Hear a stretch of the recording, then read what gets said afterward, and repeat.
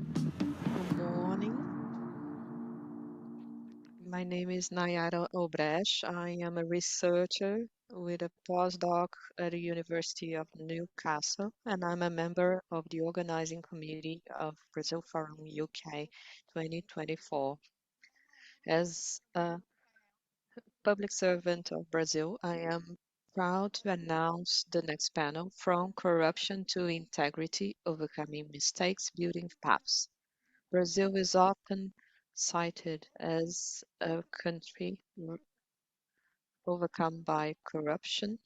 The purpose of the panel is to demonstrate that in spite of the challenges, Brazil has built ways to overcome mistakes, promoting efforts to fight corruption. However, fighting corruption isn't just about punishing it, it's about finding ways to do it, to build cultures of integrity, and to the panel seeks to represent Brazil in the anti-corruption debate, reversing the conventional focus of the discussion. The aim of integrity programs is to emphasize proactive efforts to prevent and discourage corruption and connected with programs and of international organizations such as the OECD and the UN, and it's connected to SDG number 16. In the Brazilian context, the Office of the Comptroller General has made progress, but especially at the state and municipal levels, there is still room for improvement to advance this agenda. The Brazil Forum UK 24 is bringing this panel to the forefront of the discussion. I invite Isabela Correia, Secretary for Public Integrity at the Office of the Comptroller General. She's an associate postdoc researcher at the Blavatnik School of Government between 2021-2023. She was a senior advisor in the Directory of Institutional Relations, Citizenship, and the Central Bank, specialized in integrity, anti-corruption, and transparency. Our second member is Bruno Brandão, the Executive Director of Transparency International, who is graduated from IFMG, doctor in PhD in Public Administration in New York, and now currently studying international relations. He's the coordinator of Transparency International in Brazil. Before that, he coordinated the Integrity Program and Climate Finance of Transparency International.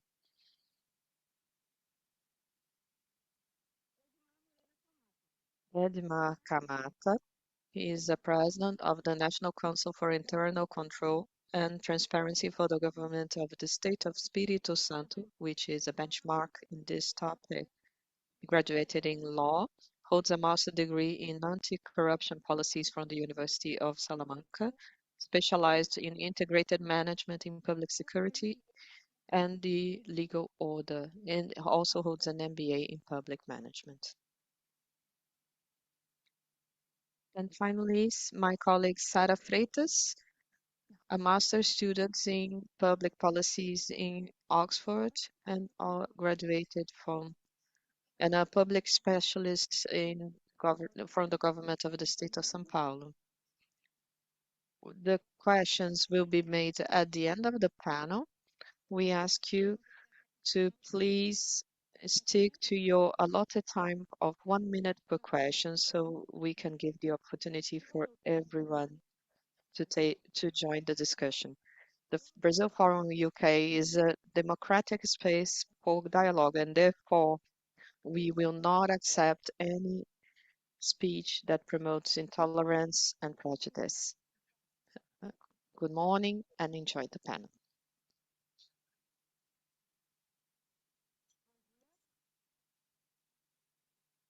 Good morning to all people present here today.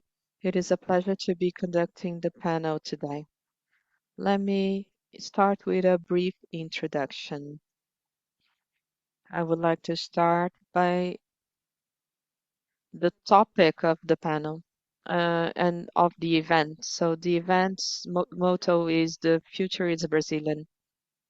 And today's panel wants to showcase the leadership of Brazil in creating solutions both at the national and international level. And when we speak of corruption, I feel that everybody has a feeling that Brazil is way backwards and still catching up.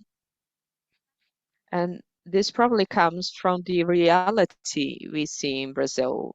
Unfortunately, when we speak of corruption, we are speaking of patrimonialist practices, racist, homophobic, elitist practices that are embedded in the Brazilian society in for the purpose of safeguarding privileges and promoting inequality. This type of practice undermines the trust we have in the institutional framework and also in the democracy, if you think that democracy and institutions are closely related to each other. And our aim with this panel is looking at the problems. Of course, we need to acknowledge that they exist, but we need also to discuss solutions for overcoming these issues. And that's where integrity comes in, which is the main topic of our panel. It's not only an ethic, moral, and civic duty, but also a strategic issue to promote change in the institution background. It is an important path still under construction, and the panel will tell you all the initiatives that are ongoing to try and build an anti-corruption environment in Brazil. So thank you all the members of the panel, Bruno, Edmar, and Isabella. So I'll start with Isabella. I have a question for you. I would love to understand a bit better and to hear from you how integrity is being addressed in the realm of the federal government and how this ecosystem for integrity is being built in Brazil. Thank you so much. I'll start with the obvious. Uh, so apologies for my voice. You know that in Brasilia we have very dry climate, and therefore I'm struggling a bit with my voice today. I want to thank Brazil Forum for the invitation. And unlike Justice Barroso, I did not have the opportunity of taking part in the previous editions of Brazil Forum UK, but uh, I did come to one edition as as an attendee, and it's a pleasure to be back as a member of a panel. There's a lot of discussion in the School of Government here at Oxford. For, so before I joined the government last year, I was precisely here at the School of Government studying all these topics, the promotion of integrity and the fight against corruption. So I studied all the mistakes and lessons from all over the world. I believe all schools, especially schools of government, need to discuss this. I guess policy making generates a lot of passion, and this is one of them. And when we are very passionate about a subject, may be tempted to walk away from evidence and from facts. So we need to step back and revisit the topic often so we can have all the facts and evidences checked. And this is a very timely discussion about integrity. This concept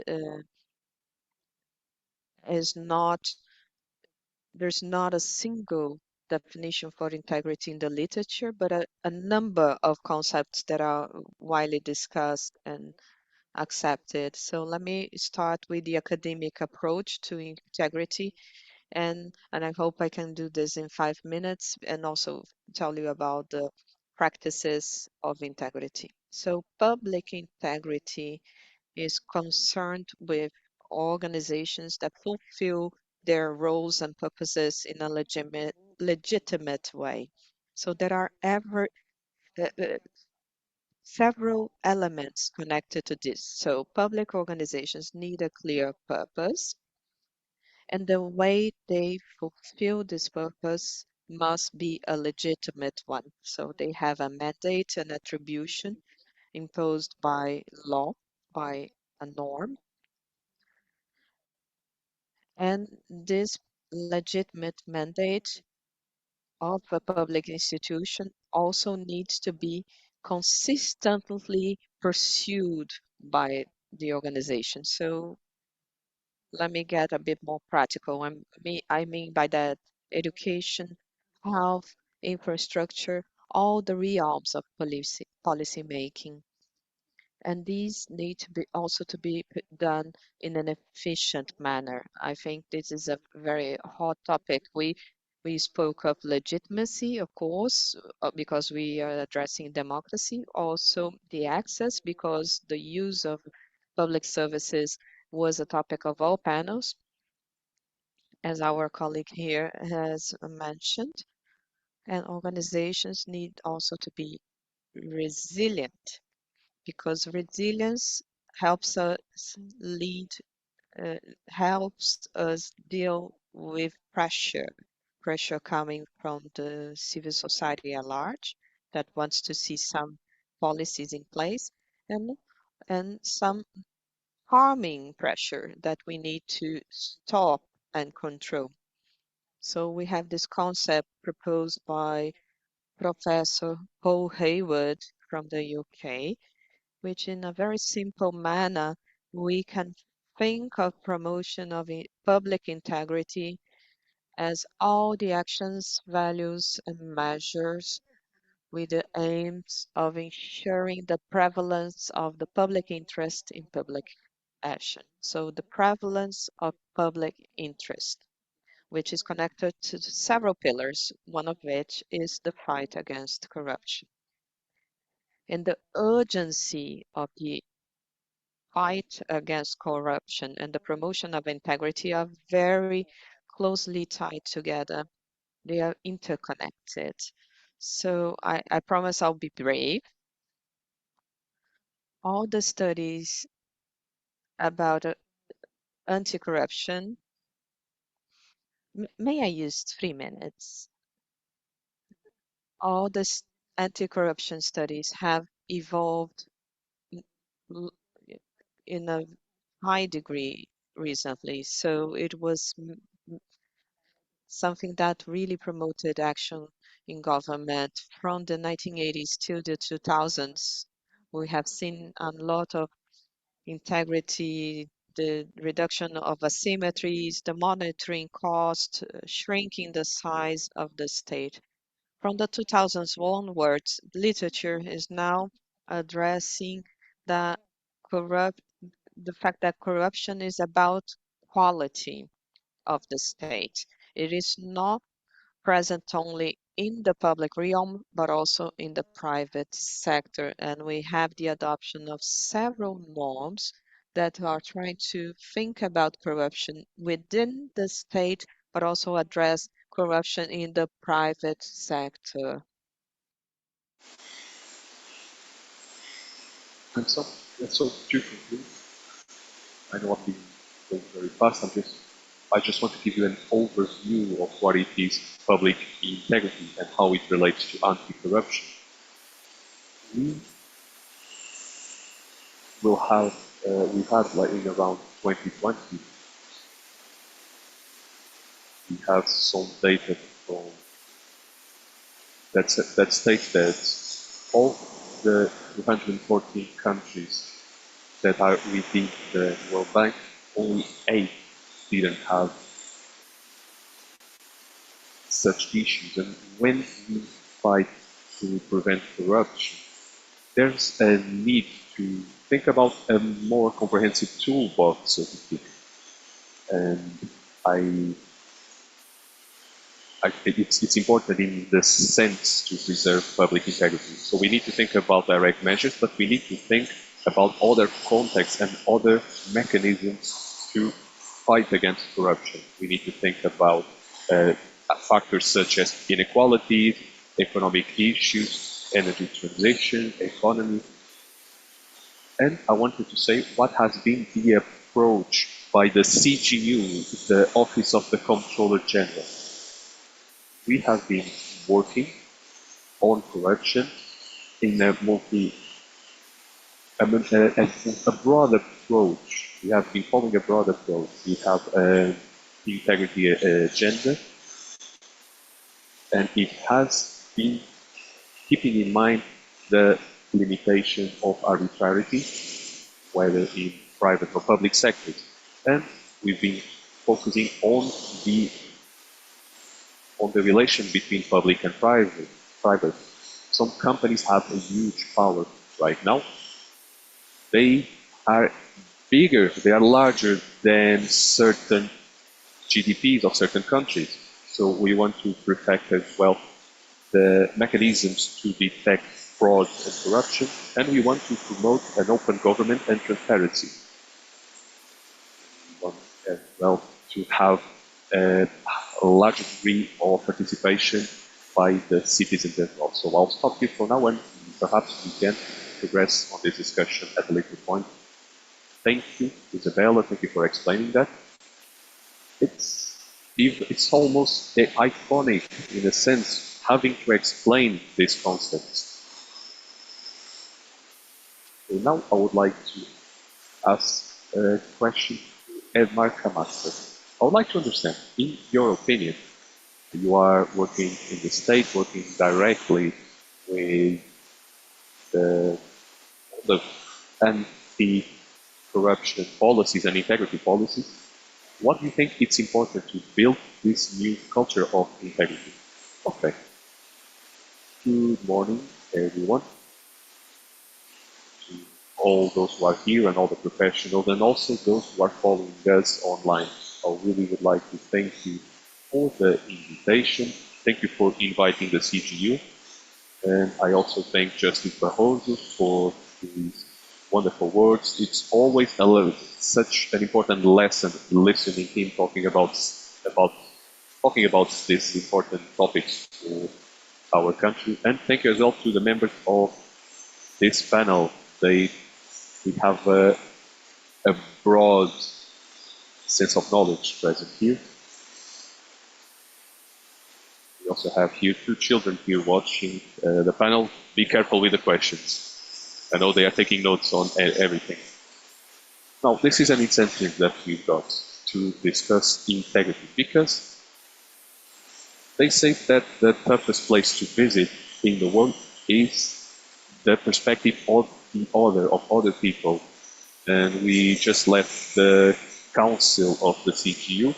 They are responsible for the control of all the state capitals and at the national level. And we are reflecting a lot about the topic of this panel, because we want to abandon a control that often was trying to find errors in the policy of the management, and we want to be closer to the private area in order to increase value, add value to the role of the management, because society has been investing a lot in repressive mechanisms, the financial courts, the federal police, and so forth. But we need prevention. We need to have this sense of prevention to add value. And I think it's important for everyone to know that the Council for Integrity is not just about corruption. When we evaluate risks, we understand in public policies and etc. and that we want to see applied. We need to see that the management of risks has to do as well with the masculine predominant level, and we need to work on that. So the CGU also see that. Last year we determined that all the council, we decided that those who will give voice to the council would be just women. So last year 27 women were the only ones talking on this issue. So sometimes when you have the risks in mind, you need to see that corruption is a central problem that is preventing public policies to take place. For instance, yesterday we learned about Rosivaldo. Why are his schools Why are the measures, public policies not arriving there? So we could give you a full MA on this topic, but we'll try to have a brief approach on this. We need a more pragmatic approach to fight these issues. Thank you, Kamate. I would like to ask something to Bruno. In fact, two questions. Oh, okay. More time would be needed, but I'm thinking about what is the role of the civil society in this debate that we are having today? And I would also ask the next question straight away. How can we measure corruption and how can we measure the effects of what we are doing throughout this process of promoting integrity? Good morning, everyone. First of all, I'm very happy to have the opportunity of participating in this panel, not only because of the topic, but and the context as well, but also because of my colleagues, of the colleagues I've got here today. I really admire their work and what they have done on this topic for our country. These two finalists would even deserve more visibility and recognition for what they have done. Isabella is one of the architects of the main Brazilian legislations to fight corruption, but also to improve that openness of the state and access to information, the membership of Brazil on the Open Government Partnership. She's from Minas Gerais, so she does it in the Minas Gerais way, so to speak.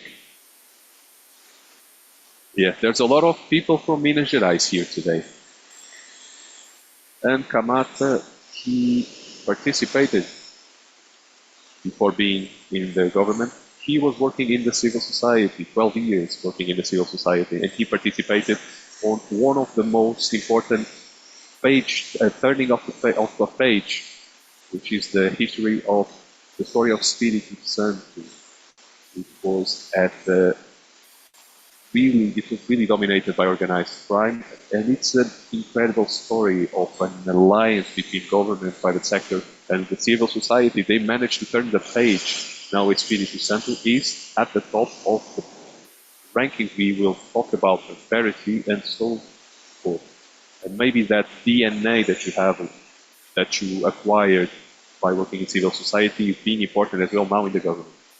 But now, to address your question, international transparency, for those who are not aware of the institution, the main institution in the struggle against corruption. It's been active for more than 30 years, and I've been there for 15 years, so half of the time I've been there. We have an important approach to fight corruption and promote integrity. There are 3 ingredients, so to speak, in that recipe. Very simple. It's easy to understand, hard to apply. Better laws, better institutions, and the most important of all, citizenship. I would like to talk about that in more detail at a later point, because it's important to have a better understanding of this concept, this last concept. But when it comes to civil society, they have a central role. But I would also like to mention the current situation in our Brazil,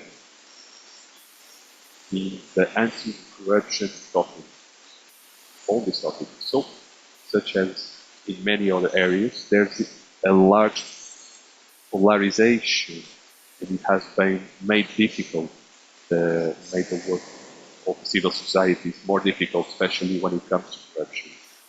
In Brazil, anti-corruption the topic has lost its space of legitimacy because it has been saturated by an authoritarian power. So there was a lack of respect for rights, and there was a tendency to attack the democratic institutions. And on the other hand, sectors on the left side, they build our legal framework, constitutional framework, and they were also favored this fight against corruption. But in a sense, it became a taboo. This agenda has been abandoned. So now we are trying to recover that space of legitimacy so that we can address the problem of corruption. And that's affecting as well our electoral process. As I said in 2018, when we had that wave for anti-corruption and that vacuum that was created in Brazil, the Bolsonaro wave made use of that vacuum, and he remained in the parliament for more than 30 years, I think, with many corruption schemes, and he never promoted or proposed a single anti-corruption law, and he has never been included in any sort of inquiry, parliamentary inquiry against corruption. And from day one, he started probably the destruction of our anti-corruption framework. So now we need also to learn from our mistake. We need to be aware that the progressive side of the debate needs to recover that agenda. It needs to be focused on the social aspect as well. It doesn't need to be at the absolute center, but this agenda, social agenda, needs to be prioritized. And nowadays, the citizen is also voting with his leaders, so to speak. They vote and they are motivated by anger. They vote thinking of the agendas of corruption and public security. And these agendas are on the authority side, on the populist side. They have been given to them. Another aspect of citizenship are retaliations. The dynamic of reducing the civil space, and we've seen that happen in many countries. In our country, in our case, our the retaliation has had a slanderous campaigns behind it, based on misinformation, telling lies about our institutions. And right now, there are criminal investigations taking place even in the Supreme Court. We don't have access to the information about the judgments. We don't have access to any of that information. There have been lots of abuse during the proceedings. So there's a new anti-SLAPP legislation here in Europe. It has become a global phenomenon. But there's something even more severe. There's a civil society, very strong, to control society in the entire country, to recover this. And they are very strong throughout the country. They are trying to fight against very severe cases of assassinations and torture. So it's in the nature of our country to bother the powerful people. Normally I joke, we say we bother the left, the right, the left, but most importantly we bother who are above, and we need to be aware that's the nature of our work. But we cannot normalize that ever. We cannot normalize this attack, the retaliation against people who want to denounce and want to denounce the power, the control of power in our country in every level.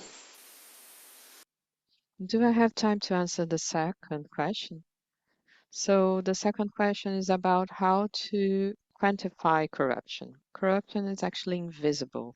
What we can measure is the corruption that went wrong.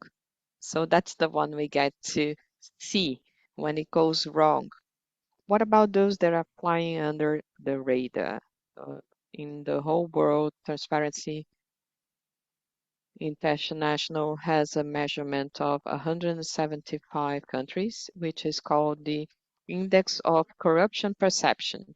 So this is a proxy. And so this is the perception of corruption that comes not from the citizen level, but from specialists that we get in touch with every year from the academia, from the legal sector, and that they have this perception on the level of corruption found in the public sector. That's what we call the IPC index. So I want to think now of the impact of corruption, which is something very hard to measure. I want to quote again Justice Barroso. Of course, the damage of corruption is not only the funds that are diverted, but the bad decisions taken in policy making because of corruption. I also quote Mário Henrique Simonsen, a famous economist and Ministry of the Finance in Brazil in the period of the dictatorship. And he said that sometimes it's best to pay the bribe and not do the public work. And because he was referring to very damaging projects of hydroelectric power dams built in the Amazon that generated a lot of human and environmental damage. So IJF, the owner of JBS, which is the largest meat producer in Brazil. They were denounced as paying bribes to over 1,000 candidates to public positions during the elections. So, can you think about the level of damage caused by this company? So, and they have been punished accordingly. One of the most striking examples of human damage caused by corruption. There were schemes of corruption in FUNCEF and Petro, which are pension funds for state companies and the largest private savings institutions of all the world. So because of these favorable uh, measures they wanted to obtain, JBS had to pay the leaders of the funds, and because of this bribery, the contributors of the retired people from these funds are paying a 30% premium on their fees because of the payback required for this corruption. And we also have the scandal with the largest bribery scheme ever known, which is the secret budget in the national government of Brazil. It distorts the technical approach to budget and reinforces the political feuds and political domains in a distorted fashion. Also, municipalities are obtaining funds, billions of reais they are not able to manage. It also distorts the electoral system because the candidates from the center feud, the so-called centrão, big center, they use the bribery schemes to reinforce their political schemes and to forge alliances thanks to the briberies. When we speak of political decisions, new minority candidates, the corruption creates hurdles and it damages even further the current governments and the future governments and therefore harms democracy. Thank you, Bruno, for your contribution.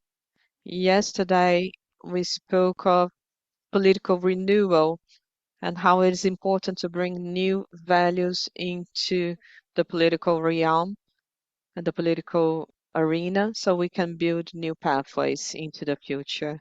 I also wanted to raise this topic on how important this is important to promote integrity. Now, Isabella and Kamata, I would love to hear from you in view of the, the contribution by Bruno. In view of recent scandals of bribery schemes that were uncovered, how can we draw lessons from these experiences and how does it take place? How do you create mechanisms to cope with this sort of bribery schemes? So Kamata could maybe provide the lens from the municipal, local authorities and state authorities for this. Um, debate. I also come from that realm, and I know it's sometimes not looked into in detail. Should I go first? Yes, please. I think it's important to shed light on local authorities. We have ha- 500 and 5,500 municipalities approximately. We have this publication, which is made in partnership with the World Bank. I'll leave you some copies for you to consult. So it sheds light on 2,700 municipalities and draws a good diagnosis that only 3% of these municipalities have a structured control mechanism.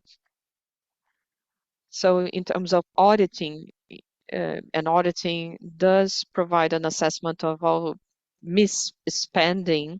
Only 3% of municipalities are able to assess that. So the large majority of municipalities conduct processes that are of internal control that maybe are not ideal. And of course, an overall arching monitoring is good, but if you look at everything, you don't look into anything in detail. So this is a new model we are proposing, the three rule model of internal audited officers that sheds the light of individual responsibilities. But risk management is hard to achieve, yes, but this is something we should have been doing from the uh, start.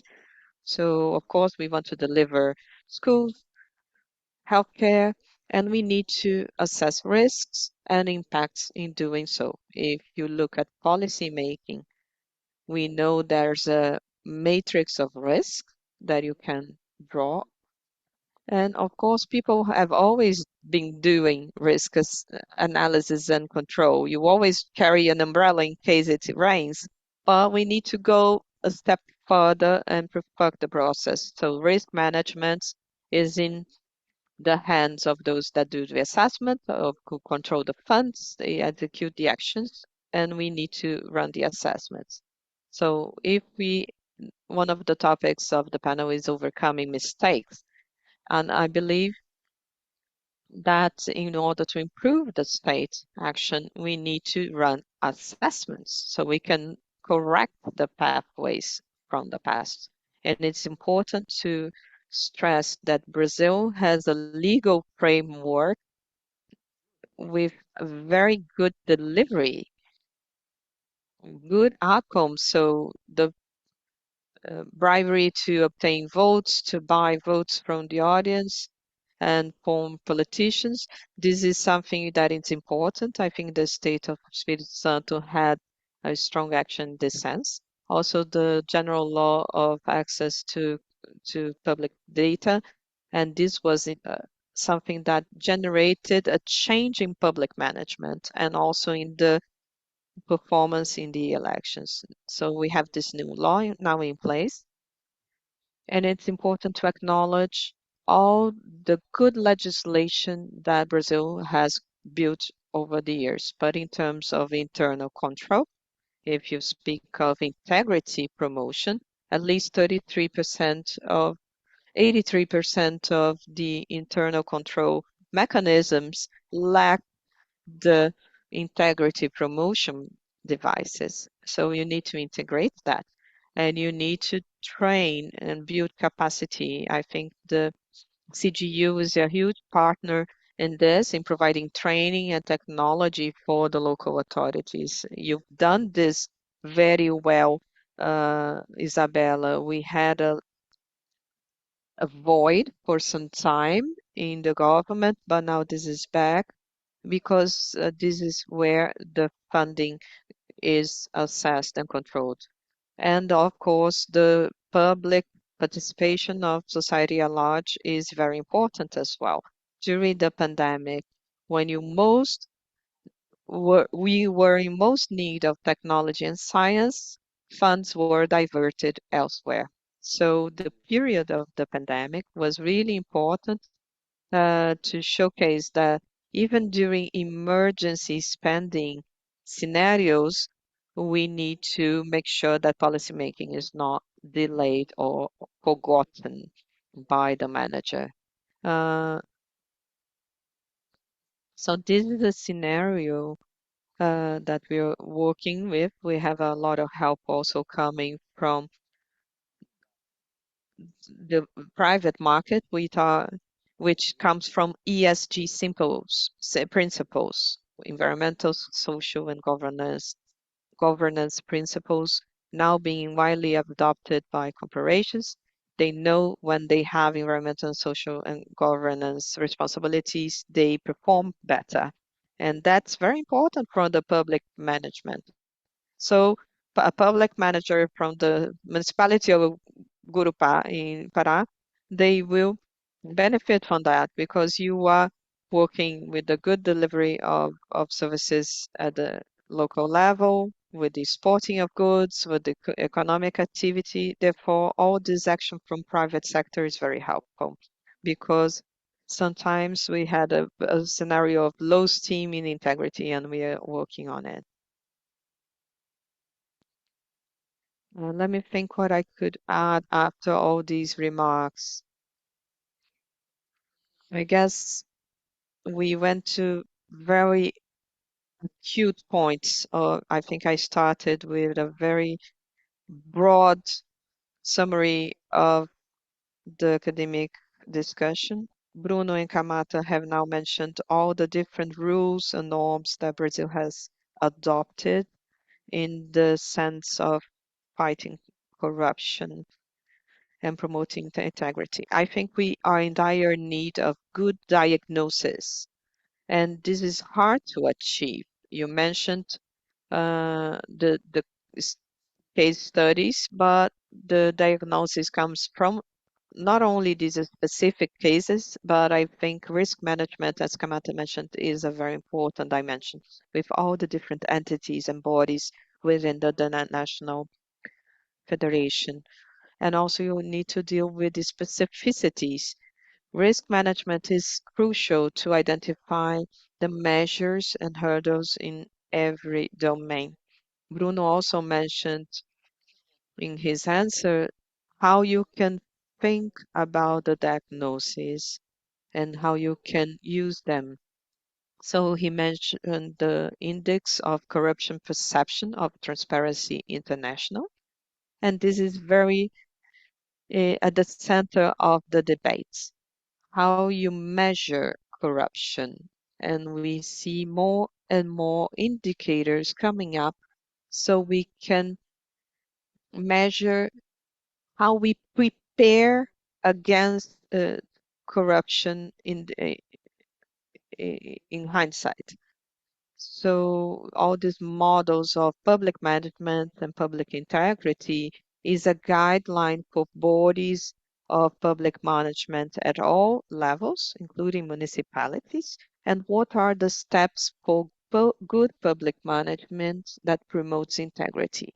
And we are now going through a process of assessment of the national public management. So we also provide guidelines of what constitutes a good governance and good government. And at the CGU, we look into the different categories. We prepare the the monitoring bodies from the legal sector, and that showcases our preparation effort to be better prepared again to fight corruption and also identifying proper mechanisms to help us fight corruption and improve this fight. So all the bodies and entities that may mm, require some sort of intervention to improve, let's say, the time frame for providing responses. We also identified the lack of compliance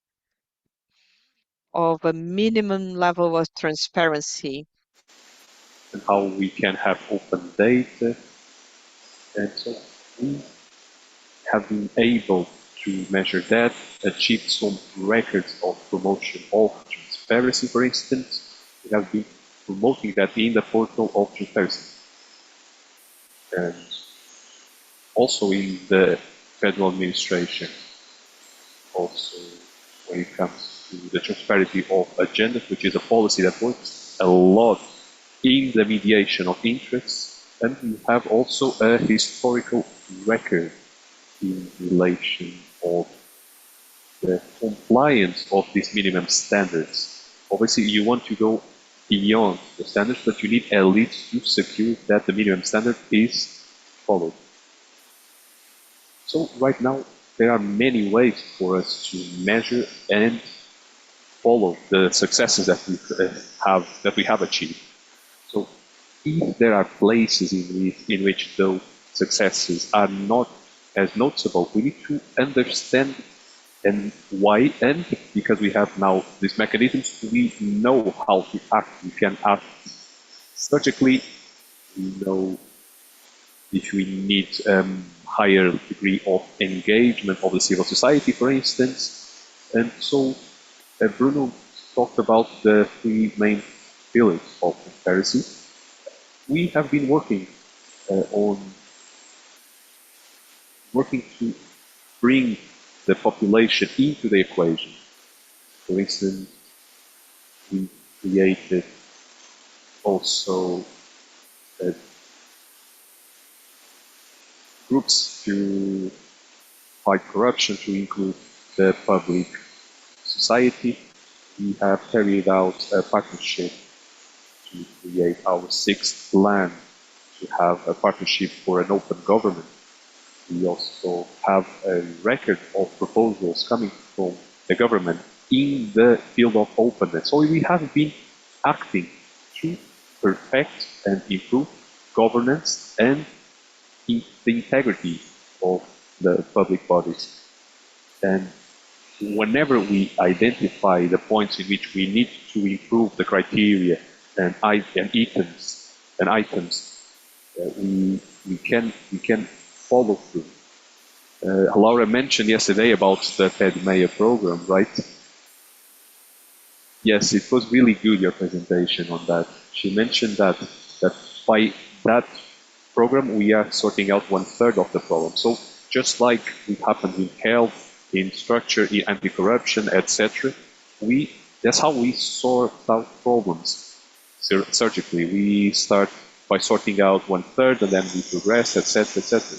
So having the diagnosis, we then have the measures to act accordingly. We need to have adequate measures to orientate the country so that they know how they should proceed to address these issues. I take the opportunity to ask something else. Let's think about that aspect that you just mentioned. Initially, we spoke about the fact that integrity can be a reaction to what's visible. We know what has happened, and then we try to apply mechanisms to change that. But I would like to talk about something else. How can we deal with the diagnosis and how can we get prepared to address something that is not visible? Any gaps, anything that is not visible in which there could be space for corruption to happen. So what I wanted to ask is, how have you been using technology to identify these areas or reactions or mechanisms that are created to promote integrity and fight corruption? Could you talk about technology as well? Before that, we could just touch upon something that you mentioned. So these spaces that you call invisible. For a long time, we thought that the contrary of corruption is anti-corruption. So the idea was to have these direct measures of repression. But nowadays, literature and the countries and the OECD and international bodies, they are in fact discussing that good governance is what fights corruption. It's the capacity to deliver good governance. We need to, when we fight corruption, and it's necessary for that to happen. Fighting corruption is possible if we have better services in place. So we have been using technology, inclusively AI, has been developed in order to control and integrity. The CGU has Alicia, is a robot right now, which is one of the most famous and quoted. And we talked about this experience last week. The countries of the G20 asked us to present, make a presentation on this. So we use AI and technology to verify the content of those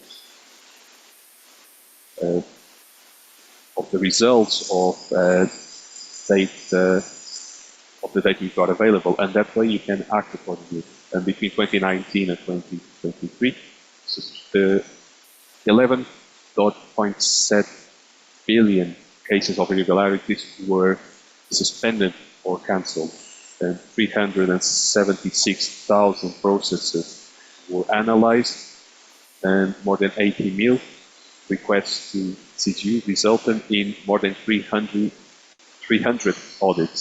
So I could talk about several other ways in which we use technology. We have a platform named Fala.br, so there the citizens can make requests, make some they can denounce irregularities and so forth. And we have been using that a lot. Those systems, they generate data, and nowadays we live in the data era, the era of data, and we need to use intelligence to be able to analyze that data. So that's why we have been working on what Kamata mentioned. We need to prevent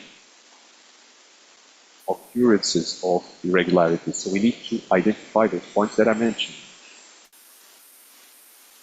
And we also use sometimes AI systems of that kind, because that's a good way to better manage an entity or body. It allows us to perfect the management, we can reduce bureaucracy, and we also can promote integrity and to close certain gaps in certain processes. So AI and technology is being used as one of the measures, and it has been highly debated as well internationally. I think the OECD has been dedicated a lot of their attention to that topic. I think I'll stop for now, because I'm out of time now. Thank you so much for all the interventions. Now we'll start the Q&A section. I had more questions here I would like to ask, but we should also listen to the attendees. So let's start the Q&A session. I will listen to some of the questions, and then you can have a round of answers. Thank you so much for the time. I will give public opinion, and this is a very divisive topic in Brazil. There's a perception that corruption, the levels of corruption are exactly the same. Not many people think the fight against corruption has been having success, and this goes across all areas of Brazil. Now my question is, we have had an important situation when it comes to corruption in Brazil, and that was the Lava Jato operation, the Operation Car Wash. I wanted to hear your thoughts on that. Have we progressed after the Operation Car Wash, or have we gone backwards? For those who were not here yesterday, Katja Schreiber, I work in the Ministry of Education. I think it's very important, this debate, but there are certain questions that I, as a public manager, I would like to add some points. I liked when Edimar started talking about the fact that the most difficult place for us to get to is the perspective of other people. So my question is, how do you work in terms of the training of the controllers. How can they learn how to place themselves, put themselves in the place of other people? Because in the last 10, 15 years, certain strategies have been keeping the right people away from these processes, especially after the fiscal responsibility act. So that's something that I find very complex. And when Bruno spoke, I would like to invert the order. I think for me, first citizenship is the most important one, and education is important, and then institutions because they are made of people, and only then the laws because they are a consequence of these relationships. Some laws are more progressive, others are less. So what I say is it's more important first to have this citizenship first, and controlling the controllers are also institutions made by people who are inserted in political game. They are not outside of it. So now my very objective question is, how do you see right now the role of of social media and communications in general in the formation of opinion, in opinion making, and how do they work, how do they act on electoral processes? And the courts are connected to the financial courts and all the election circles of election. So if social media right now has such the influence on this, we have now a deputy of 20 who is 27 and he has more than 20 million followers on social media, and he needs to. It's difficult to comprehend this. So what's the role of control when it comes to these sort of behaviors? And it's a collateral damage caused by social media. And I would like to understand what support is being given to the good managers. Isabella mentioned that we are working hard to promote good governments. We want to understand what are the parameters for on that score. There's a lot of subjectivity in everything that we do. So I have some questions, lots of questions, as to why we have progressed when it comes to how we have advanced so far. I think we are still not very mature.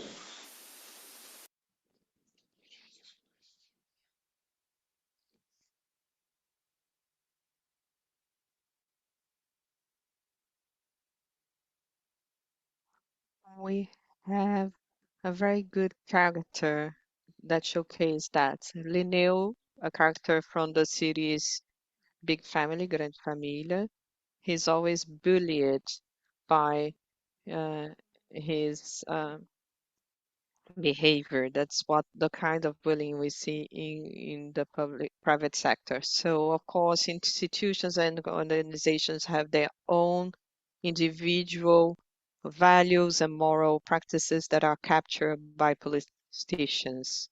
We also have the topic of religion practices being captured by politics. So I was taught that we shouldn't never abuse other people's integrities and also to preserve my own integrity. I am very spec- peculiar about this sort of rule because that's what how I was raised.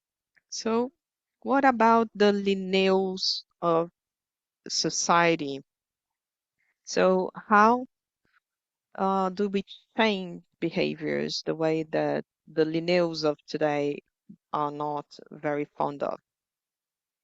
I believe we can have a round of answers, and we need to be brief in the answers in order to allow a second round of questions. So the first question I would like to hand over to Bruno and maybe Kamata. Maybe that's the most controversial question of all, and maybe the most complex of all as well. We wouldn't have the time necessary to exhaust all the topics. I think Isabella has mentioned the passion surrounding all the operations and consequences. I think the only parallel to car wash would be Clean Hands operation in Italy. There was so many powerful forces and passions surrounding car wash that it's hard to assess its outcomes. There's a lot of interesting academic work being done. We have Matthew Taylor, who's just published a book on that with several interesting contributions to the analysis. But I have a few points to make. JIF was not exactly connected to car wash operation, but it happened at the same time. And the Greenfield investigation was done on JIF. So I want to highlight the good and the bad in regards to the secret budget in Congress. I'm not sure what year this happened, 2016 or 17. We had the day of the Joe Wesley Day, the day when Joe Wesley made a statement, and it was on the news saying that Jocelyn was meant to the Lenin's agreement, and we had an impact of the GIF stock levels on the stock exchange. The price of stock plummeted, and they were the accusations of inside trading. And they generated a lot of chaos because the President Temer at the time stated that there were bribes to Eduardo Cunha, President of Congress, in prison so he wouldn't uh, tell off on all that's been done. So the problem was that President Temer put the government in hands of the Congress. He had no power left whatsoever. So we had a de facto parliamentarism going on in the country, and we had more fragilized governments following that. Bolsonaro bought Congress votes thanks to the secret budget, and we only found out because we had the evidence from Eduardo Cunha coming up, and he kept on feeding the secret budget. And now we have the total flags government, if you like. We still have money coming from ministries uh, into the secret budget. Now President Dino will be discussing the new version of the secret budget that is now being operated. And it showcases the promiscuity between the judges and the public prosecution offices. So we need to look at the two tips of the chain. I mean, the state of Rio, we have prosecutors and judges that are friends. They go to the same clubs, the same restaurants on the one hand, and then the population that is incarcerated on the other hand. So because you have the judge that is in charge of both investigating and then prosecuting and ruling on the case, we don't have a separation. There's this problem of contamination. But on the other hand, the people are able to enter with shorts in the Supreme Court. It's only the children of the elite that are able to access the Supreme Court. So just to conclude, the citizenship, this is at the root of everything. I want to mention this study I've read several years ago about the inequality between Latin America and Europe, and also the action of government.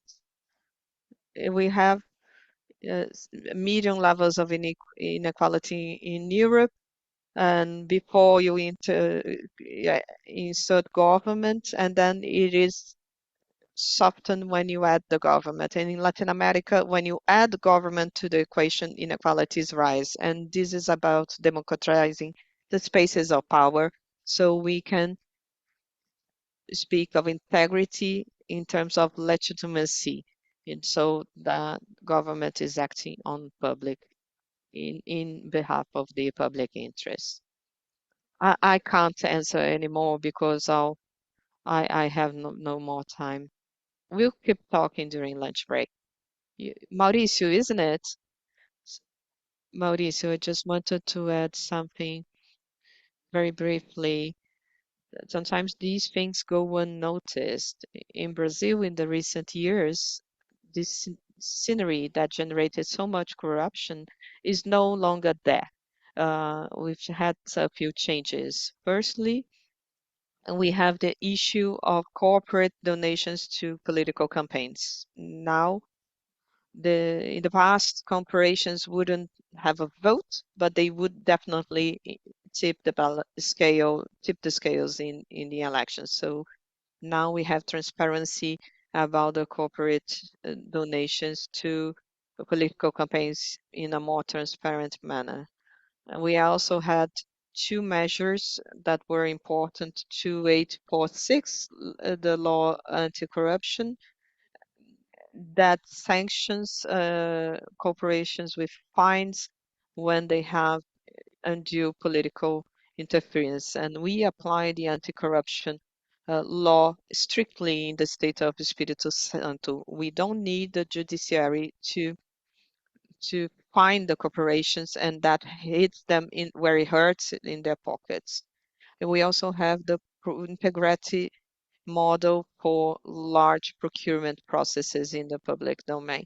Uh, so we have these mechanisms we are improving in relation to the past, improving when going into the future.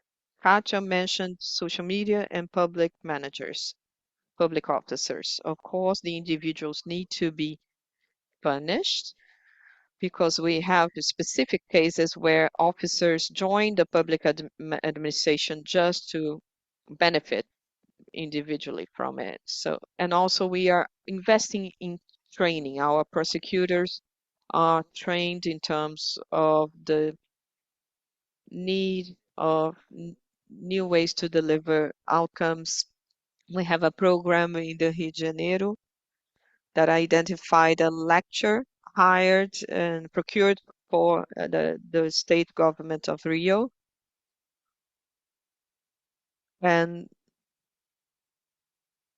we really highlighted the management side of things. We wanted prosecutors to understand the lens of the public officers. As the governor says, we have only 4 years, so we need to have good delivery during these 4 years. And public policies is about removing the invisibility of so many people, so to provide universal access to services, especially in education.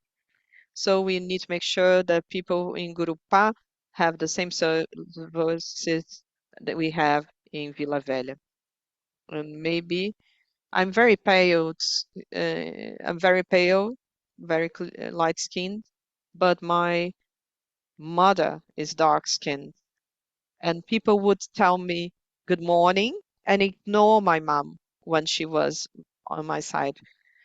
And my mom passed away 1 month ago. I always told this story to my children. The black mother is invisible. She was invisible to people. I had to tell people she was my mother. So in order to change the lives of people, it's hard work. Uh, So just to conclude, I want to quote an author I really like. Curiously, we are at a point in time where people have more access to information than ever. more than the genius of the past had ever imagined, but this is not a good thing. So we the control is meant to be done by public service and servants, but not only the society at large has a role in this, and we need to control and have the evidence to showcase what's being done because this is important. Thank you for handing over the floor to me. I am not a born optimist, as Kamata tells us. I am a realistic person. So my own standards as a public servant has to be guided, have to be guided by transparency and international principles, which is transparency for the transparency in public management. So if you take the three pillars, I see improvement of the legal framework. Yes, we have achieved that. It's undeniable that we have gone a long way. Citizenship. We are at a time where we are promoting more and more transparency and citizenship as never seen before in the past decades. We have walking in long strides. I can say, I can give you many examples on this sense. And also strengthening of institutions. Pat, I think I'm touching on the question you asked. But also, Mauricio, I think at the end of the day, the promotion of integrity and the strengthening of public institutions so they are able to deliver the desired outcomes requires a lot of hard work. As Sarah said, it's not glamorous work, it's not visible work, and the objective of strengthening institutions takes a lot of effort. And the way we are doing this, Karia, is coming back to the first intervention, is that we are trying to ensure the prevalence of public interest. And that's why citizenship is so important in this equation, because it is citizenship that will provide government for all instead government for only a selected few. We see all sorts of undue influences that come up. This work is not a perfect one. We are still improving our work. I remember EDEB, the indicators from EDEB. They are not the same. We have now indicators that are showing a good path that we need to take, and of course, in the future, we will improve them even further. I also wanted to touch on another topic. So on top of all this work, we have also been working closely with officers, public management officers. All this literature that you mentioned, that's we call the blackout of pens. So people were hesitant to take public positions, to take decisions, and to be up for scrutiny from the audit offices. We have therefore started working closely with public management officers. We listen to them, even at the very extreme of the chain. We go to local authorities. We listen to everyone to see where the difficulties lie. We are surgically exactly where the problems are. I didn't want to go into detail in relation to social media, but the problems of integrity. When I speak that we need to map, we need to identify, we need to evaluate, we need to assess risk, that's not a rhetorical, it's not rhetoric. What influences public policies can change over time. We see in the Rio Grande do Sul, one of the threats to the success of policies executed by the federal government. We saw in that case that fake news were one of the main barriers to the success of the policy. So we need to know where the integrity problems are coming up, they, because they can change over time. The origin of these issues can change over time, so that we thus can sort out one at a time. So are these closing remarks? Yes? Okay, so that's it. I think we are on a good track. We have had successes, and we need to understand that fighting corruption and promoting integrity, it's a multifaceted problem, a very broad problem, and the answers cannot be simple. We cannot just rely on direct answers. We need to have a strong state, and we need to close down those areas of arbitrarity. We need to promote an open government.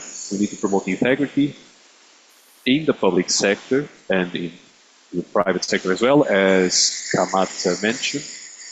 Even though this work is not always glamorous, I think we are going in the correct direction. So let's close down. I would love to be able to allow you to ask more questions, but we don't have more time, and today we need to stick to agenda. So thank you so much to the panelists for their contributions. It was such an interesting debate. Thank you as well for the questions. And I'll close this panel by saying that when we talk about corruption, we are talking basically about people. As Katya said, we are talking about subjectivities. But when it comes to policies of the integrity, we are talking about our learning about the people and how to translate what we've learned in new cultures and new institutionalized practices, so that we have a more responsible country, but most importantly, a more responsive country to the problems of society. This is the message with which I would like to close this panel. It's important to be responsible and be responsive to the requests of society. So thank you so much once again to everyone.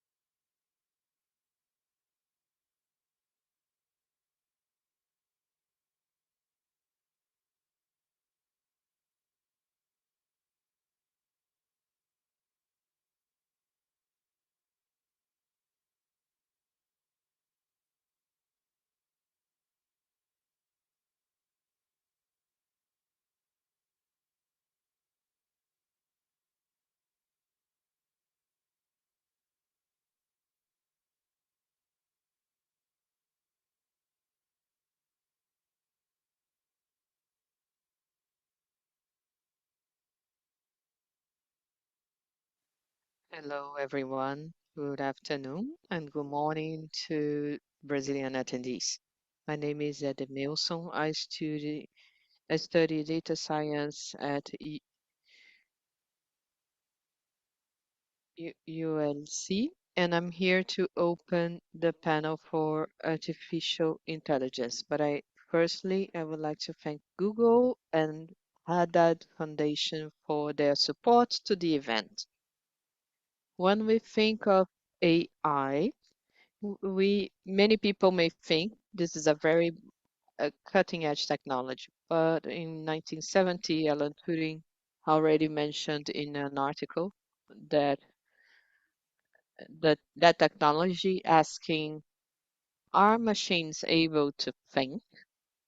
And it's hard to imagine, but uh, for now, we know that machines are only good at making predictions, but we can think of the high potential of automatizing tasks, and that is now very much available for the wide public. But we need to understand the present relationships of Brazilians with AI.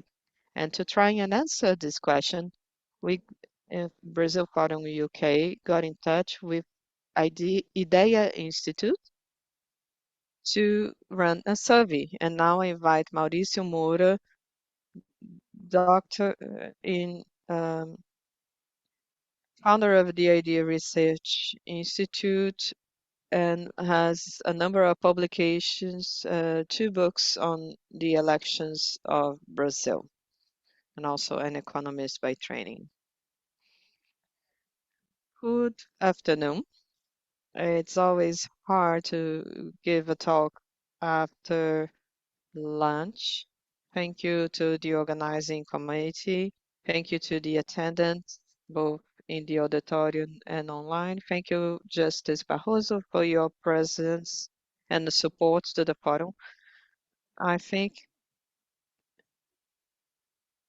Justice Barroso is always the first one in the room. I know his his speech, his opening speech is always pretty much the same, aside some variations. But I think next year, Justice Barroso wishes I could easily deliver the speech for him. So I always wonder, will he be saying the same things? I always have a checklist of the things he mentions. So thank you, Nina. Thank you, Tarcísio, Juliana, all the members of the panel. They are great panel members and good contributors to the forum. So I'll be presenting the survey on artificial intelligence. So I just want to let you know that I'm not a specialist in this field. In public opinion, you have specialists on everything: COVID, Ukraine war, Gaza Strip, and so on. But I'm not a specialist in AI.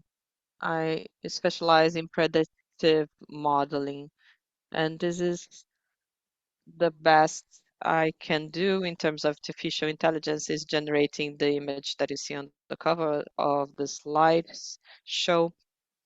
And we have the specialists coming after me and answering your questions during the panel. I don't know if you heard, but when Albert Einstein developed the energy equation, E equal mc to to square, and he had 22 universities that where he went for lectures. The 23rd university, his driver told him, Professor Einstein, I know all the presentation by heart by now because I've watched you deliver the speech 22 times. And Einstein replied, okay, people don't know me, you might as well deliver the presentation. And then the driver did the lecture, the presentation, and people asked a question, and he couldn't answer. So he said, "Oh, since I can't, this is such a simple question. I'll let my driver answer for you. Here, he's sitting here in the audience." And then Albert Einstein replied to the question in the professor. So this is a very representative survey of the opinion feelings about AI in Brazil. This is a very extensive work. We won't be sharing all the data, but the first question we ask people is how Brazilian people feel in regards to AI. We, as a researcher, I know that many people do not know what AI is all about. And when you ask the question to the public, people feel ashamed to reply they don't know the topic of the survey. And so this is a usual answer. And the second question is about risks and benefits. Do you believe uh, will AI bring more risks or benefits to society? So this is the answer we got. And whether you feel comfortable with the use of AI. We developed the form and all the questions with specialists such as Nina, and people do feel comfortable with AI, but when you break it, this perception on in several different topics, we get an overall sense of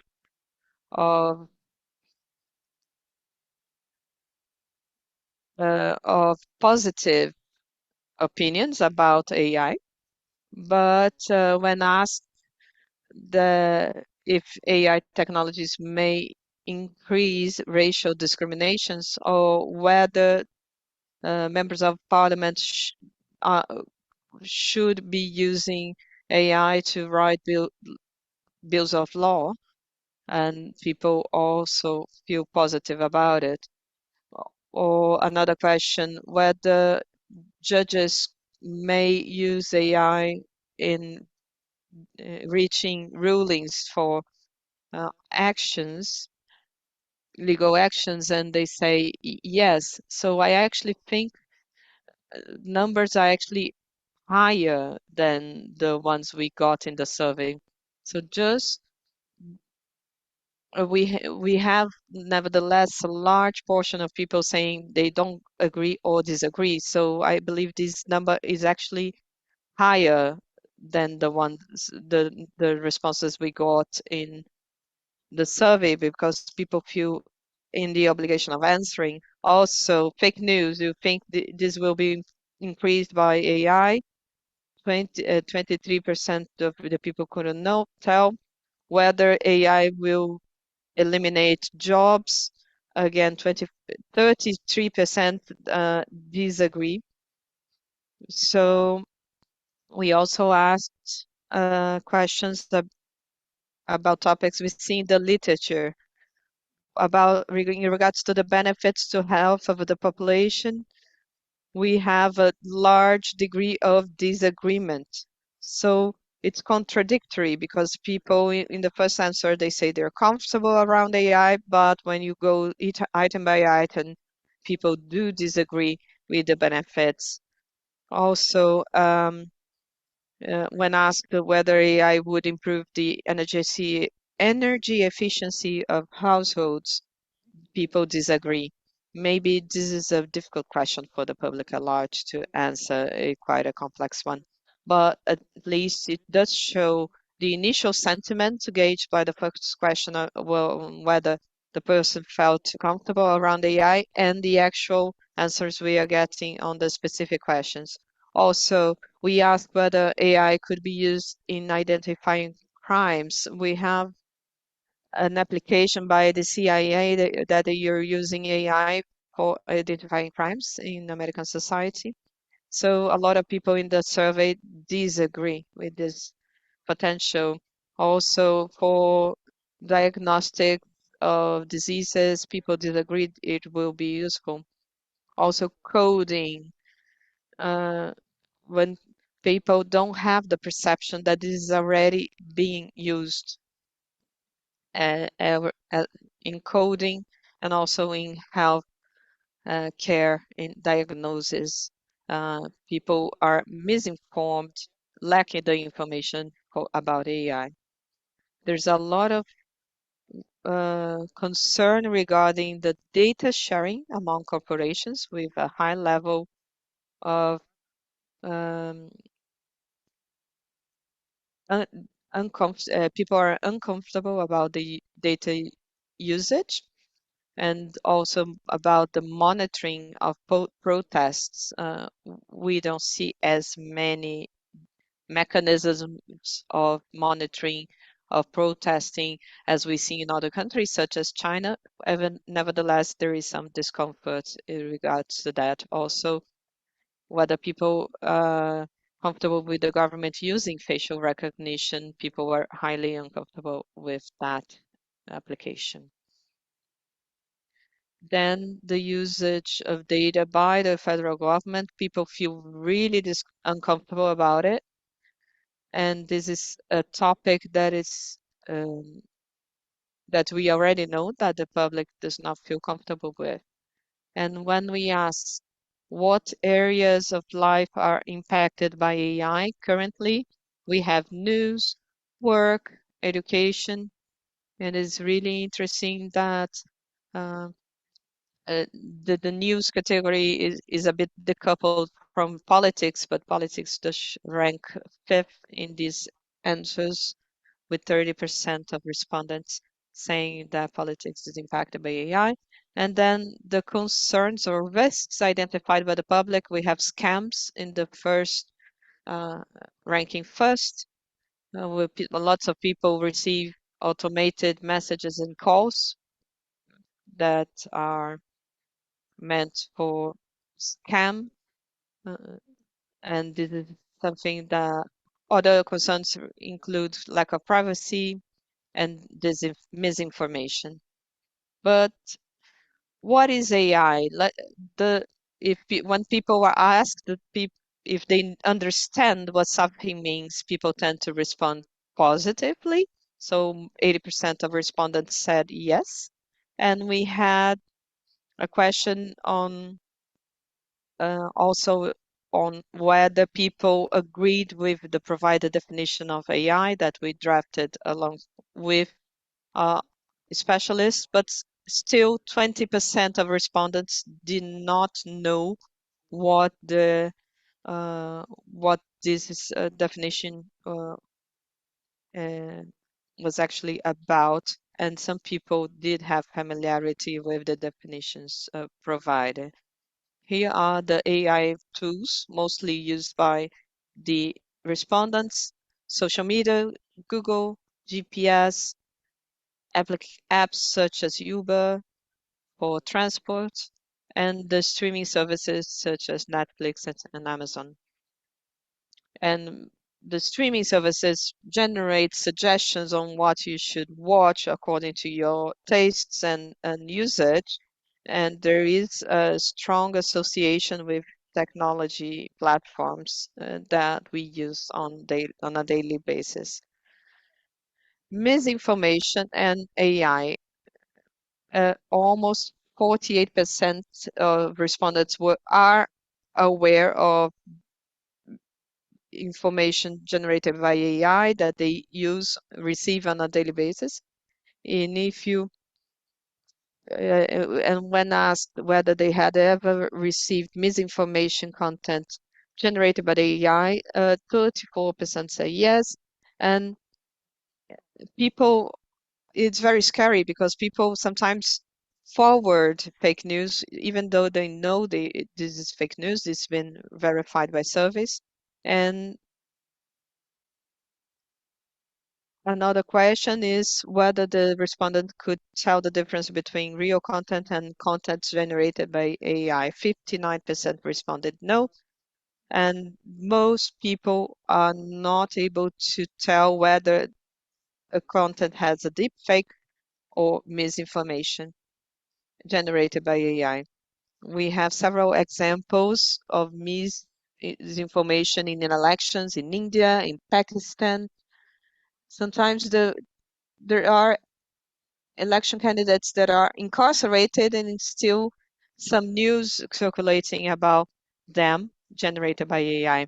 And this is for the good and for the bad. There is a AI campaign in Europe that allows candidates to speak in different dialects, in different accents and languages in their speeches, thanks to the content generated by AI, so to eliminate these differences in language. Then we asked about if people can recognize fake news generated by AI. About this is the classic question. People will always think they are more capable than average, than the average Brazilian. The question, the answers tell us that they trust themselves more than they trust the next person. You know, it's a classic type of answer. If you ask someone if they are racist, 90% say no. But if you ask them, is Brazil racist? 90% of them will say yes. And how about regulation? This is a very complicated topic for public opinion. But yes, it's important to say that when I first started studying social media 20, 25 years ago, there was no awareness. The narrative wasn't about regulating AI, but now it has changed. Now it's more obvious than it was when Google and Facebook first started at the start of the 2000s. So in the case of Brazil, 73% of people say that yes, they think it should be regulated. And if we don't give an alternative in terms of who should regulate, they said that it should be government bodies. Some even said Google, surprisingly. But I have to say that there's a sense that it cannot have what happened with the social media, because a lot of things happened back then, and this is the mindset is very different in relation to what it was 25 years ago. Thank you so much once again for your time, and I'm really looking forward to listen to the panelists. Thank you.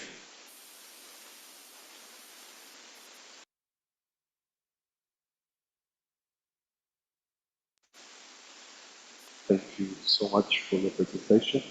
As you can see, or at least I saw, okay, sorry about that. As you can see, it looks like the average Brazilian is very interested in AI, but it has a bit of fear relation to this. 80% are not full about it. Most people say that they want to, or should I say, a proportion think it's good to work with AI, but the majority are worried about it. And very appropriately, the next panel will talk about the benefits and risks for AI in the context of Brazil, just to make Brazil a protagonist in the ethical and responsible use of AI with the purpose of social development and to mitigate inequality. So I would like to bring our panelists, starting with Luís Roberto Barroso, President of the Supreme Court.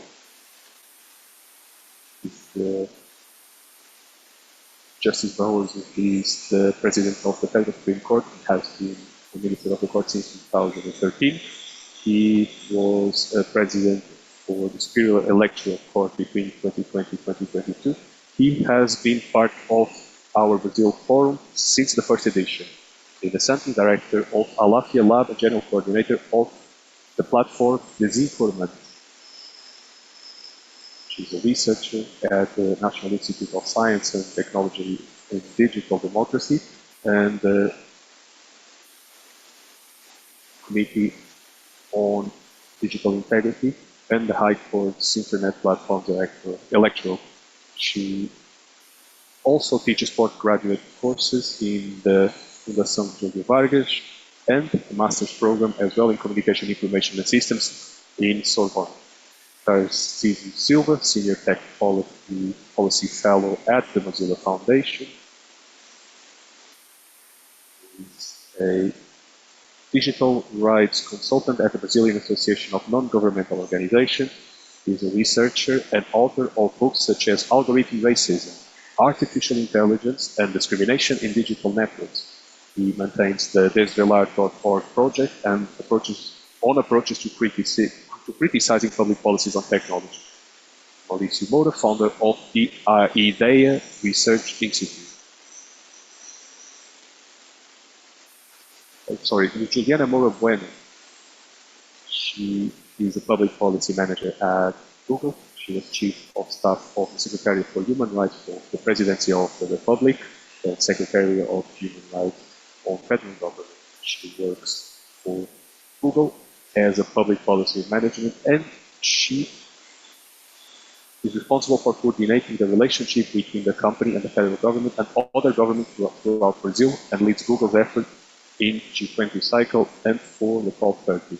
Chiara Diniz will be the moderator. She is a member of the Brazil Forum UK 2024 organizing committee. She's an MA student in media and politics at the University of Liverpool. She has a degree in journalism from the Federal University of Viçosa. She has 10 years experience in the field as a reporter. Her research focuses on elections, disinformation, misinformation, and intersection of those issues with gender. She is a Chief Dean Fellow and afterwards on the BBC Service Program. Before we start, I would like to say it's such an honor to moderate such a diverse panel with plurality and that will have such a broad sense of perspectives about AI. It's important for us to mention that we should listen about AI, about their real benefits and risks, because AI is very commonplace in our day-to-day, but as the research shows, most people don't know what it is exactly. I would like to thank Mauricio for his research. It was a pleasure to work with you as a partner, and thank you as well, Steve and Nina, for your support. I would like to ask a question to our patron, Justice Barroso. I think it's very important. When we were preparing this panel, we wanted to talk about AI, and that means talking about benefits and risks. We notice in this research that people believe there are more benefits than risks. So I wanted you to talk about a little bit about what are, in your opinion, the risks that we are facing and the benefits of AI, and how can we deal with those? Thank you so much, Jan. It's always a pleasure to be here. I think, first of all, we need to establish AI conceptually. It is basically programs and software, pieces of software that transfer to computer human capabilities. They transfer human capabilities to computers. That includes cognitive abilities and decision-making abilities. And I think it's very important as well to define from the start that our AI operates with data, objectives, and instructions. They are fed, they are received by humans. It doesn't have judgment. The AI doesn't know what's good and bad. It doesn't have common sense. It's very important to clarify that AI at the moment doesn't have any sort of autonomy. I would like to say that I'm an optimist in relation to AI, but I'm also worried. I would like to congratulate Mauricio for his research. I think the benefits are relatively easy to identify, even though the list of benefits may be infinite. First, AI has a decision-making capacity in many areas that the capacity is better than humans because it can process more information at a much larger speed. I think that's one of the major benefits. Then it can automate activities that otherwise would be extremely tiring for the human condition in terms of being repetitive. And third, and perhaps the most impressive topic, is its capacity when it comes to language. In particular with generative AI, they can create text, they can create images, AI can create all of this, and that's really impressive. Whoever has used ChatGPT will know that. Nowadays in medicine, the main barriers in medicine, the borders of medicine, are connected to AI. We managed to read an interview by James Manique, James Manique. He mentioned that a lot of research is being made using AI. The imageology processes are done by AI, diagnosis, development in terms of drugs, and many areas of the education and culture and apps such as Uber, Wave, etc. All of that is powered by AI, so it's very much present in our lives, even though we don't realize that. So I think we have many and very good perspectives, but there are some risks. First, there's an impact on the labor market. I think there will be a significant loss of jobs that exist today. New jobs, of course, will be created, new roles, but of course, the person who is the driver will not suddenly become a programmer. So there will be a gap in that sense. I'm very concerned about the use of AI for war purposes, military purposes. There's a risk of a widespread misinformation, and as a judge and anyone who respects democracy, that's very concerning. There are many problems here, but the use of deep fakes and fake news, so it's possible to make me, for instance, say things that I have never said in my life without being possible to distinguish the fictitious version of myself and what I actually have said. And we tend to believe what we see and hear. The day we can no longer believe our eyes and ears, the freedom of speech will be under attack. That's very concerning for those who believe in democracy. There are also violations against privacy. The use of data is essential for AI, and there's a risk for an algorithmic discrimination. It's possible to perpetrate discrimination that exists in society. And so forth. There are problems with rights of creators. So that's why we have these lawsuits against OpenAI and Microsoft, because they have been using intellectual property to feed the AI engines, copyrighted material. So if there's a judicial judgment that limits the use of copyrighted material, that will it will mitigate that risk. So this is a very brief list of advantages and disadvantages. So just to finish, I read a book recently that said that if a young person has two people interested in them, Google would probably make a better decision than the person himself in terms of personal relationships. And I wrote, I would rather make a mistake by myself. Thank you, Justice Barroso. You mentioned something that has to do with the next question. I would ask this question to Mina. It's the problematic of the deep fakes. The results of the research show that we can't talk about AI without talking about the integrity of information. So we saw that 46% of the Brazilians believe that the area of news is the most deeply affected by AI. And 59% they say they cannot distinguish an information or a video that has been generated by AI. They cannot distinguish from reality. I wanted to ask you about the impact of AI in that information system in this area in which we deal with a great volume of information and misinformation. First, thank you, Yara, for the invitation. I would like to thank the organizing committee. It's such a hard work, especially considering that you are still finishing your MAs. And it's such a pleasure for me to share this panel with Tarcísio, Justice Barroso, Juliana. I'm very happy to be here with you. Even though we are in the We are having our festivities of St. John in the northeast of Brazil. So I think it's a very important moment, a very pertinent moment to talk about justice. It's one of the topics of the festivities. So to answer your question, Yara,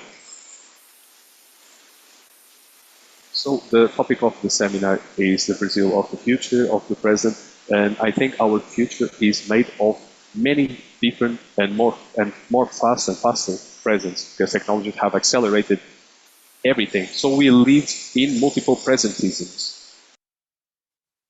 And Mauricio has brought some reflections that help us think of the dynamics of between information and misinformation in AI today and tomorrow. And here's some data on this.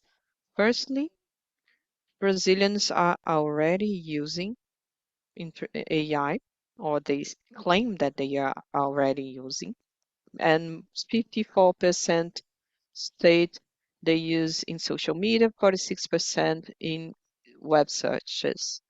So this is a new phenomenon that needs to be discussed jointly and associated with other topics such as regulation of digital platforms, the regulation of freedom of speech, and fighting hate speech. The second point I want to draw attention to is the concerns. Most of the concerns is related to scams, 43% to privacy, and misinformation, 33%. And what is very similar is that people have the same concerns in regards to the use of digital platforms. So we need to speak of misinformation and how it impacts people's lives. The title of this panel is really uh, well chosen because people suffer the impacts in very material ways. And we need to make a difference between misinformations, and uh, uh, misrepresentation.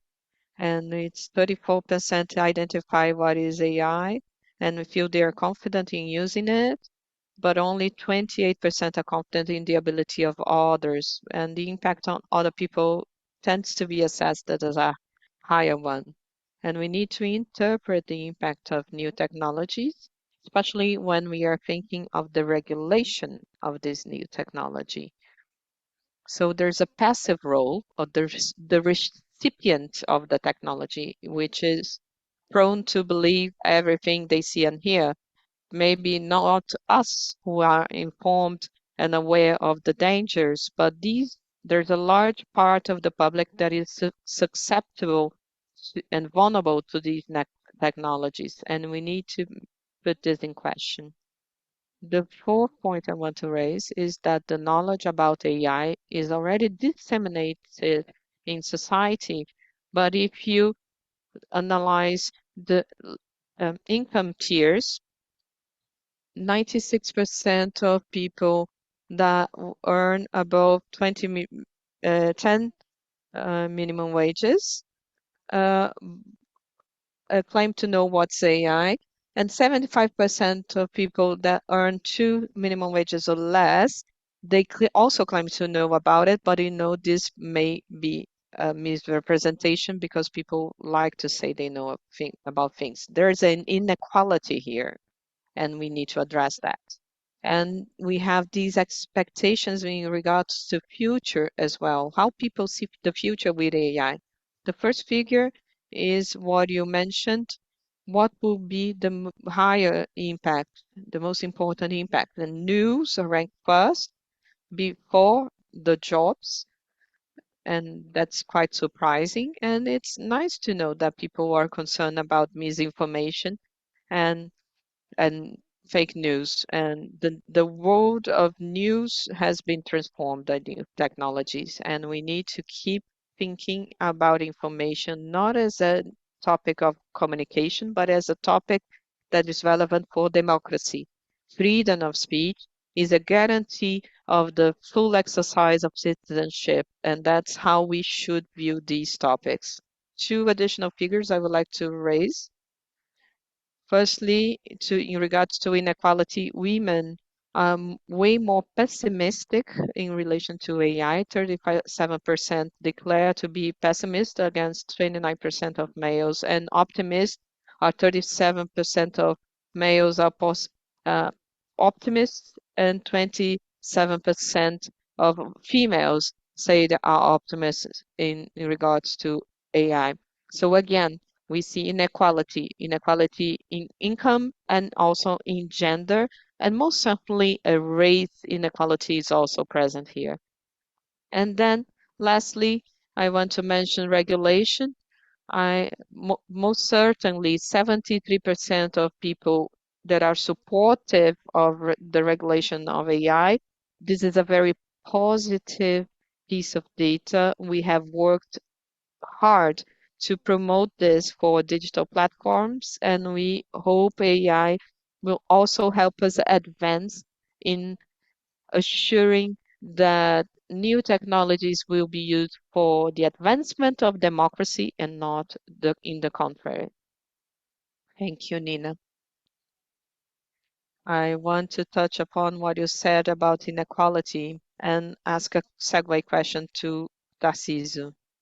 So, as Justice Barroso has said, AI is trained based on data sets that already exist, and it seeks patterns and it's able to see patterns that sometimes humans cannot. And sometimes it generates skewed analysis that are racist. And is it AI skewed and biased by itself, or is it a picture of society? And how can we prevent AI of perpetuating this inequality? Thank you, Yara. I would like also to thank the organization of the committee for organizing committee for the invitation. I used to work in event planning, and I'm very aware of the difficulties of organizing an event. I couldn't stay in the business, and so this question you asked, Kiara, is a very relevant one. We are at a turning point in terms of the social perception on AI. I am very excited to hear about this data because of the social potential of this new technology. As a researcher, and all the researchers in the whole world have analyzed algorithmic racism. And this is because we are speaking of the not of a racist algorithm, but of the application of algorithms to the perpetuation of racism. Because AI is able to intensify race issues and race problems and biases in an intersectional way. So as Justice Barroso said, we have this discrimination based on algorithm that can be viewed through different intersectional views. As Justice Barroso mentioned, there's the feedback loop. So in summary, good input, and if you have a bad input, you'll get a bad output. So the transition to the so-called symbolic AI to the connection AI, which is the deep learning and machine learning. So it's all based on data. And if data are generated in a way that are meant to generate a certain type of impact, this will be perpetuated in the outputs of AI. Of course, data technology can be improved, can be corrected, and there are also other topics to be taken into account.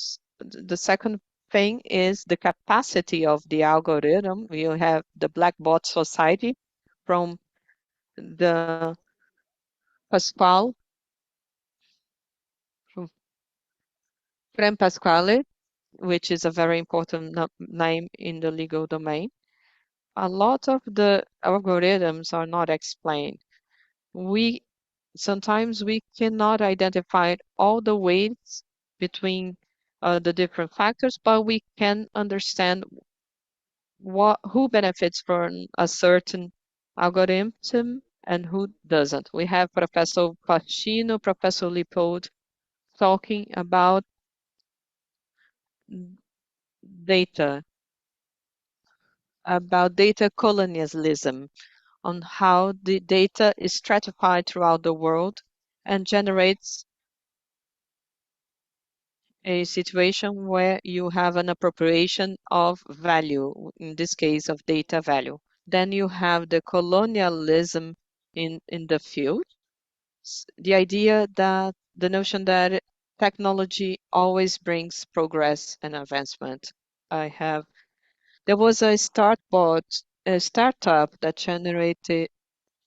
tried to generate a bot for psychological diagnosis without a single psychologist or psychoanalyst in the team, just trusting that the available data on the internet would be uh, enough. And thank God this startup went out of business because, of course, this couldn't be enough. And a fourth point I would like to raise is the notion of the human differentiation or differential uh, human humanity. I- It which makes up the notion that different people have different values. So we need to be careful about that and control this. The impacts of race in the use of algorithms that is currently being analyzed showcase that private researchers need to showcase this better because the media is in the wide public are not aware of this and how it is a curation and a careful selection of technology needs to be done to prevent this phenomenon. Many services just want to scale up their services and launch very problematic tools in the market. And we need to be prepared to assess and call out the services that are not up to the quality we expect. I want to ask Juliana something about all the different platforms that are now currently part of people's daily lives, such as Google and Maps and so on. In February, Google suspended the generation of people in Gemini, their AI tool, as an attempt to stop reproducing discriminatory patterns. It did replicate historical prejudice when asked to create images of German Nazi soldiers. The tool produced images showcasing Black and Asian people. So I want you to discuss errors and also the preventative measures in place to prevent errors in these tools generated by large corporations. Thank you, Yara. Good afternoon. Eu acho que eu tenho uns slides, queria o clicker para. So I wanted please can I have the clicker to advance my slides? Thank you for your introduction. I'm a student from Blavlatnik, and I'm very happy to be alongside Justice Barroso, Nina Tarcísio Yara, and Brazil Forum.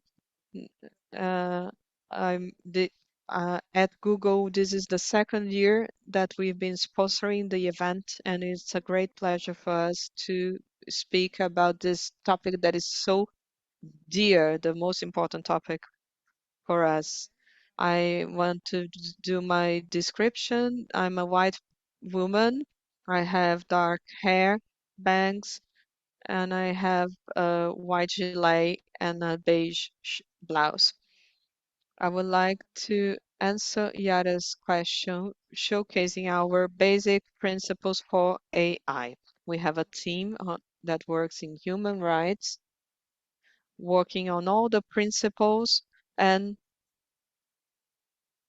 uh, land milestones for the technical development of the AI tools. So these are our 7 principles of the company policies. We want the AI to be socially beneficial, to not create or reinforce unfair biases.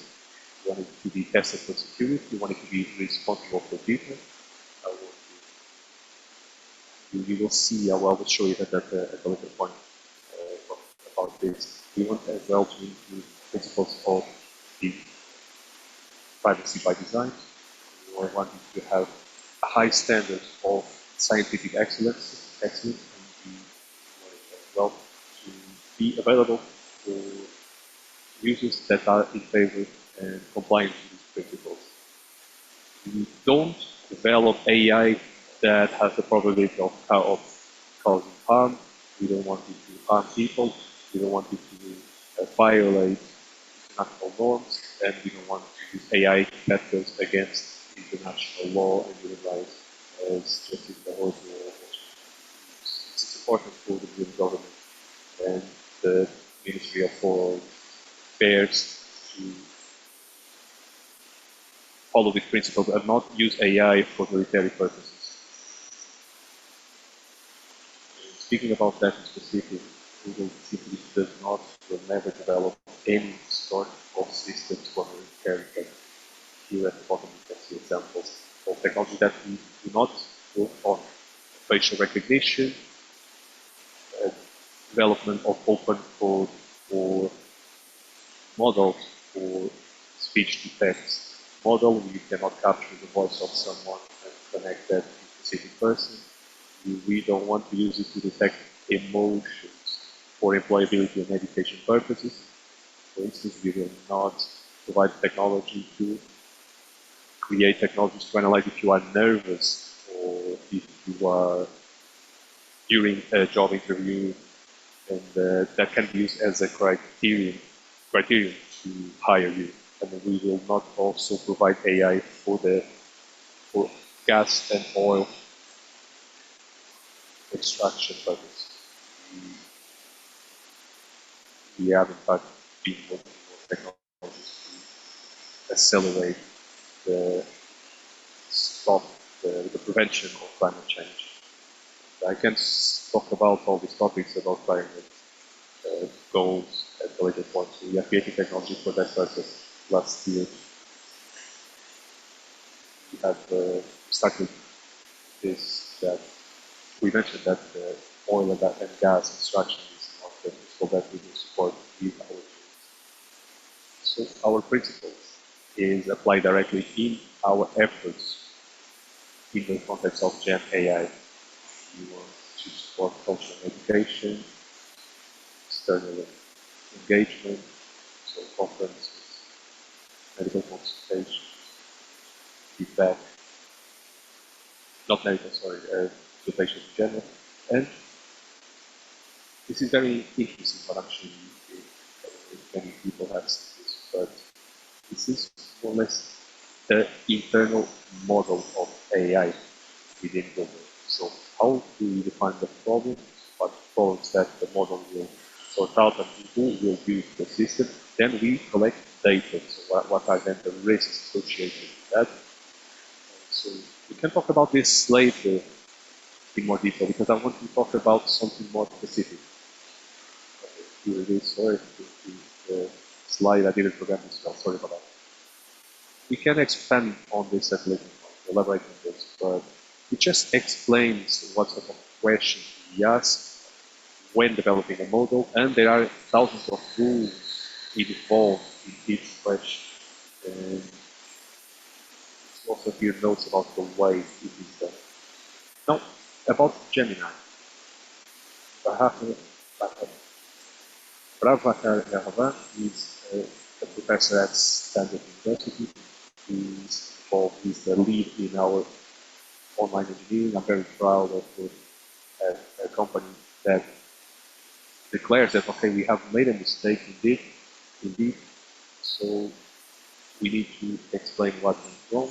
A lot of people use Google for research, and Mauricio, your research shows that people don't use just Google product.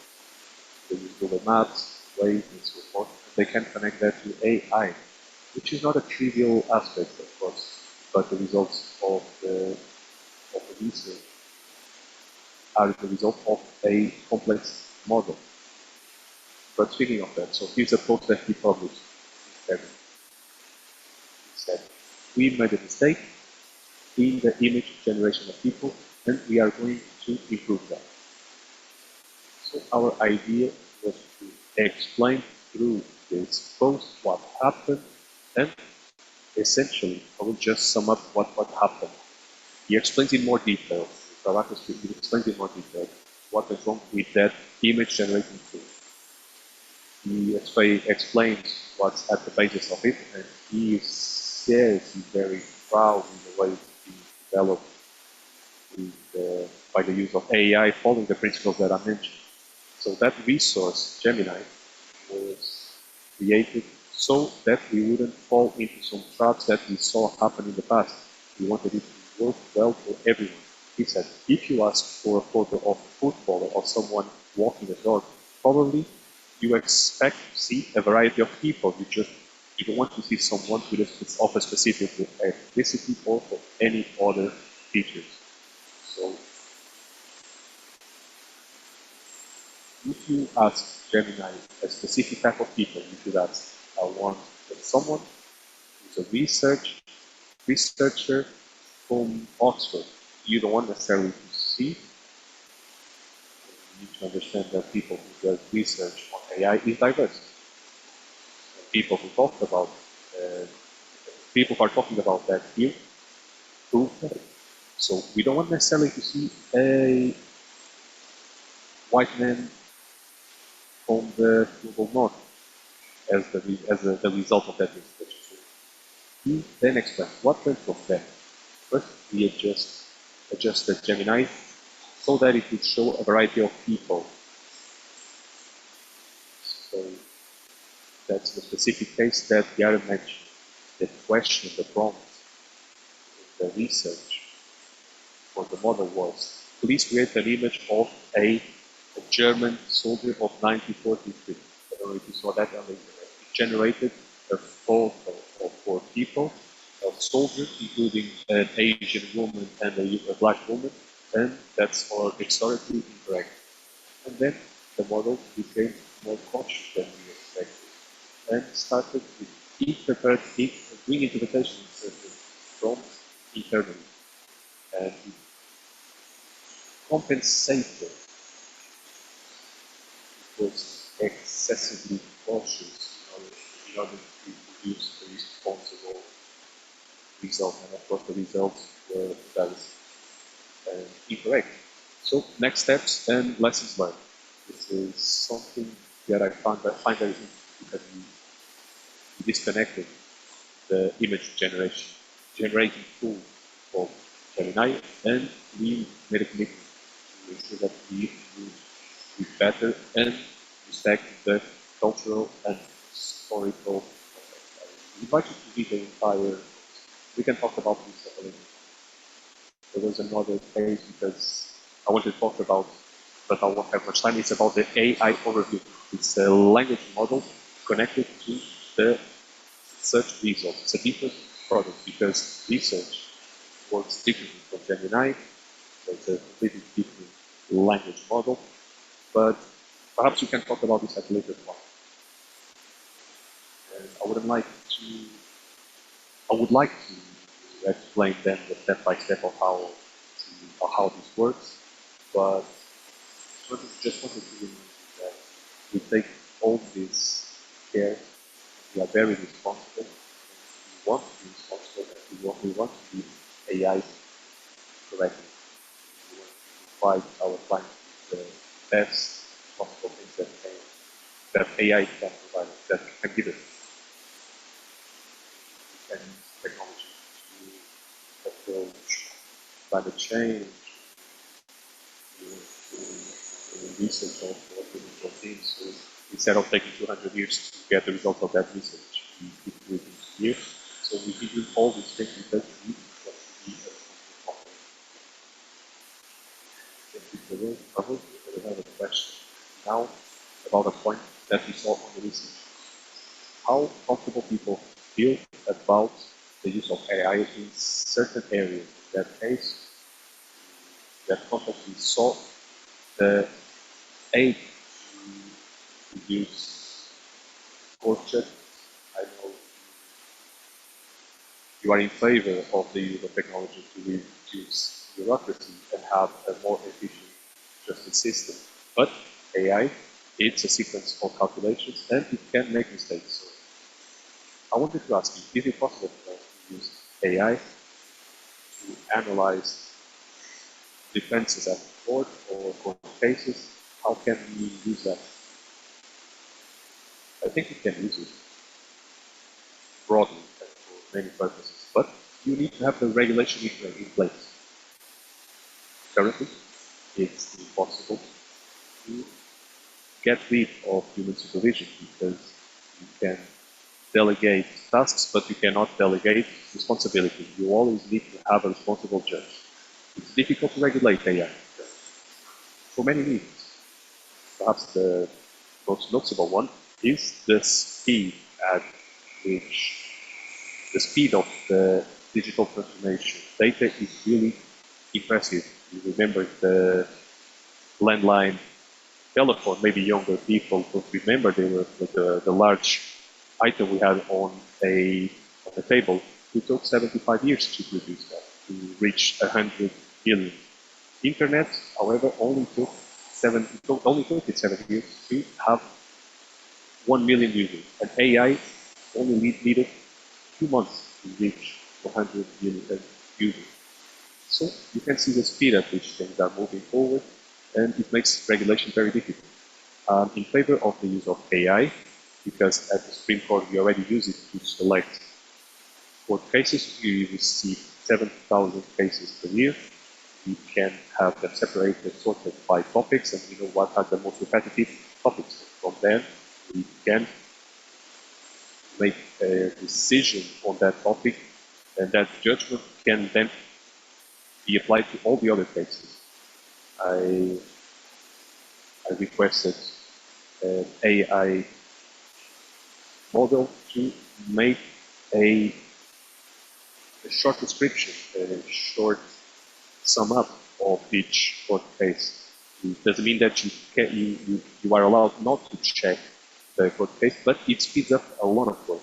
And it's also important to have it to approach case law, because the precedent became very important in the Brazilian justice system, and our capability to analyze that is important. And right now we don't have a tool in Brazil that tells, okay, what are the precedents in the case A, B, and C. And we also requested a tool to help with that. The most complicated part is the use of AI for judgment. We have negative experiences from the USA.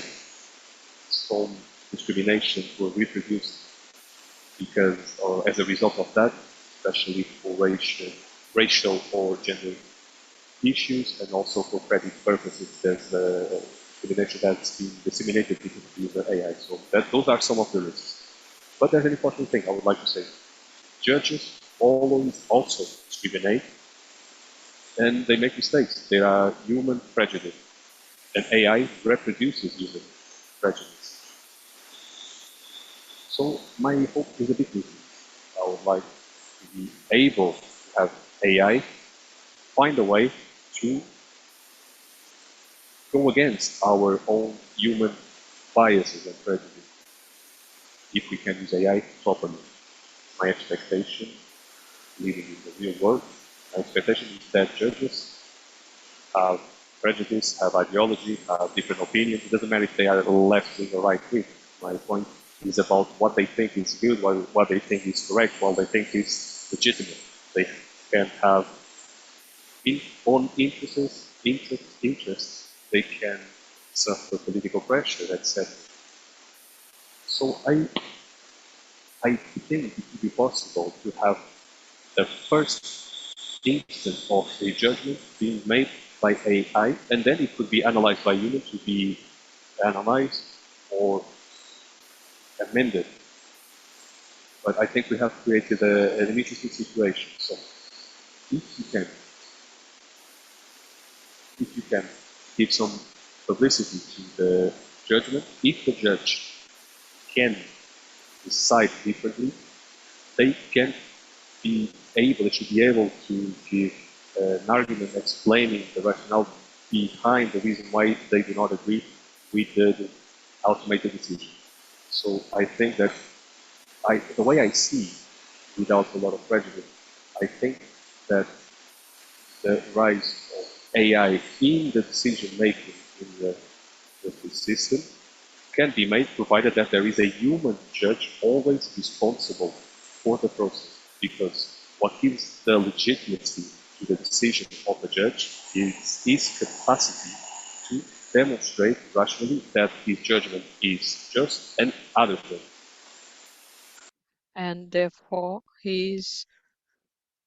even if AI does the ruling, he's not exempt from this accountability and responsibility. So AI is an auxiliary tool, not an autonomous tool, and it can help speed up and the process, bring independence and autonomy for the process.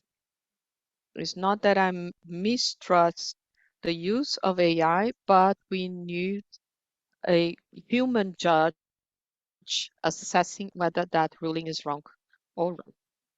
Nina, I want to go back to your last point you had raised.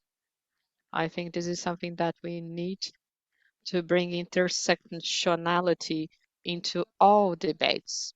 In the survey, we see that in the most detailed data amongst women, we have a, the opposite perception about AI than amongst male respondents. And this is a good insight into our society today.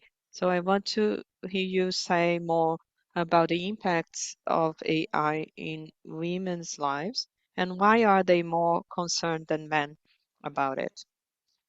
This is still very new. These impacts are being built or developed. And a bit of the agency in facing AI, it resides in us. And we need all male and female get engaged in this. Even when you speak of the use of digital platform, misinformation, hate speech, all these gives us this sense of being powerless. And of course, the distribution of power is unequal, and we need a joint effort to tackle this inequality. And I believe the difference in perception between males and females being optimist or not in regards to AI is also connected to global topics overarching all tiers of society. All the impacts, they are unequal, extremely unequal in different instances. So between north and south, they are unequal between the center and the peripheries. They are unequal between the southeast and the northeastern regions of Brazil.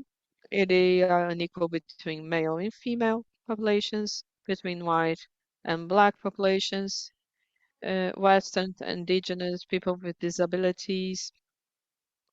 Therefore, one of the largest challenges is to couple global and local action and also tackle the inequalities of these impacts.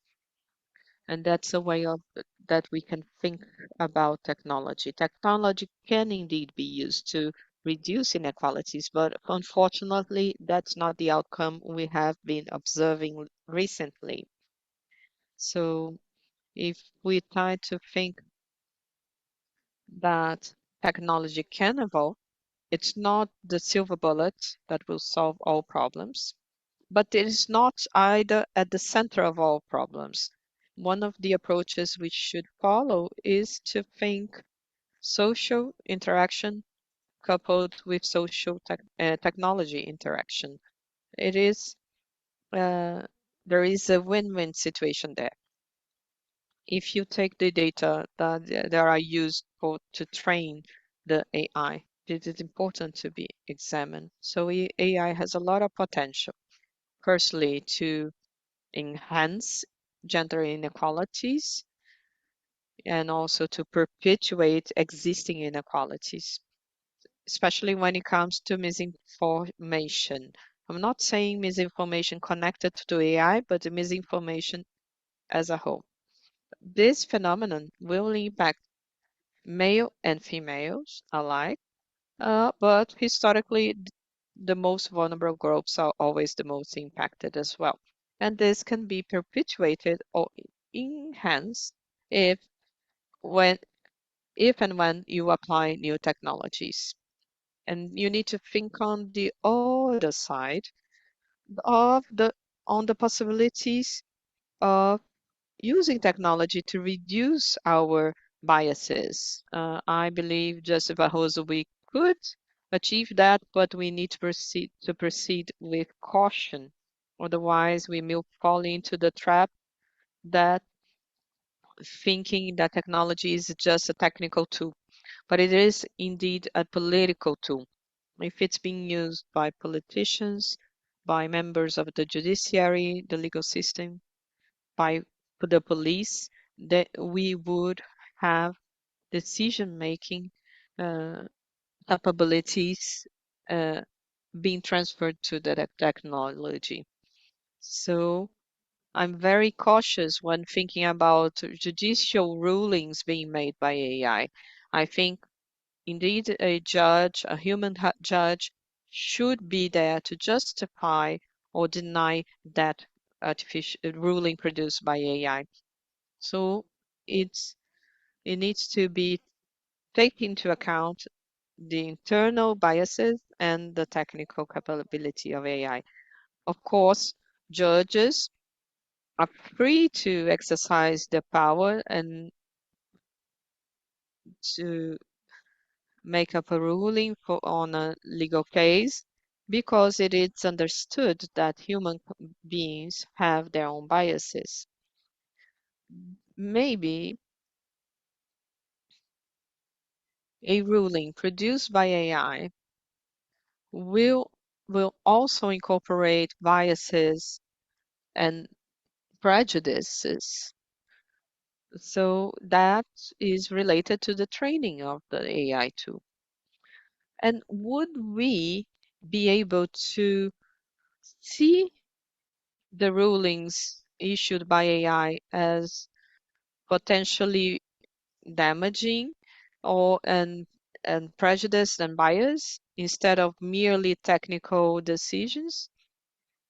Of course, AI tools provide more power in terms of processing data, but it may also has other problems. Sometimes we have collateral effects that come not from Brazil, but from other countries because these tools are mostly developed outside of Brazil. I won't be going into this topic unless you ask me about it. I'm not saying that you should, but maybe you could ask me about it. We need to think about the integrity of information in Brazil. What does it mean to achieve integrity of information in such a young country with a history of colonialism and slavery? So it will probably not mean the same as in the integrity of information in other developed countries. So we have a lot of topics to discuss.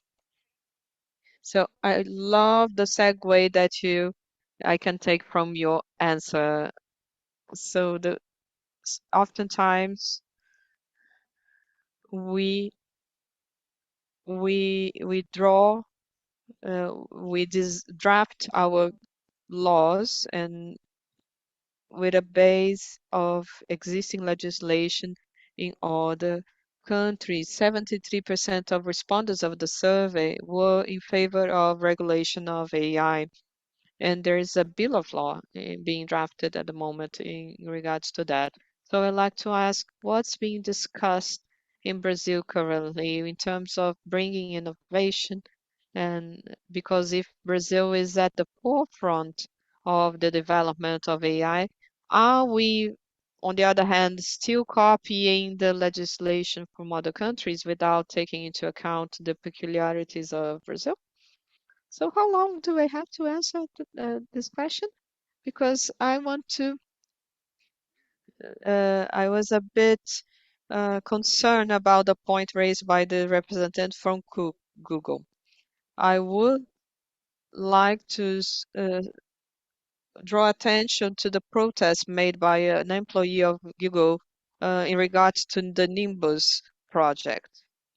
So, in regards to the Gemini 2, there was already the knowledge that the tool was potentially problematic in regards to the damaging outcomes. I invite you all to read an article called "The of the Sco- Dangers of Stochastics Parrots." This has been a very important article.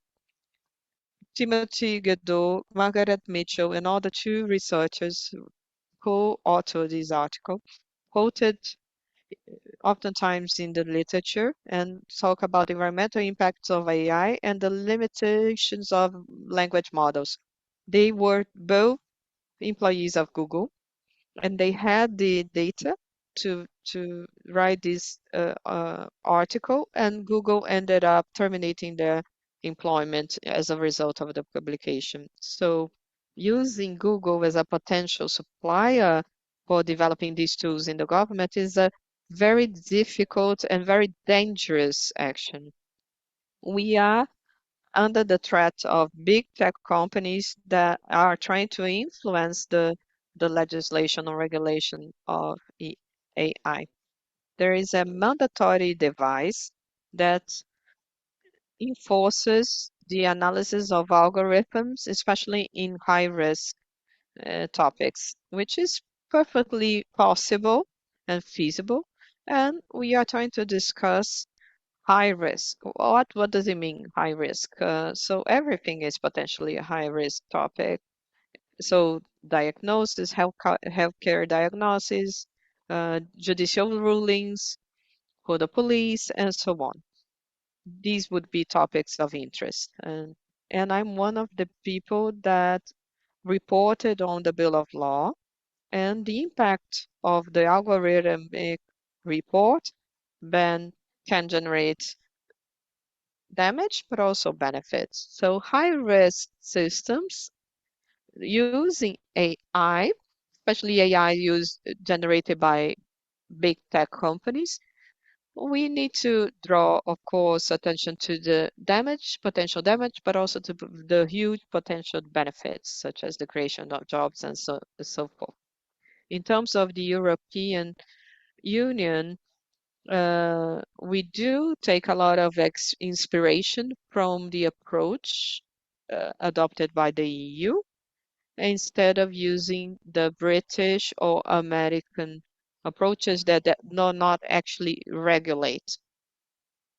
And there's a few points that we need to be mindful of. It's not just about developing the country, but also protecting human rights. For instance, the police applications since 1990 in the UK,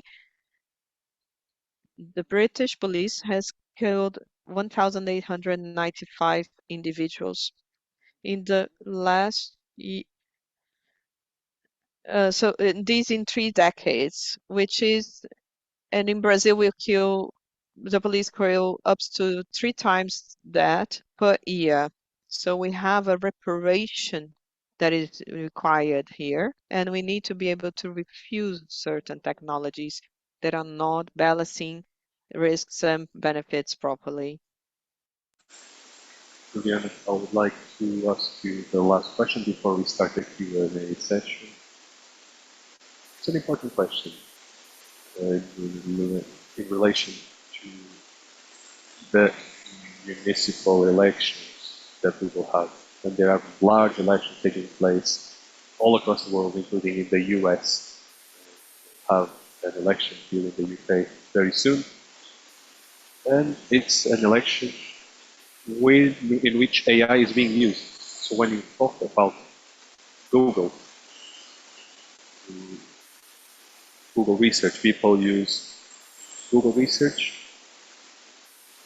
for research purposes, and Google gives us very useful information, but they also show misinformation as well. Sometimes we research something, then we get information on a website that has misinformation. We know that it's very hard then for the legal system to deal with that, especially during elections. So I would like to ask, what has Google been doing, thinking about the upcoming elections? What is being done in order to attempt to mitigate the impact that misinformation may have on the election? Thank you for the question. First, I would like to say about that topic in specific is Google has been working on that since 2014 with the High Court of Elections. It's the main authority in Brazil, as you know, and that has been essential in the way we have been acting. And within that cooperation, the fight against misinformation is at the core of our commitment, which is related to our global mission and commitment. We want information to be useful and available for everyone. Regarding elections, the best way for us to act is to ask ourselves, how can we provide the consumer with the most reliable and useful information about the elections? So in 2022, for instance, we have launched a tool. So when you do a research on Google, there's something called Knowledge Panel, Informational Panel. During the elections, if you go there and you search how to vote or how to register as a voter, the first thing you will see, you won't be a specific link to a website, but yes, trustworthy information inside a box at the top of the research results with links for the electoral court, with the link to the registry so that you can register as a voter. And that's our commitment, to help people to find the best possible information online in order for them to participate in the democratic elections. So I would like to share with you how important these tools can be and how they were in 2022, during the first two terms of the election. So these questions, how to register as a voter, something related to the elections, or how to vote. There were almost 240 million searches for those terms. Just for you to have an idea, if you go there and if you ask similar questions, so how to register, where to vote, etc., etc., just imagine the amount of times the question is asked to Google. Hi, Professor Andresa. And on the election day, we also organized a partnership with the Electoral Court to have the results of the election and to deliver the results in real time with all this data from our most trustworthy source, which is the court themselves. So after the first and second term, about 30% of all search traffic on Google were related to that election. So these are two examples of how our products, the ones we have available, have been working. We've also organized a campaign with the electoral courts to circulate important information online, and it had an impact on 100 million electors. On YouTube, when you search for something about parties or the elections, you would also see a text box with information about votes, elections, etc. With the it was there at the top of YouTube, and whenever you saw a video related to that. And we will continue to do similar things. In addition to that, there's something else that is important for us. So we need to strengthen diverse leadership. It's not just a matter of voting or where to vote.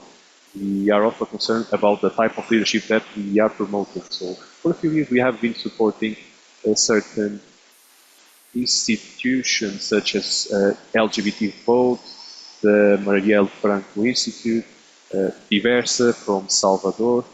It's a work that we have been carrying out throughout Brazil to help organizations that work with people who are not white men from the Brazilian Southwest.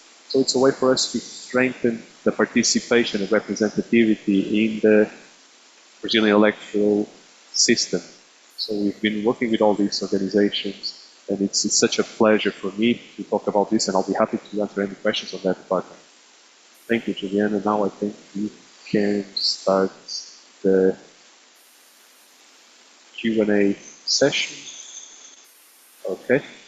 Do you want to start from here? Maybe it's easier.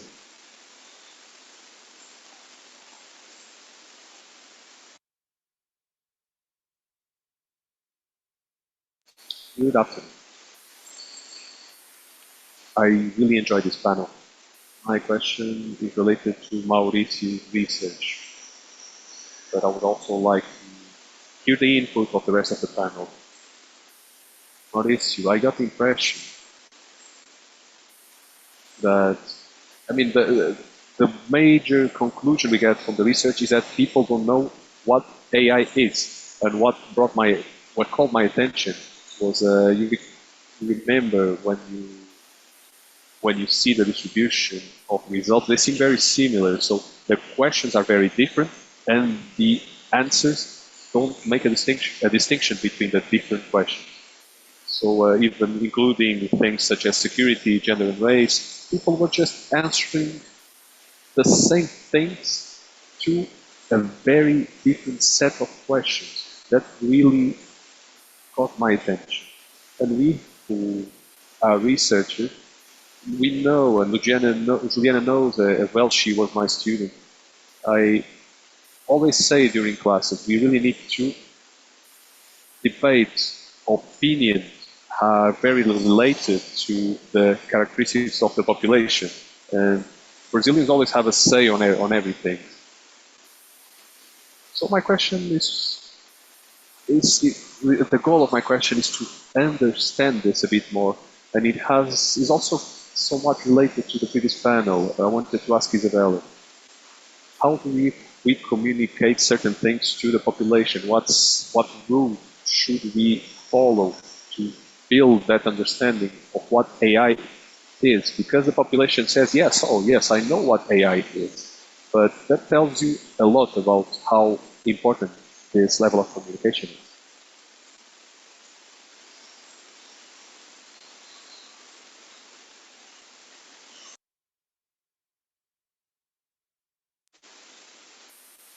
Thank you, everyone. My name is Jana. I work in the Itaú Bank.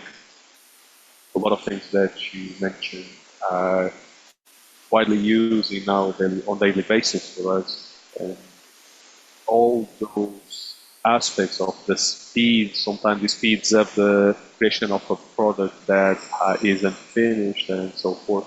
And we've been reflecting a lot on the consequences, the necessities, and the possibilities of AI. I work mostly in sustainability, and I find it difficult for me to understand how AI is being made compatible with climate change issues. So when it comes to understanding like the amount of servers and so forth necessary to support AI, when you look at the reports issued by companies, there's not much to be said about how much power is used to generate AI. And I would like to ask about it because before we have an artificial environment, we first of all need the natural environment so that we can live in it.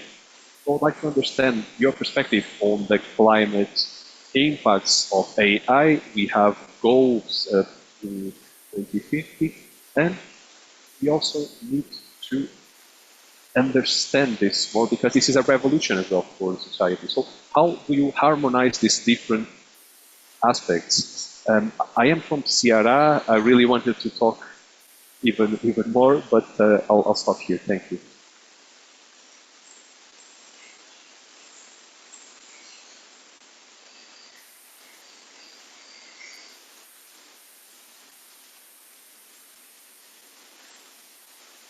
Oh, calm down. She was looking at me in such a funny way, but do not worry. But my question is, when we talk about AI, and we are at a university with a high level of the debate has a high level. Uh, so AI will have excellent results. For instance, in medicine, sometimes has more empathy than certain doctors.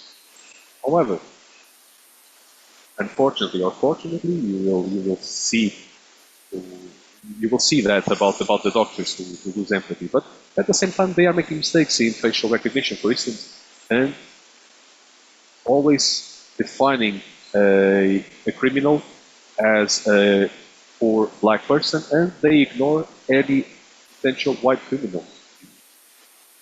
And I wanted you all to comment on the following, including Mauricio. What's your what's the biggest dream about AI and the biggest nightmare that you can see about AI? I want to be realistic. I'm not talking about the terminating, showing up and destroying everyone. I'm talking about realistically speaking, what's your biggest dream and your biggest nightmare when it comes to AI? Okay, let's try and answer this question, but then we start a second round. So which one of you would like to start? Okay. Should I answer all the questions? I'll be quick. I'll take the notes of every question. So about something that Nina said about having the right to be judged by a human. Any judge will agree with you that depending on the judge, they would rather have AI making a judgment. Secondly, Tarcísio said, mentioned legislation inspired on other countries. I mean, it's not necessarily like that. So there are very good aspects that have been absorbed by the legal system in Brazil and democracy and all of that. It was copied essentially because you cannot, when it comes to legal systems, you cannot make experiences like in a laboratory. You need to grab what's available in other countries and adapt to your reality. So you have to be inspired on the legislation of other countries. And I agree that online research is the worst way to check the quality of anything. I think I said this yesterday. I asked,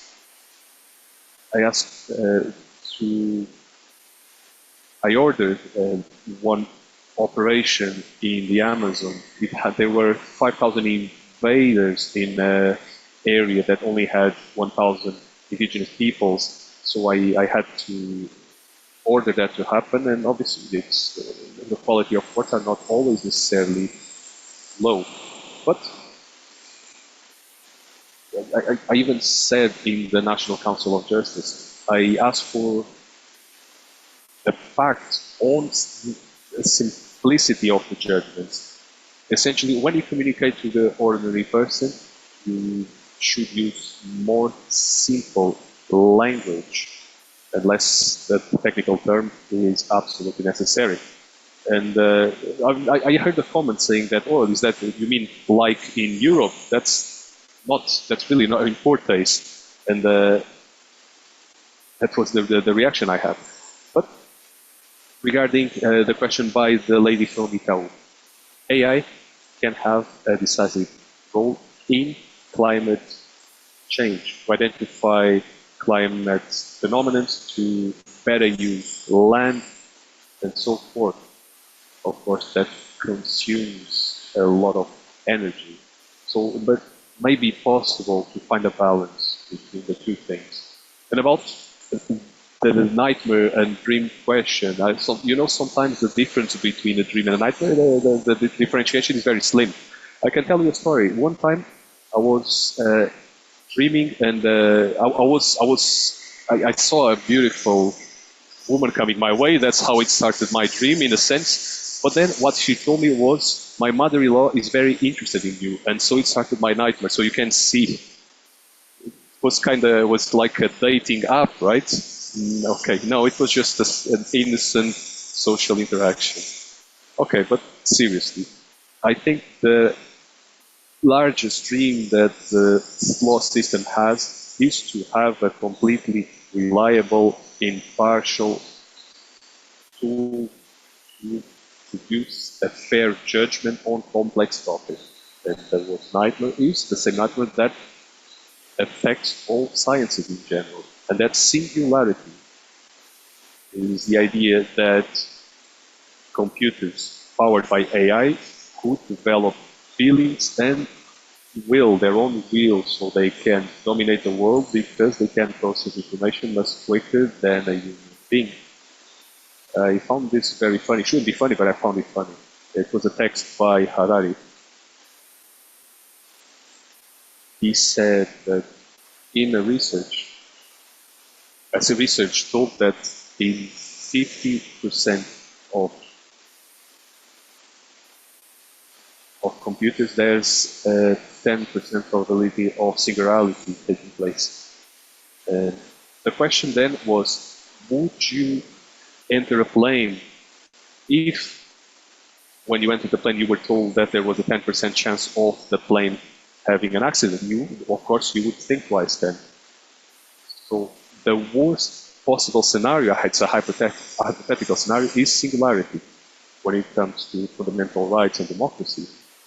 And the problem is the massification of misinformation. That would be dramatic, because if someone can be on a social network and they get the idea, they transmit the idea that a certain medicine is good for COVID, even though it is not, that can imagine that can reach millions of people. It can become a public health issue. So the massification of misinformation, something I would place at the worst nightmare related to AI.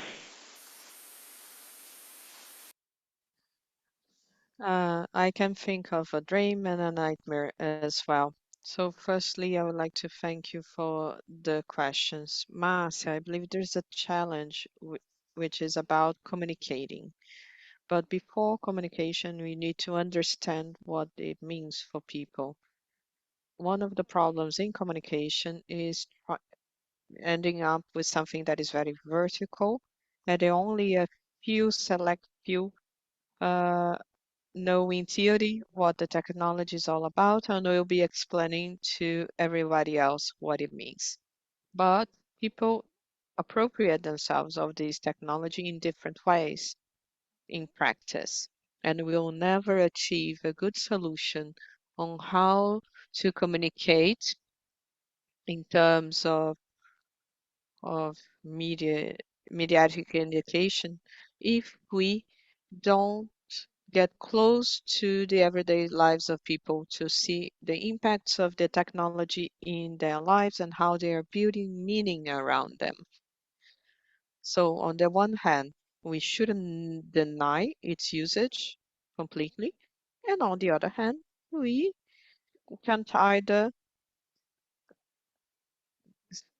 have this superior view and think that we have the best view possible on the topic. So we have a series of strategies in terms of the language employed and dissemination of the information, and understanding how technologies dialogue and impact with daily lives of people is at the basis of the communication process. I will not comment on the climate topic. I'll leave this to the other panelists. Sakamoto, I I was making a funny face because that was not an easy question to answer, right? I would never think of AI in isolation. So my question, my remark is more about the communication as a whole rather than only AI. But I would love to see these technologies employed for the reduction of inequalities. And I believe we are able to achieve that when we propose a new digital world, a world that is not only based on platforms, or maybe that have different criteria in the creation of digital platforms. Sometimes we have theoretical aspects that I can't encompass because we have such an urgent and serious debate to be held that it's not able to cover everything. But what is the democratic communication in the digital world? And what is society in this new digital world? My nightmare is the application of AI and digital technologies generating the loss of the public environment because we keep on privatizing all the important instances, such as the circulation of knowledge, the creation of good information, which could also lead to misinformation in this hour. Of course, we have already good solutions, efficient solutions in place. As an example, I'm not thinking only on the danger of having private companies or corporations, but having private interests, individual interests contemplated rather than the common public interests. And that would be my nightmare. So fantastic questions. I really thank the audience for those. How to communicate? This is a huge challenge. Marcia, we need to democratize the internet governance. And I need to give you an example that is hideous. Last year, the Brazilian civil society managed to elect for the first time Black councillors to the Internet Management Committee. Uh, for the first time in over 20 years of the existence of the committee. Some collectives, coalitions, and influence groups have very little power in the internet realm when compared to big tech. So one of the missions of ABONG is bringing more governance, more power to smaller agents. And in regards to the climate change. I totally agree. And the notion of continuous development, because our president is now promising the Brazilian AI for the to be developed by the second half of 2024. And it is not sustainable for to have Google, Amazon, Bicent in Brazil. They are already out there. One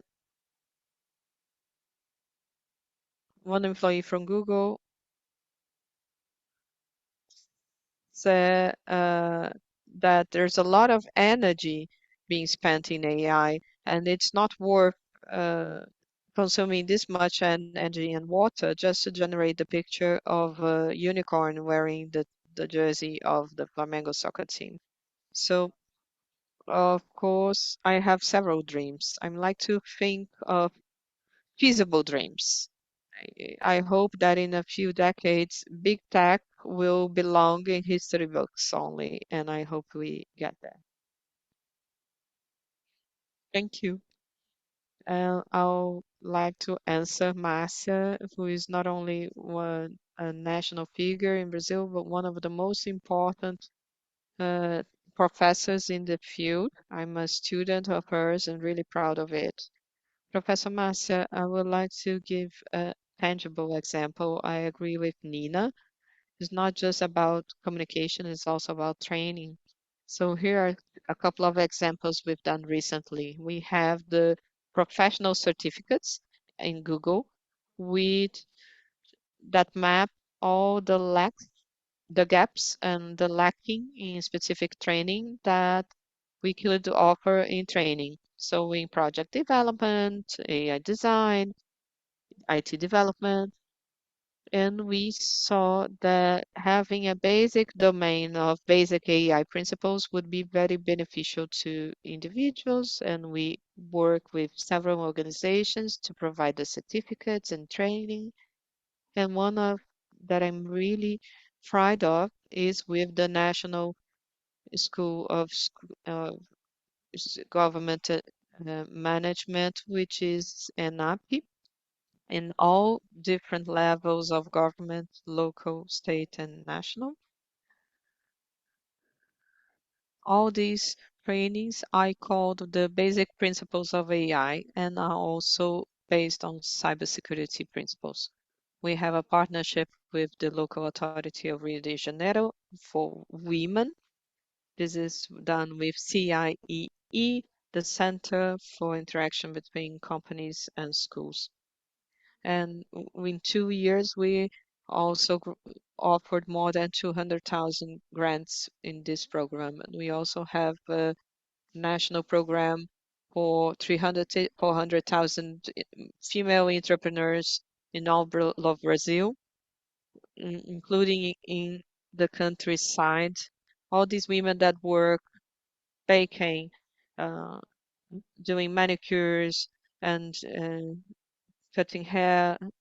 We have all the small entrepreneurs to conquer this knowledge on AI tools and to help them in income generation using these tools because they provide for their families this way. In terms of sustainability, Jana, thank you for your question. Here are some specific examples. We have technologies already present in Brazil. One of the most important is connected to the floods in Rio Grande do Sul state. It's a project called Enchentes, which means flooding. And it has AI, satellite imaging that generate alerts. And every week, 72 hours and 48 hours before events of flooding.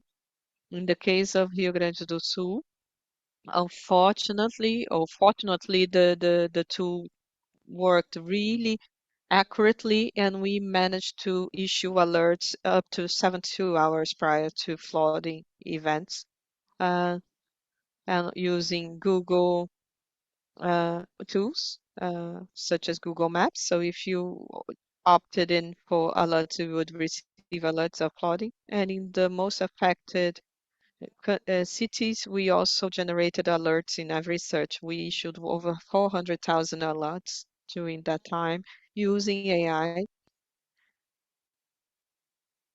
and we collaborated with the authorities of Rio Grande do Sul. More, we located more than 50 people that had gone missing thanks to geolocalization services by Google. Of course, unfortunately, this is about mitigating the effects of climate extreme events. We are present in over 70 cities. More 40 million people have access to this sort of tool. The other tool is helps with forest fires, and we also use satellite imaging and AI, and we predict the trajectory of forest fires, and we work with the firefighters, with the civil defense and national government to predict where the fire is going. So we help the planning of the firefighters in this with these tools.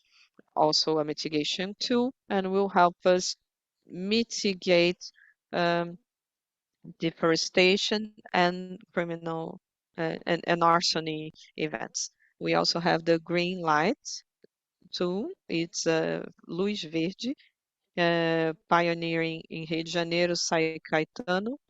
This is a tool where we allow AI with satellite imagings and cameras from the streets to local authorities to manage the circulation of ambulances in the streets of the city. So they have green lights in throughout the whole road to, through the route they en route to the hospital. We have other global examples. For instance, American Airlines, when you see a airplane crossing the sky and leaving a white trail behind it. So this is uh, highly polluting. So we are helping Airbus and American Airlines to reduce their emissions to to the least possible. But there are many other examples. But our goal essentially is to make use of our, for instance, our center of engineering that we have in Brazil. We have Brazilian people working on all these products and projects. So we want to incorporate that into our own country, and we want to develop all these things, keeping in mind as well our local perspective. But the goal as well is to have global solutions at the same time. And finally, about the dream and nightmare, I really felt the impact of the debate yesterday with Yara and Gadi. So my biggest dream is to take those areas in which women are still lagging behind, for instance, in sciences. So I would like AI to help detect certain diseases that only women have, such as endometriosis, for instance, people who have reproductive systems. Also, that is, how do we do to mitigate this difference in the types of medical research that are made?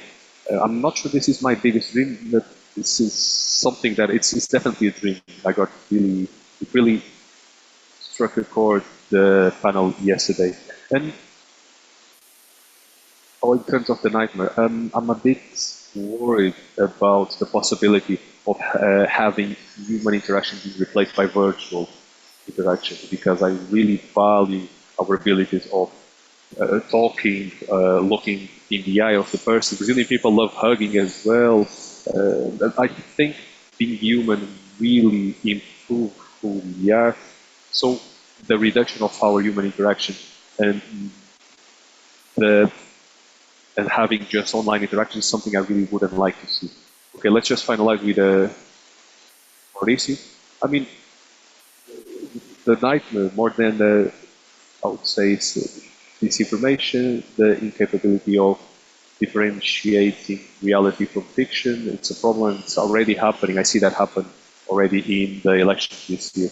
But really, the largest nightmare for me is the fact that there is a large movement in favor of using AI for military purposes. So you having AI managing nuclear weapons, it's a massive nightmare to me because the destructive potential of this weapon is just unimaginable. In terms of my dream, all I think about is improving life, avoid tragedies, improve healthcare, and improve education. Maybe AI can have a more personalized level of education so each person can develop their own potential based on their own capabilities and contexts. Okay, so perhaps two more questions. If you answer quickly, then maybe you have a third question.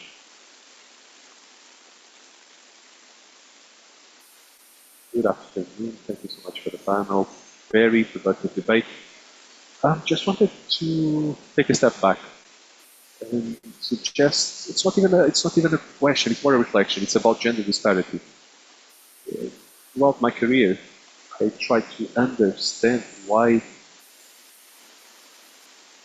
there is such a low number of women initiating, creating startups. And one thing that came to mind is the fact that girls and women don't enter the STEM courses. But there are other problems like religion, social pressure, a lot of factors explain that fact why not many women go to stents. And what worries me about when it comes to AI is I'm concerned with the possibility of reinforcing that. So when you investigate uh, people who are in education, it's mostly women, and why? Because they are seen as empathic. They they have there's characteristics about them, and I feel that we are just abusing somehow these prejudices because behind behind coding, behind the algorithms are mostly men. And when a black woman has a higher degree of facial recognition compared to a white woman, something that these things are not properly apprehended by the AI models. When you look at the literature in 1984 or 5, when the personal computer stopped being only present in the large public infrastructures and universities and made its way to the houses of the people, it went to children's rooms. It was, especially boys, it wasn't purchased for girls, it was purchased for boys. You look in the universities in the US, it was mostly girls that were joining the university, but after the advent of the computer, the numbers of women decreased compared to men. Did you see that film Hidden Figures of the black women who worked for NASA? That was only possible because they had a common public space for them. But nowadays they couldn't do that because of that disparity that I just mentioned. So now that we are in the right moment to determine what the national strategy for AI will be, we need to decide what model do we want to adopt. I'm a bit concerned that because everything is happening so fast, as Justice Barroso mentioned, sometimes we have that fear of lagging behind and we end up accepting pretty much anything, and that could have negative consequences for what I mentioned. We need to bring women into business, make them entrepreneurs, but they cannot get, for instance, a loan. They can't do any of that. To gain access to an investment fund, they need to bring a brother, for instance, who's wearing a suit, but the girl cannot get access to funding in some places if that doesn't happen, even if the man knows nothing about the business that she wants to create. So what can we do to avoid getting trapped by this in the future?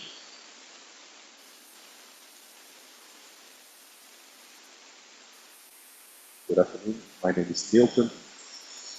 I'm an economist who studies statistics. In my past career, I used to make predictions in the stock market. So I had access to Bloomberg. I used Bloomberg a lot, and it was really interesting. I used to be a sales side, as we called it back then. The sales guy once told me, I know how to use Bloomberg. We don't know why you are even here, because I can make this correlation between Petrobras in any other investment, and you have a correlation of 88%. So the correlation between two assets in terms of price without accounting for the return, it was always about one. It was about one, so it's the unitary, closer to one. So when you were speaking about the Gemini image generator, the generative AI needs to have parameters, needs to have fine tuning. That means that how much you want to restrict the generation of images.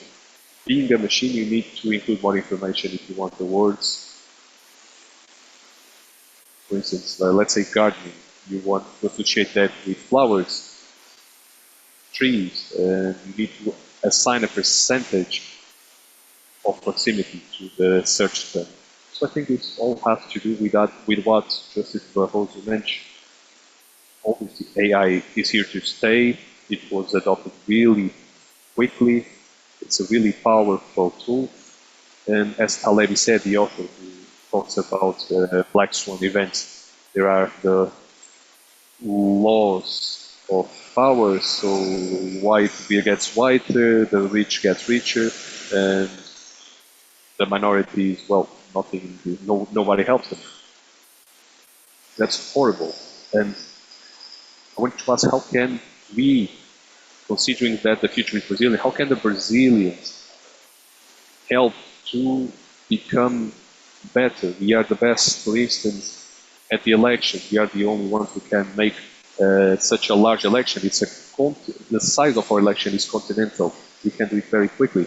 And how can we then help control that question that I mentioned and mitigate the risks that we spoke about, including the underrepresentation of women? So, Justice Barroso, you mentioned the accountability of humans.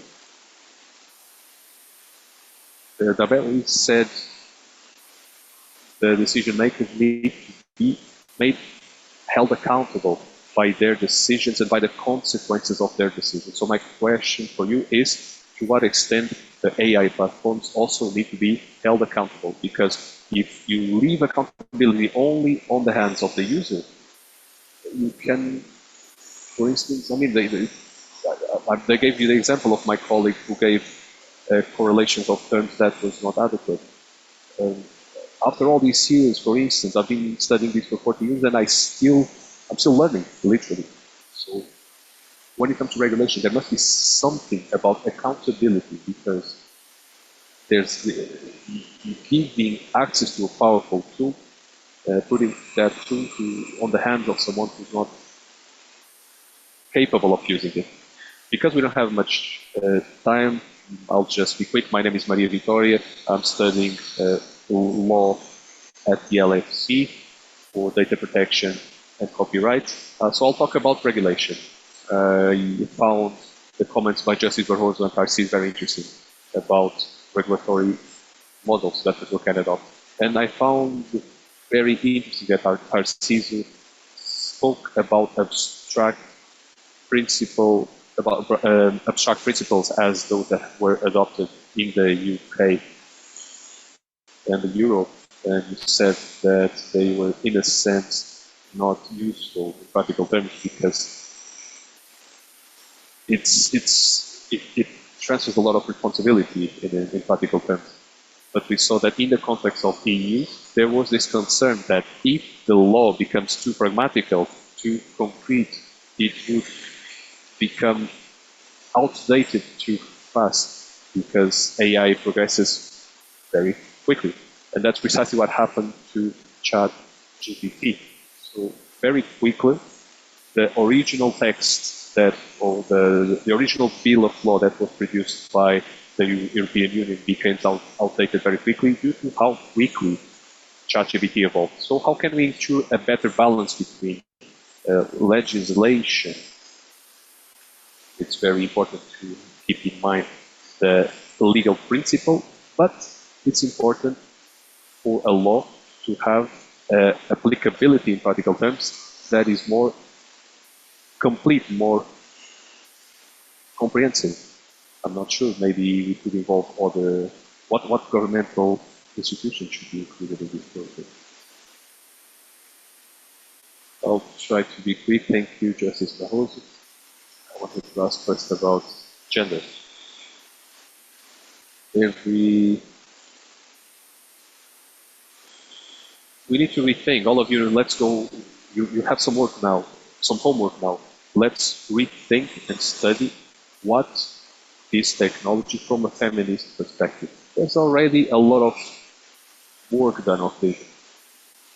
I like Elizabeth Fisher, she's an anthropologist that explains that the first technology was the bag to put things together and distribute to other people during our gathered days. So So this is your homework to think about that. Catherine Dinazio, Lauren Klein has also a book on data feminism. There are several Brazilian authors as well, Alexandre Mário Silva, Rich Perry, they can help you on that.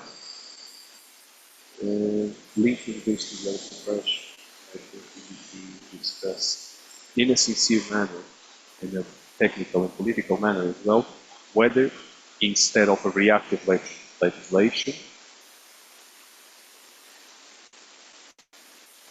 or are we in a moment that so much damage has been generated, we actually need an approach of justification before we launch the system. So Frank Pasquale, who wrote the Black Society, and I think the other author, I think it was Maltielli, they suggest that approach. So we have a future. We think that the future is Brazilian. So the only way for us to have a future is by have an approach of justification for such technologies. And another point we can investigate is something wasn't that was already discussed previously. Hausenbaum already spoke of the the naivete of people in regards to machines 60 years ago. Developers, at least those that are working in big tech companies, know about this, and so we need to be cautious. Sorry, I was looking up a name. Was it on Google? Are you Googling it? I can't really give a plug.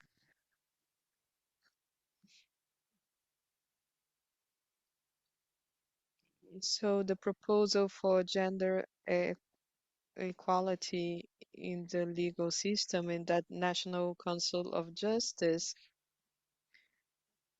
all the judiciary positions we have a 92% of approved candidates that are women. This at the basic level, but in the courts, when you need some sort of political influence, women are only 30%, and we see this inequality in the legal system. And therefore, we approved the National Council for Justice in Brazil. We just approved a new device. When you promote a man out of meritocracy in a court, you also need to promote women in the next round of promotions until you reach 50-50 distribution.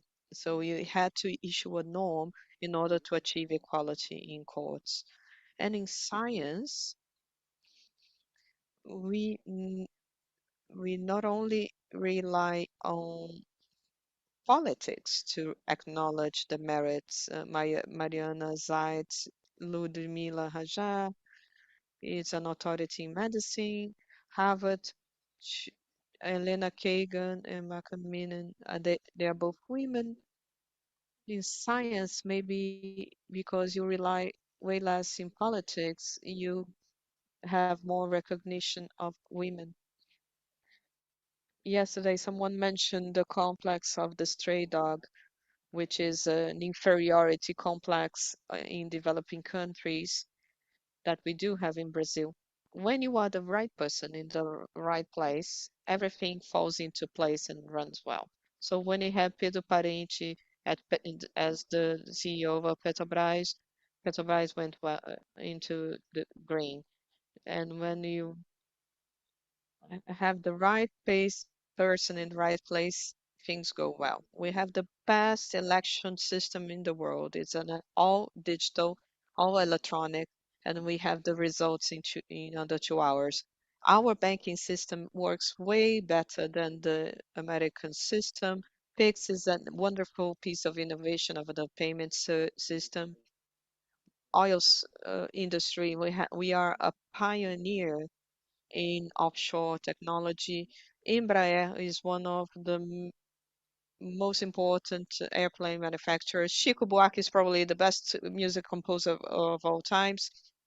So Brazil is all, needs to understand that it's about having the right person at the right place. And but sometimes it's not always possible. So in general terms, in terms of generating a framework for this, I can think of very easily of the theoretical framework, but it's hard to put this into practice. So Victoria, the three big areas that require regulation: fundamental rights, protection of democracy, and governance.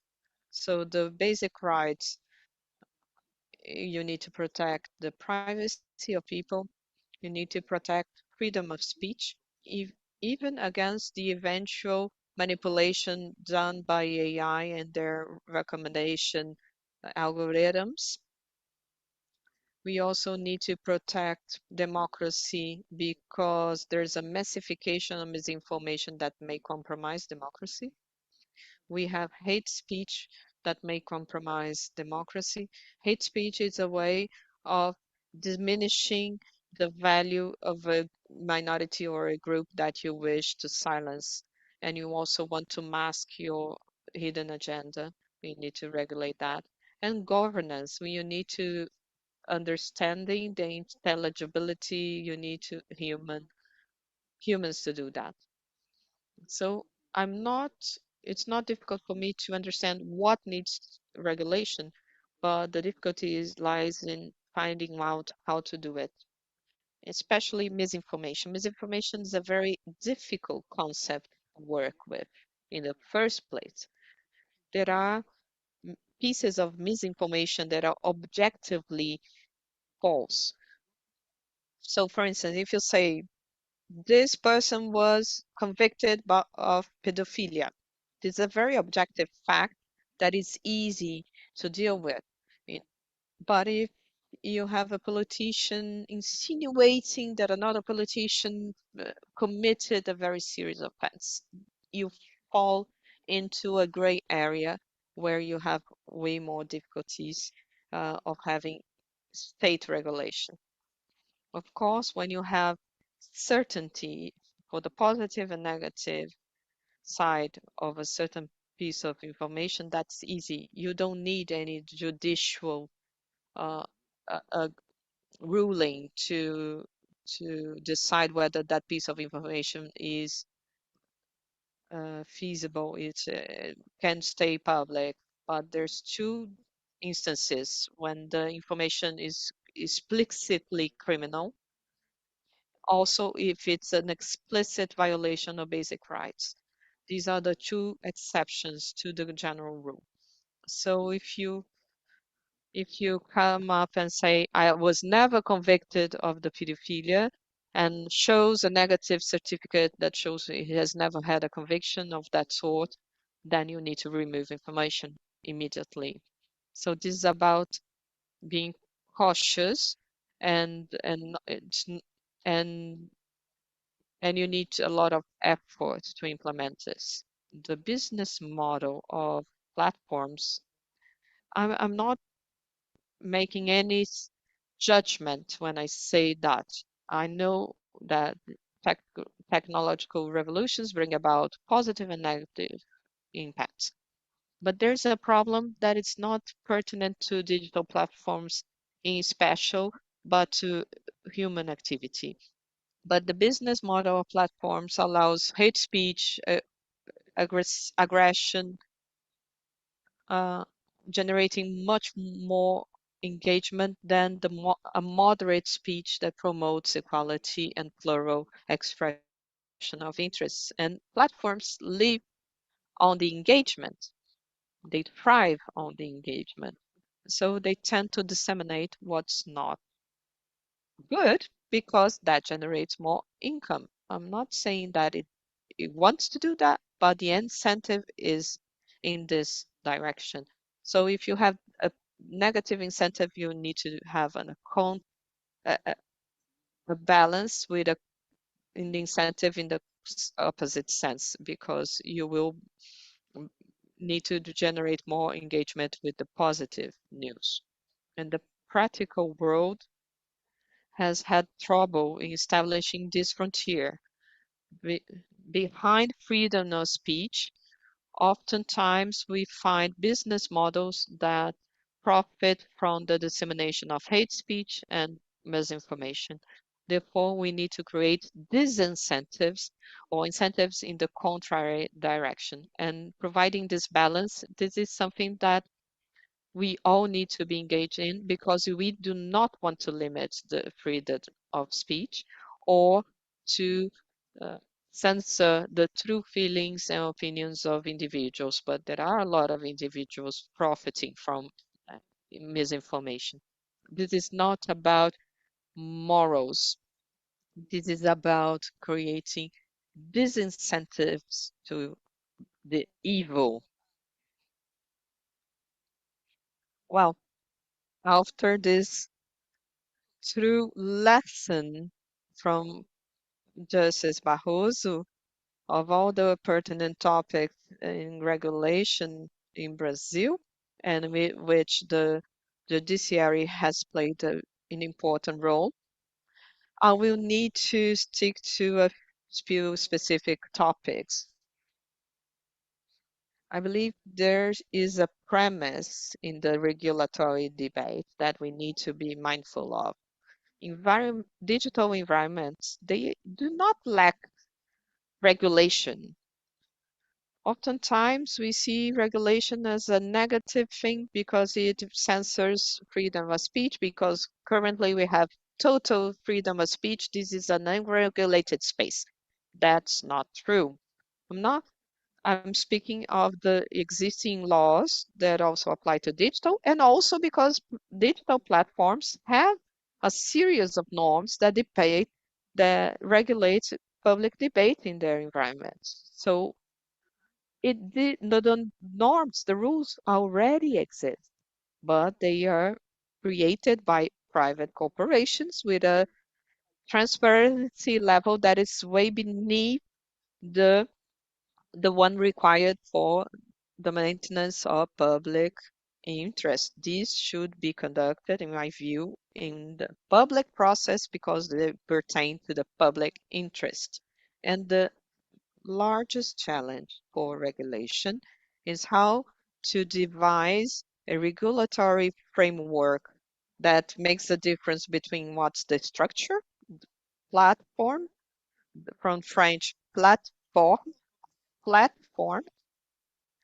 so where you don't have any relief, we have an equal environment where everything is visible. And then on the other hand, which is also a media channel that generates news, information, and content. So I'm speaking of social media, search engines, AI tools. They all fall within the spectrum of regulation, and we need to understand how to locate them within this framework because digital platforms are a form of media. I like to think of the figure of a supermarket. So the image of a supermarket is not, supermarkets are not the manufacturers, right? Oftentimes, more often than not, they are not the manufacturers of the products, but they organize the products. What's going to be on the top shelf, bottom shelf, in the first hallway, towards the exit, in the warmer section, cold section, what's more visible. There's a series of rules and decisions taken by digital platforms and supermarkets alike, and that's how digital platforms provide a supermarket uh, of products. And they personalize this according to the user. And there's a lot of decision making involved in all this. But this is not visible, it's not transparent. So when we speak of elections, deep fake are a huge risk, very visible one. And that's why the resolution by the electoral court is so important. But we can't think of AI and misinformation in terms of content creation. We need to think of AI in the circulation, the dissemination of information. So when they say, for instance, of content, fake content and misinformation, we need to limit those with the legal framework. We need to punish the criminals, and we also need to discuss how these sort of content need to be removed or not from platforms on a case-by-case basis. And we also need to establish the dissemination of the information with its incentives. We have the organic context, we have paid content, we have a series of parameters within platforms that we need to take into account. So I believe that paid content needs to be treated much more strictly than organic content. Okay, let's just finalize. Everything we have been here. And thank you for giving us the opportunity to learn. I work with her a lot, so I don't even need to introduce Justice Barroso.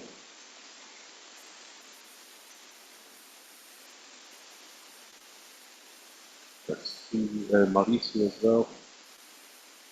Brazil, the organization of Brazil Forum. Thank you, Yara, for organizing this. So let me go back to the slide that I really want to show you. Part of what we are doing too is give a response to some of the worries, some of the concerns. So the final message as the representative of Google, we obviously have been trying to cooperate with Brazil.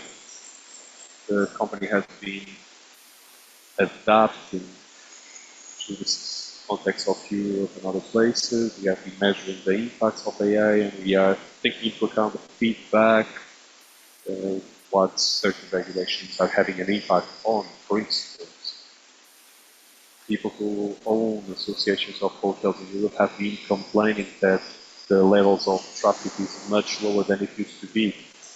So it's been more. It's going like it's going through platforms such as TripAdvisor and Booking.com, rather than going directly to the websites of these companies. So they need to. It's more costly to them. So this is a global debate. We know the importance of the efforts. It's important to think about standards and better practices. It's being done globally, in Brazil in specific, that all the debates are taking place, and we are cooperating with the Senate and the National Congress. And we obviously are connected directly with the production of AI tools, so we are deeply concerned, deeply connected to this. It's not just about the products of Google, but we're thinking about of a broader impact on startups, SMEs, etc. We think that debate about regulation, even though it started in 2020, now reaching a point that some people think it's a point of maturity. We think we still need to work more on this topic. We need to have more perspectives on who is going to be affected by AI. Is it the startups? Is it the civil society? Is it the company in general? And we have a motto in Google. We have a responsible approach to AI. So the very last message I would like to leave you with, it's the message we have been disseminating since 2020 after our CEO made a presentation on this. There's no doubt in my mind that AI needs to be regulated. It is important. It is too important not to be regulated. The only question is how are we going to approach that? And finally, to get back to Justice Barroso, he mentioned James Minik. He's a man, he's a fellow, he's from Zimbabwe. He's one of our senior colleagues and he gave an interview to the yellow pages of the Page magazine. I suggest you to read that. Mm, The title of that interview that was quoted by Justice Barroso, the title is Regulation is Needed. So we are in favor of this debate. We are participating in this debate, the National Congress and the different governments, so that we understand what's the best way to be responsible and innovative at the same time. We want innovation to reach Brazil, and of course we have a place on the table, at the table, just to discuss these topics as well. So thank you so much once again. I just published an article about AI, the benefits and risks when in relation to regulation. If anyone is interested, I can send you the reference. As I was telling Jana that the platforms of regulation are inspired by St. Augustine.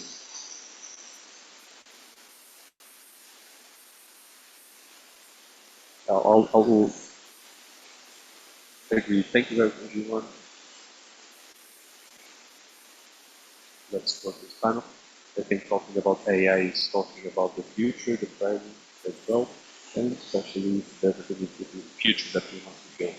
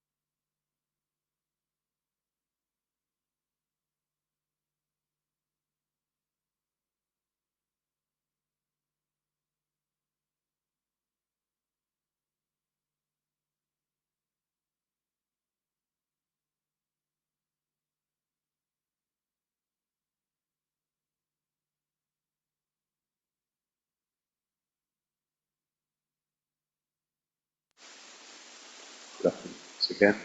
Um, Before we start the next panel, I would like to first thank and call to the stand one of our patrons and partners who has made this forum possible. They believe in our goal. So I call Eduardo Saron, he's the president of the Itaú Foundation. Please, a round of applause.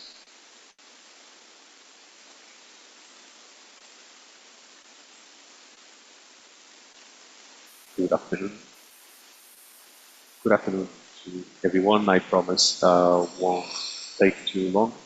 I'm Eduardo Saron. I'm the president of the Itaú Foundation. I'm here with Anir. He takes care of the communication department and the global team of Itaú. Instead of speaking 40 minutes, I'll cut it down to 5 minutes. We have a 30-second video just to lift us up after the coffee break. And inspire and create conditions for each Brazilian so that they are capable within the society and to be able to perform. Saúde, social, cultural, learning, reflection, development, better learning, inclusivity, production of knowledge, following culture, together corrected, always.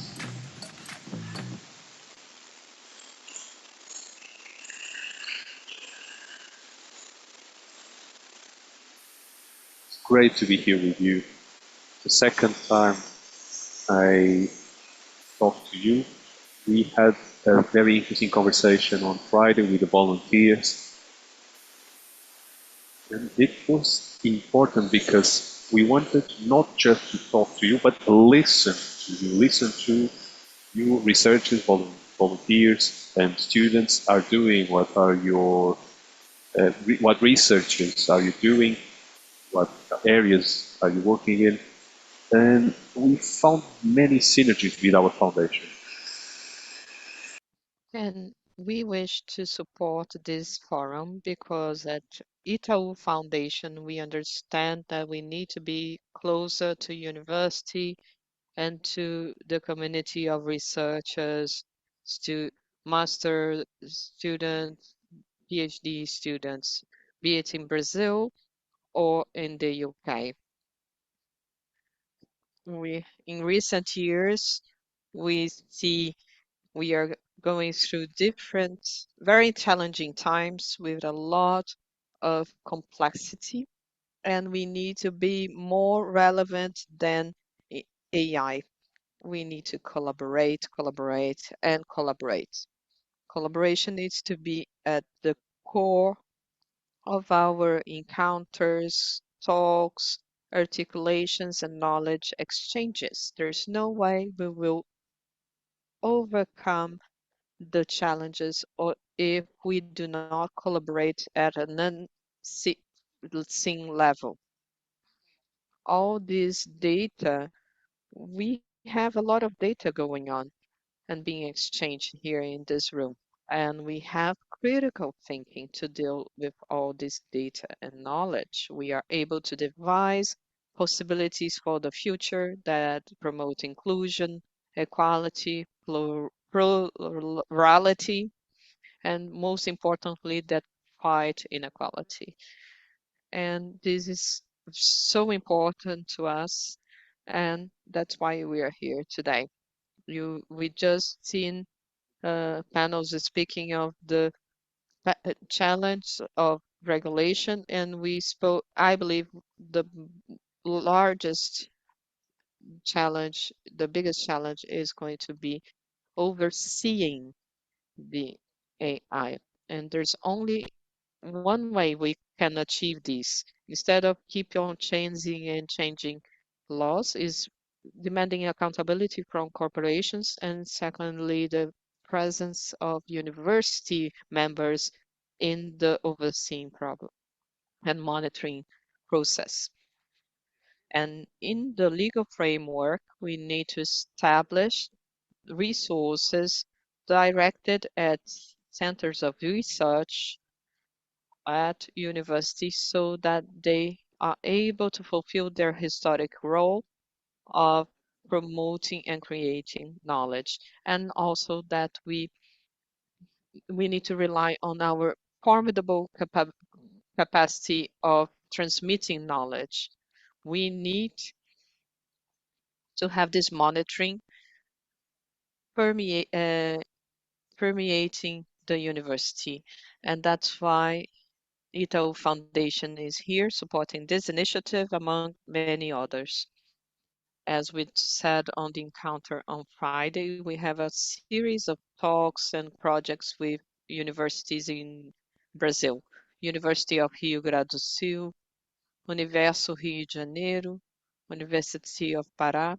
We also have a professional master's degree organized with our support so that professionals enter the market with the lens of and the ethic of based on the promotion of more just and equitable society. And this is very dear to me. That's why I'm here today, and we are here today with you. So thank you to all the volunteers that members of the organizing community. This is my third Brazil edition of the Brazil Forum that I'm taking part. Thank you so much for inviting me. I'm always learning a lot, and it's a very relevant body of knowledge that is brought here in the forum. And it brings new air into the private realm as well. And I we had a lot of positive synergy and convergence with the topic of uh, artificial intelligence, and now we go into the cultural and arts. Collaboration will only arise if we take the perspectives from the arts world and the cultural world where this is at the core of our ethical behaviors. Thank you again. Thanks again to the organizing committee, and I hope we can enjoy the panels and return home with a lot of knowledge in the baggage to organize and promote the debates and a better world. Thank you so much.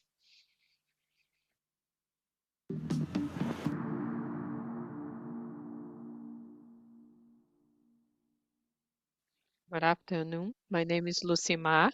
Now we will begin the panel about the protagonism of dissident bodies in the arts and culture.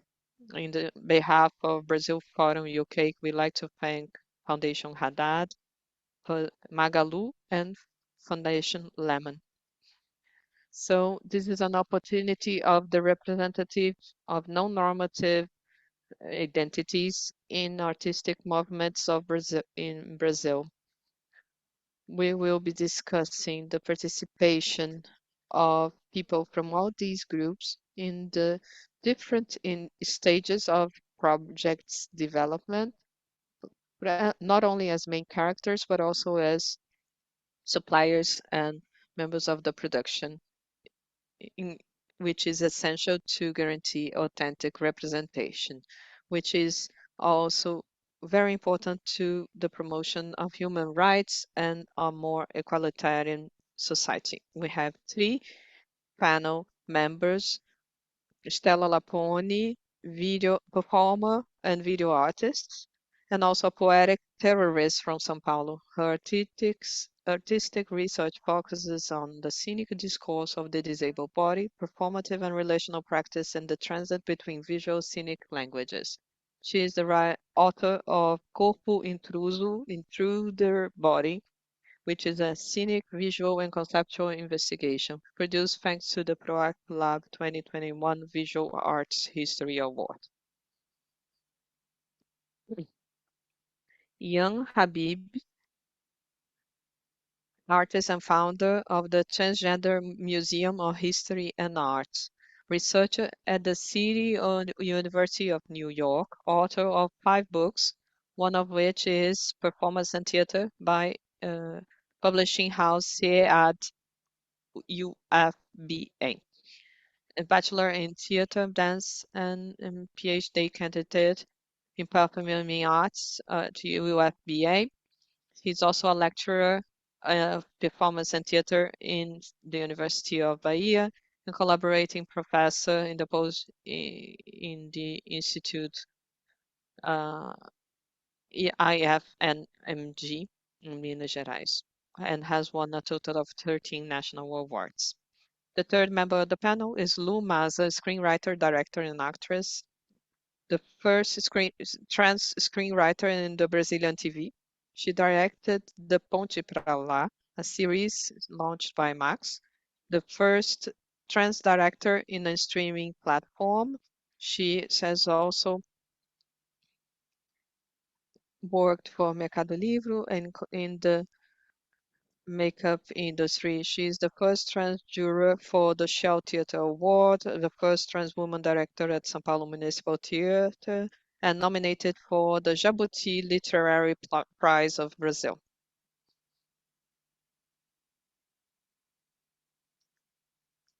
In the moderation, we have B. Zilberman, member of the Brazil Forum UK 2024 organizing committee. He's a non-binary They are a non-binary neurodivergent audiovisual director and multi-artist, currently completing an MA at the University of London, founded Purpurina Filmes e Produções, an AV company which runs cultural projects aimed at the LGBTQIA plus and people with disability and peoples with disability, sits at the board of the Association of Trans Audiovisual Professionals, responsible for the art technology coordination of the Transgender Museum of History and Art. And also Mayara Viana is a moderator, member of also of the organizing committee of Brazil Forum UK. Mayara is from Pará, an engineer, master's student in governance development and policies in the University of Sussex as a Chevening Fellow. She's an alumni of Veto Brasil Network, trustee of Global Shapers Community.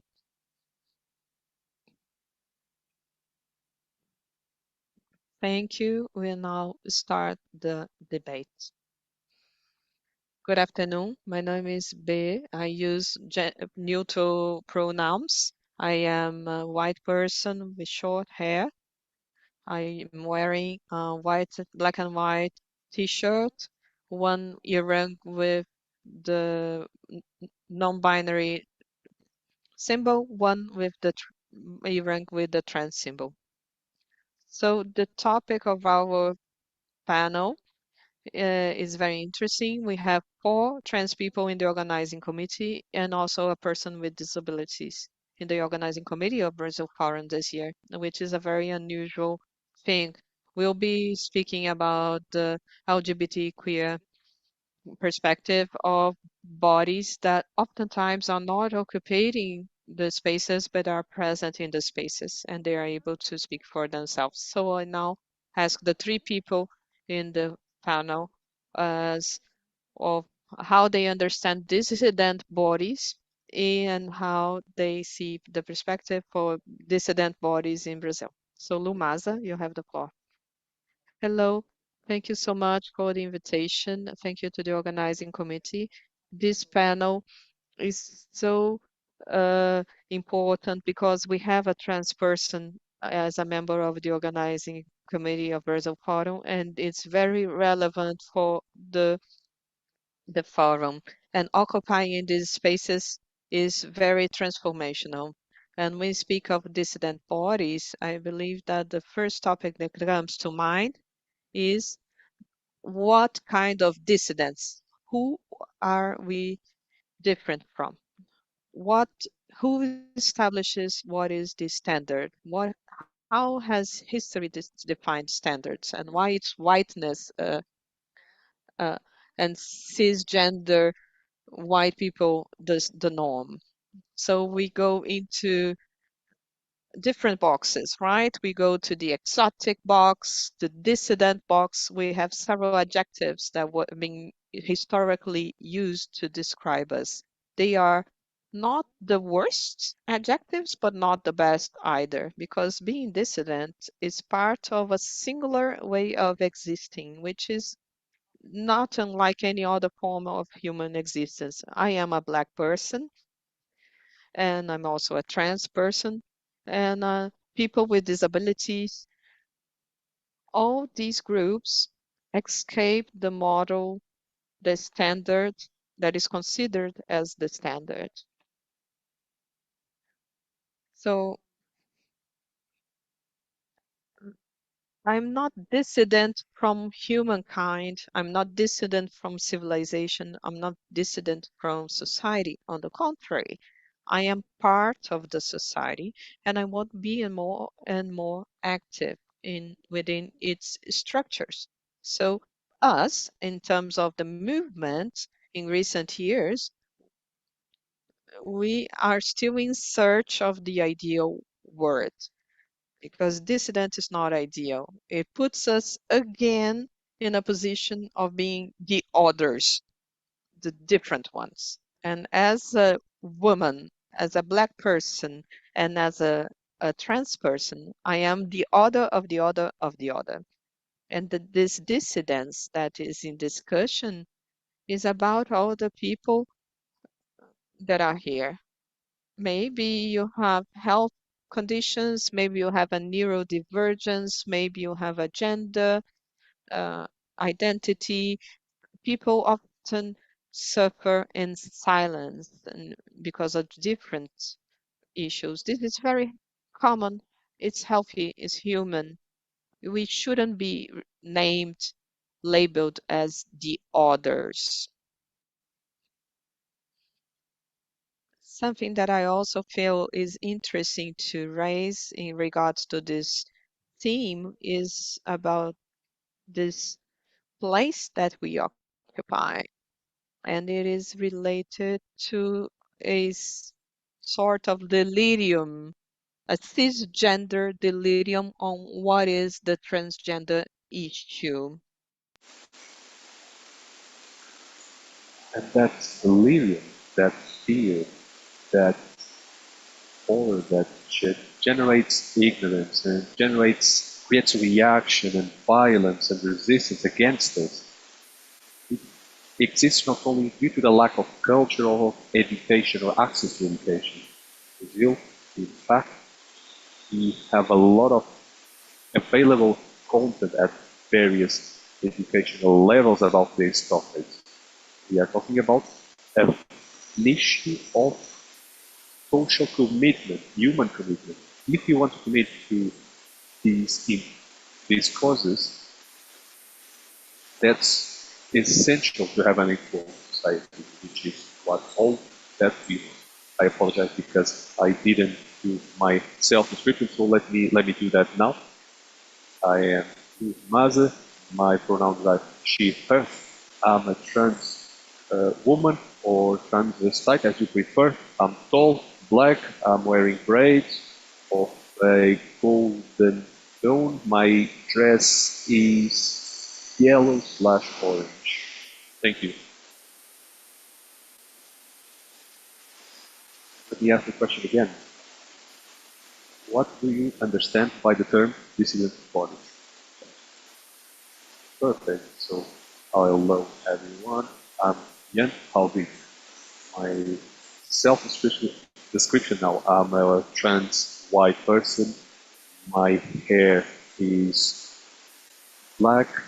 I have earrings. I have a black shirt. I have a shiny blazer, black trousers, black boots.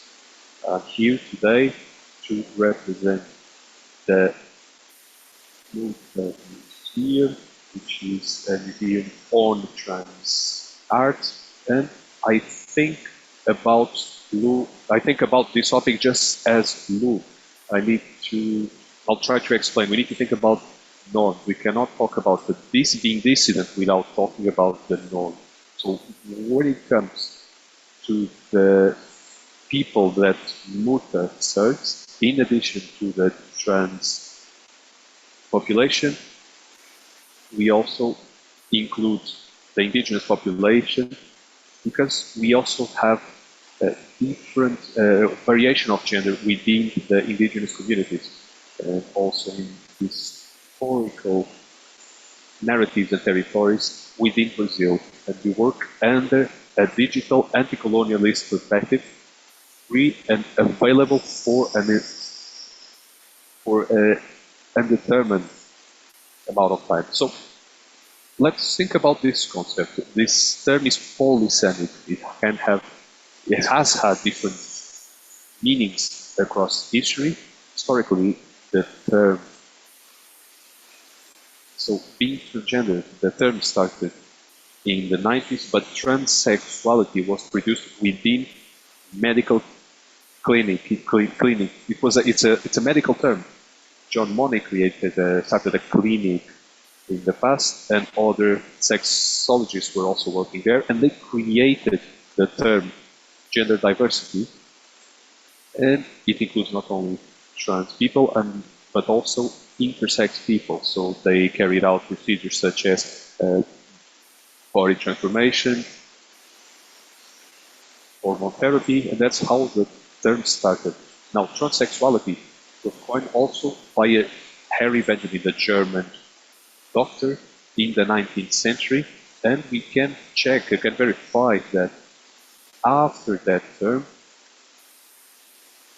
from there on, we have the necessity today of the following. So it's in the following sense. If historically we've been nominated by doctors, we need to be able to do that as well, to do the opposite as well. So we came up with terms, we created terms such as cis. So who's not trans, person who's not trans is cis. This is to reinforce that all categories of gender have a place in history. They have been categorized at some point in history.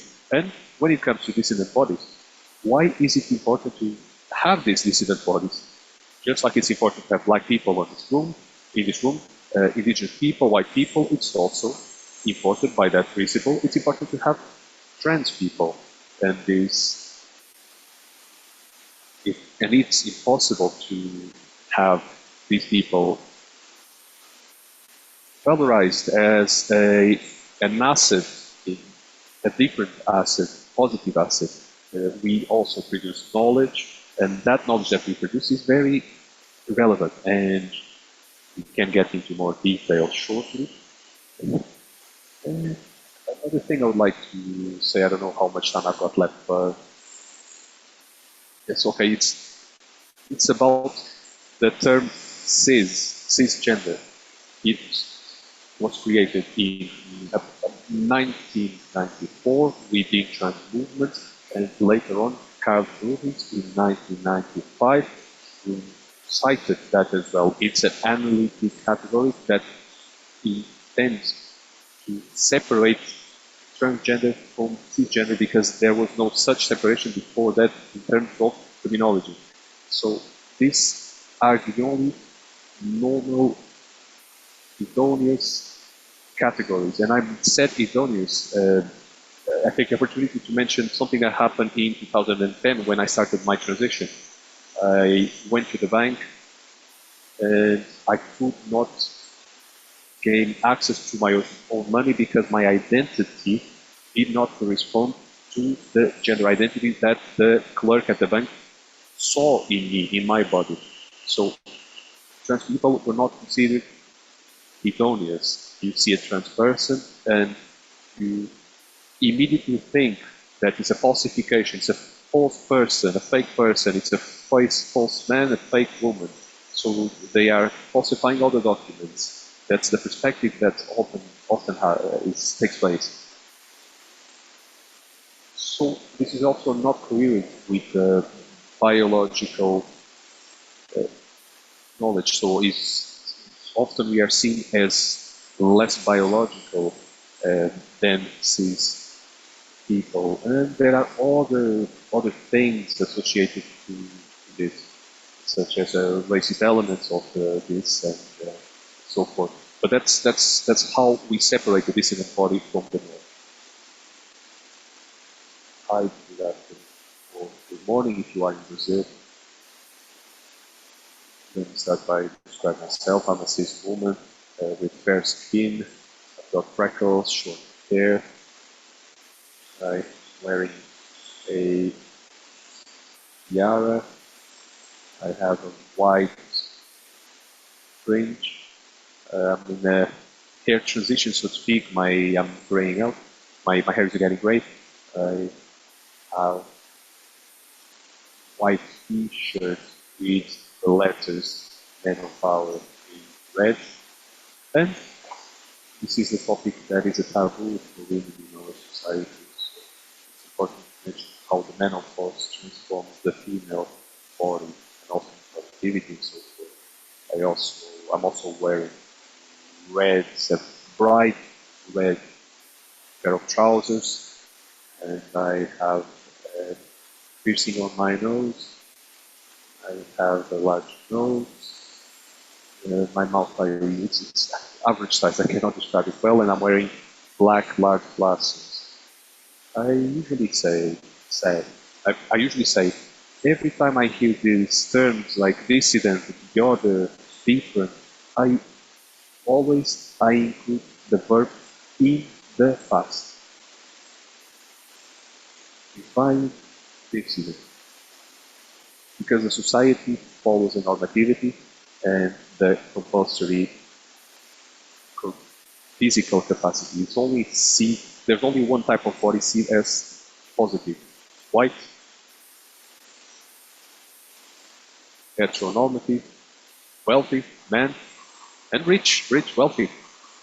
The wealth also is included in that line of observation. So the moment we assume that the other is the dissident, I'm always affirming the heteronormativity, the white normativity, and so forth, and I'm denying the possibility of different bodies being different. I wasn't born with a disability. I developed that disability over time. So I have the privilege of understanding of how I used to be treated and how I am treated now. The disability is contrary to what people think, and keeping in mind terms that you have mentioned. For instance, you use the term efficiency. I creeped out by this term. What does that mean? And deficiency, disability, it's not a non-binary word. The, the, the contrary, the opposite, is ability, not capability. When we judge other person by visual, I'm talking about different types of body, and not only by the body with a disability. I'm talking about the body of a woman, cis woman, or a black person, an LGBTQ plus person, etc. Different types of body that are inserted in the capabilitism. So, of course, this is related to other aspects. They would be on the top of the pyramid, but other types of bodies are also seen as capable. So if one day, if we talk about the future of Brazil, the future is Brazilian, one thing that I want to see in one day is that we as a society get to a point where we understand that having this normative of ableism will be left behind, because when you look to other people in this room, who is the other? The other is always the other person who's next to me. That's it. As an artist, an activist, I always try to question normativity, normalisms, and why do we see that as a reality, an imposed reality, and that cannot be questioned? No, I will always question that. I will always question that idea that there is a normal. Normality is an illusion. Just like, like a carrot in front of a donkey, but the donkey will never reach that carrot. That's what the system does to us, is to believe that there is normality, normativity, and so that we keep reinforcing that all the time. So that's all for me.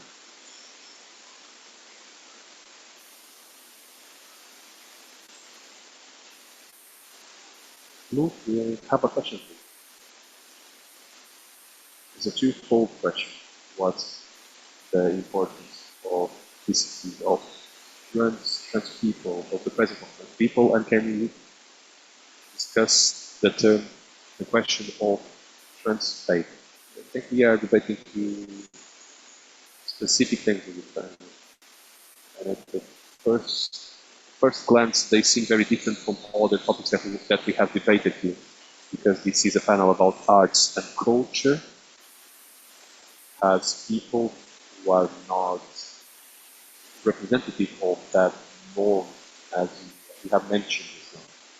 It's already two different universes.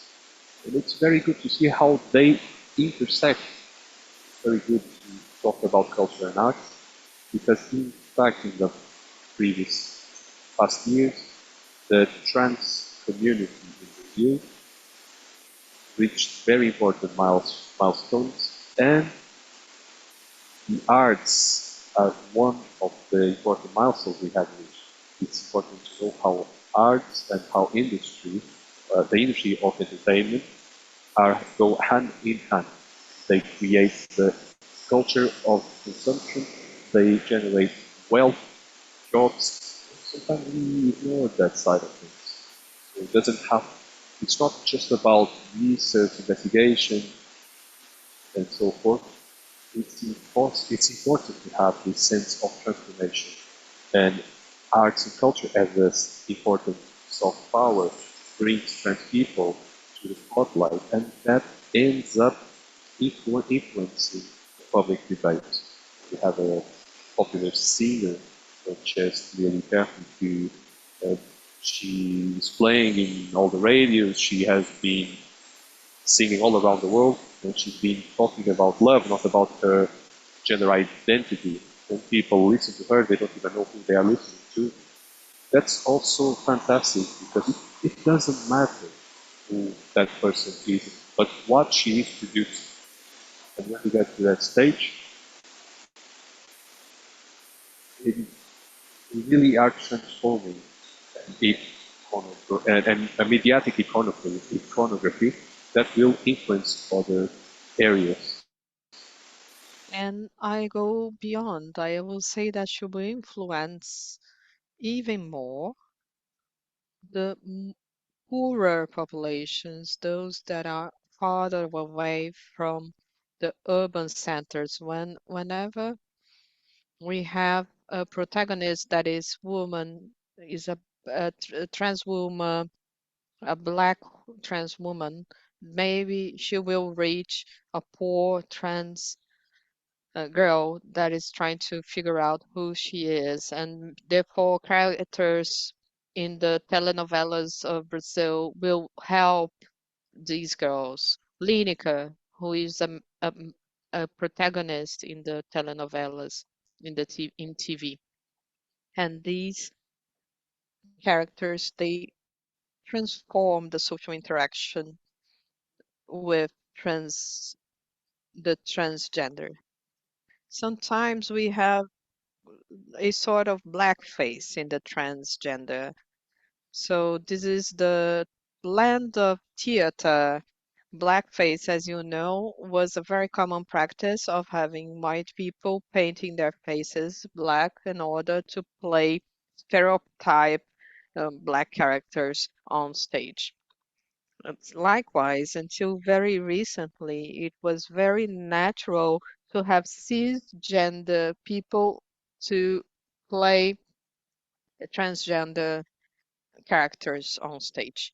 Of course, everyone has the liberty of freedom to choose whichever type of character they want, but this is freedom is only really exerted by the white cisgender population. Black people don't have this freedom. Transgender people don't have this liberty. People with disabilities don't have this disability. So we call it this the trans fake. And how does the trans fake help us change that? Because if you have a cisgender actor or actress playing in transgender issues, and we see this is not right. If we see a white person playing a black character, we also see that it's not right. So arts, who are part of culture, walks alongside other components in culture. But if you don't transform the arts, how can you impact culture? We understand that art is free, that we have all the liberties, but if it does not apply to everyone, it is a fallacious argument. So transfake is a term that has been coined by the representativity movement by Madame Carvalho, who is an actress. She's has this body of the actress. That's the first thing that we see and consume in the performing arts. It's the body. So she advocates for this representativeness of the trans body, and and she got often criticized with and saying that she didn't know anything about arts and culture, but and it really hurt me because we are not associating arts and culture in the in our time. So this sort of existence really uh, needs to overcome a hurdle. So how free are you if you are restricted from existing? And this is something that's been naturalized as a discourse in many instances. I am a cisgender black woman. I am dressed in blue. I have curly hair. And from the explanations we already had, I will invite Ian as the founder and director of MUTA, the Museum for Transgender History and Art, on how he works in the museum and what are the incentives in place from the public and private sectors to run this sort of initiative, and what are the roles that need to be fulfilled by public sector, private sector, and third sector in incentivizing people, trans people and people with disabilities in this sort of production. So let me introduce you introduce you to the work of the museum. It's the only transgender museum in Brazil, one of the only ones in the whole planet. It is a digital museum. Everything is either in digital form or has been digitalized. We used to work a lot with virtual reality and with performing perspectives, creating installations and other works that you will see on the screen. This is the book with free download at our website www.mutha.org. And it's very interesting that that you visit or perceive the museum because a lot of concepts are defined in our website. And we want to be a museum that it's also a work of art. So it's a meta museum and innovative already because of that. And we are talking about the transgenerational representativeness. So in order to display trans people on the museum, we need to generate a technology that is able to do that. And we collect data thanks to forms. It's not like the usual form that you fill when you open an account at the bank. Is it is an evolving form, so you can come and edit your form when you revisit the museum. And we also work with hybrid technologies for the collection and the museum display. We have technologies of registration, data production, research production, content production of all the population that is dissident in Brazil. And the first idea is having a hybrid collection, the high employability in the Brazilian culture and our digital um, and anti-violence approach. Brazil is one of the countries that with a higher rate of transgender assassination in Brazil. Trans people are 4 times more likely to be assassinated than any other type of non non-cisgender people in and we have had 145 instances of assassinations per year and many suicides as well. And less than 1% of the trans population is uh, at the universities, and we have a high dropout rate from schools and universities alike. In 2023, Brazil is still had very little action in terms of fighting transphobic manifestations, and this is happening for the 15 years already. For the first time in history, we are telling our own history, and through our own means of cultural production, we are generating data. And I mean, even data for the national census, because the national census does not take into account transgender populations in an adequate way. For instance, the death rates amongst trans people, is it trans women or trans men? How can we organize this data? And we need the help of civil society to do that. I think I only have 30 seconds left. I'll go revisit this later. Our biggest difficulty in obtaining incentives is related to the format of the museum. Being a digital museum, we only have a small number of Brazilian digital museums. We need to speak to IBRA so we can transform the legislation on museums so we can become a formal institution, a formal museum institution.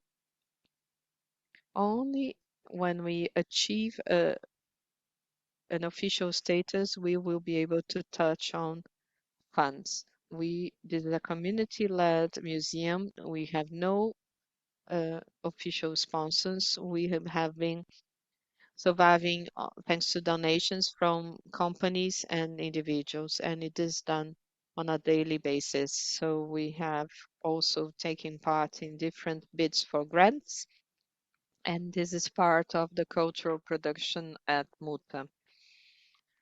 So here are some figures to understand what we are doing. We are Memory Point certified by IBRAM. We have been awarded 9 awards since we opened in 2020. So in 5 years, 9 awards, that's plenty. We are currently spending. We have more than 120 works of art that were donated, and our collection totals 400 items. So if you have I don't know if you heard the Museum of Transiology, which is in London, says 680 items. So we are reaching the number of 400 works of art, and that's very significant. Of course, uh, this is a digital museum, very low cost. So we need funds in order to preserve the items. In the past month, we have moved 1.5 million reais, and for an extremely small uh, uh, figure, it's a small figure, but relevant one for such a small museum. But still, we need more funds in order to perform our activities. And since you mentioned the bidding For grants, I would like to make a few remarks about transfake.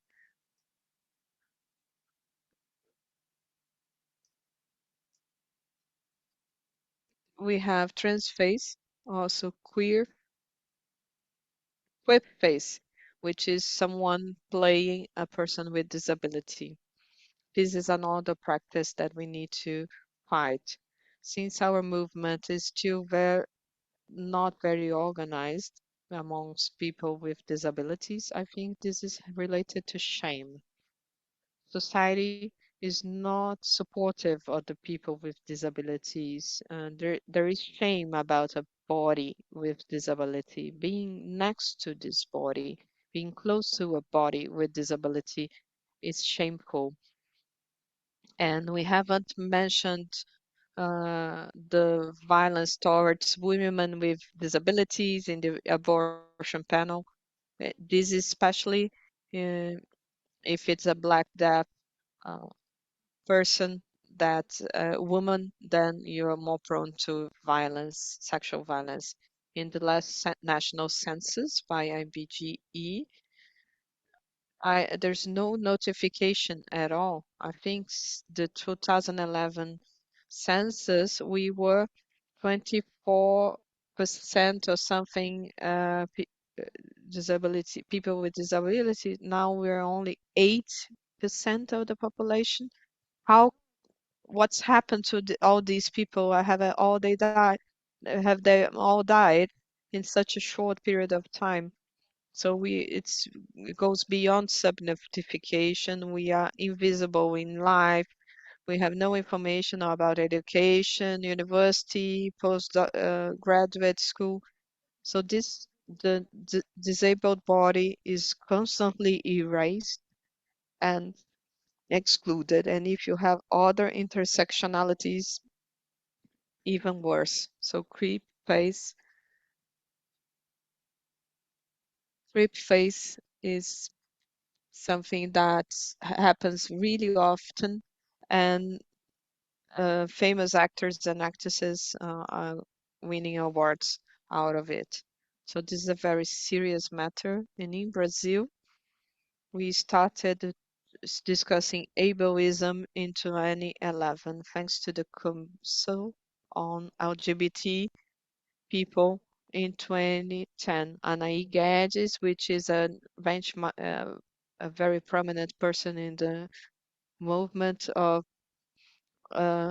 of people with disability. We started speaking of ableism back in 2011. We are together because the disabled body is present in all types of bodies. Not just one body, it's not one body, it's in all bodies. The elderly body is always in the same category. Because if we are lucky enough to get older, we will become a person with disabilities. That's inherent to the human condition. So the topic of disabilities is a topic that is hard to talk about. No one wants to do it, but it has to be done.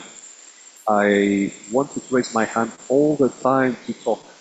And what about people with disabilities? Where are they inserted in your statistics? They are not talked about. And education on this topic needs to change. Sorry, I know I'm extrapolating a bit, but I've got a lot to say. And I'll take the opportunity to have you here. You are the ones who have the power.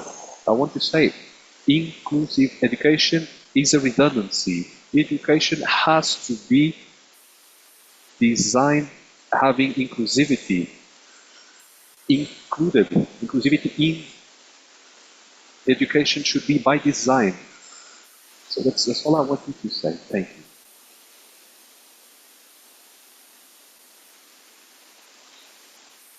I'll take the opportunity to ask Stella a question about her book. I've got it here, amazing book. I read it, it's a great reference. And I wanted to ask you about its production and the way you criticize the way people with disability are treated. And you also talk about the context and the concepts of LGBT and so forth. I wanted to say something. It's hard to tell, but it's the reality. Inclusivity, it's a fallacy. I thought the art of putting in a bag is just like a list, a shopping list. You include tomato sauce, pasta, and so forth. That will change nothing unless, except for the money I'm going to spend. And when we talk about people, people interfere in spaces, and inclusivity doesn't allow us to interfere in the spaces. Our bodies are not considered to be part of the space. They are just placed inside the bag, and, well, good luck. If you don't have accessibility to a certain place, well, but you are already here. What else do you want? You need a ramp, you need a lift, you need access to, you need more to access places. So it doesn't take into account the specific characteristics of each body. Inclusivity isolates you within a whole. We are placed inside that whole, but we don't have the right to express ourselves and make our needs attended to on each space. What are the specific needs of each body? Before I came here, for instance, Matteo told me something about talking about standards. For me, as a person with disability, I'm all about not having standards because nobody is equal. Each body is each body. Even twin brothers aren't the same. So when you talk about inclusivity, it's just a way to do nothing. You will interfere. You will not interfere. You will not modify anything. But now there's a question of the dissident body. So that idea that you do not belong. And so I modify this space because I make my existence valid. Of course, I may be able to get that, or I may not be able to get it. It's a creative possibility of spatial modification, of system alteration. So I don't change the system. If I don't change the system, I will continue to be a intrusive body. I'll continue to be expelled. For instance, in school, we are not even expelled from school. We cannot get into school. It's a passive movement. A person who walks can enter the places, but I cannot do anything. I cannot go to this place and touch the furniture and etc. And you asked about people with disabilities. That has been adopted by the system. So they just said, okay, we need a quota. Let's include people with disability from here and place them here. And we were just reduced to an object. There are no humans behind that anymore. Our nomenclature went from invalid, and now the definition is person with disability, because it's a person. We present the person first and not the condition, not the disability. But that was eliminated because, I mean, they just wanted to include different types of people with disability, a person with disability, the trans person with that fit that description. So we never managed to conquest our own humanity within society. There's always this tendency to objectify that thing, that being. It's just a thing. Society as a whole sees us that way, as an object, something that you move from point A to B as the system wants to do, the way the system wants it. It's going to be something to be used. They do these things saying that it's for the good, etc., but it's not the reality. DEF, it's a way, it's something that I use, it's a term that I use to define myself. This term is very controversial because, for instance, if you look at me, I have a disability, but if you look at me, it doesn't look like I have one. But the moment I stand up and I try to walk, and the moment they see me just moving my right hand, they will think that I'm someone who can walk normally. But that word that is seen as horrible by society, they tell me, oh no, you're not efficient. But that's not a death for us. The goal behind it is to use that slang that is used in Rio Grande do Norte, and we want to convert that term into a terminology that requires has a lot to do with processes of individualization. Who am I? What do I represent? What's my category of people within society? Which one do I belong to? And that way I can affirm my identity as being deaf, to naturalize, to make it normal, normalize that space in the cultural, social, and political areas and so forth. Thank you, Stella. We will open the Q&A session, but first we are going to play a video. Let's watch it.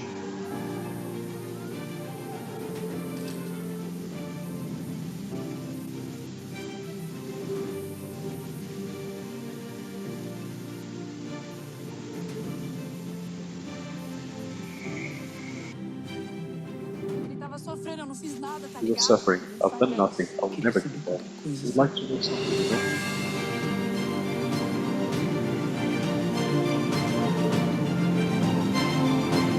Fail music. That's Enzo.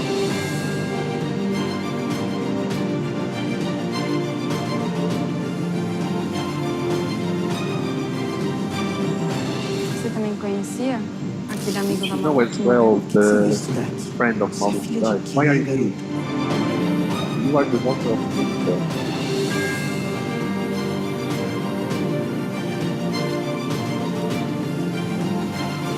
Promete que vai se cuidar dele. I promise. Em nome do Pai, In the name of the Father, the Son, and the do Holy Spirit. Espírito Santo, eu te batizo. I baptize you as deacon.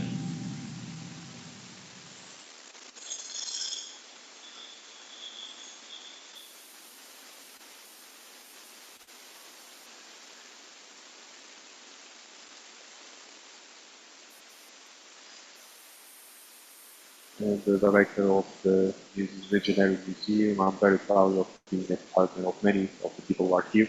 I work with museums on the social, environmental impact. I'm very happy to see culture being addressed here, not as a marginalized topic, but as a central topic. I think we're starting to understand that everything that we spoke about previously will only happen if you have a solid cultural basis, a solid foundation that will allow us to apply all the other concepts. I work a lot with the concept of regenerative culture. We need to understand that we as living systems, we need to be diverse to understand the resilience of our resilience. Everything that came behind is dependent on that cultural evolution. So I wanted to ask, what's the importance of cultural organizations such as theater companies and museums, etc. I've been following that area for many years, and just like other institutions, these institutions are finding that place to create accessible partialities. That's the invitation to gaining access. Then there's representativity. Sometimes we get isolated on one type of representation. Sometimes it's just about the representation of a trans person or a deaf person who are there representing that voice, but sometimes it's not cross-cutting. And I wanted to ask about what Lou said. How do we create methods of production of difference and how we address normativity? So these spaces have a very important responsibility in terms of education and cultural molding. So have we progressed in that sense? Have we not? What do we need to do to get to that place that you want to reach?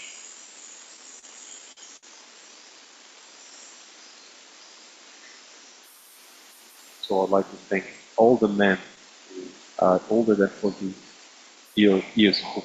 I'm 43. I used to have a friend back in my 20s. He was a dissident body.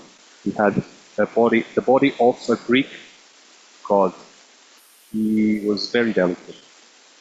All the girls called him gay, but he was not gay. All the boys called him gay as well.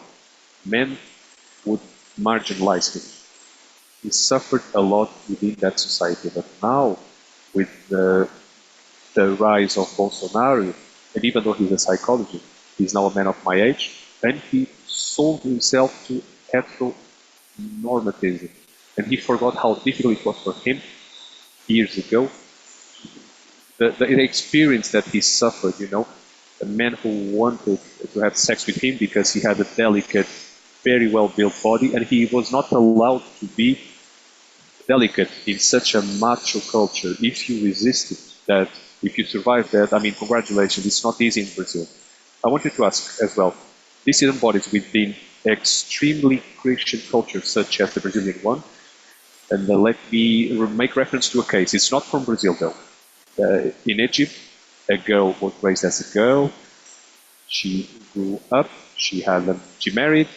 She married a virgin, and on the first night, she didn't have the genital part.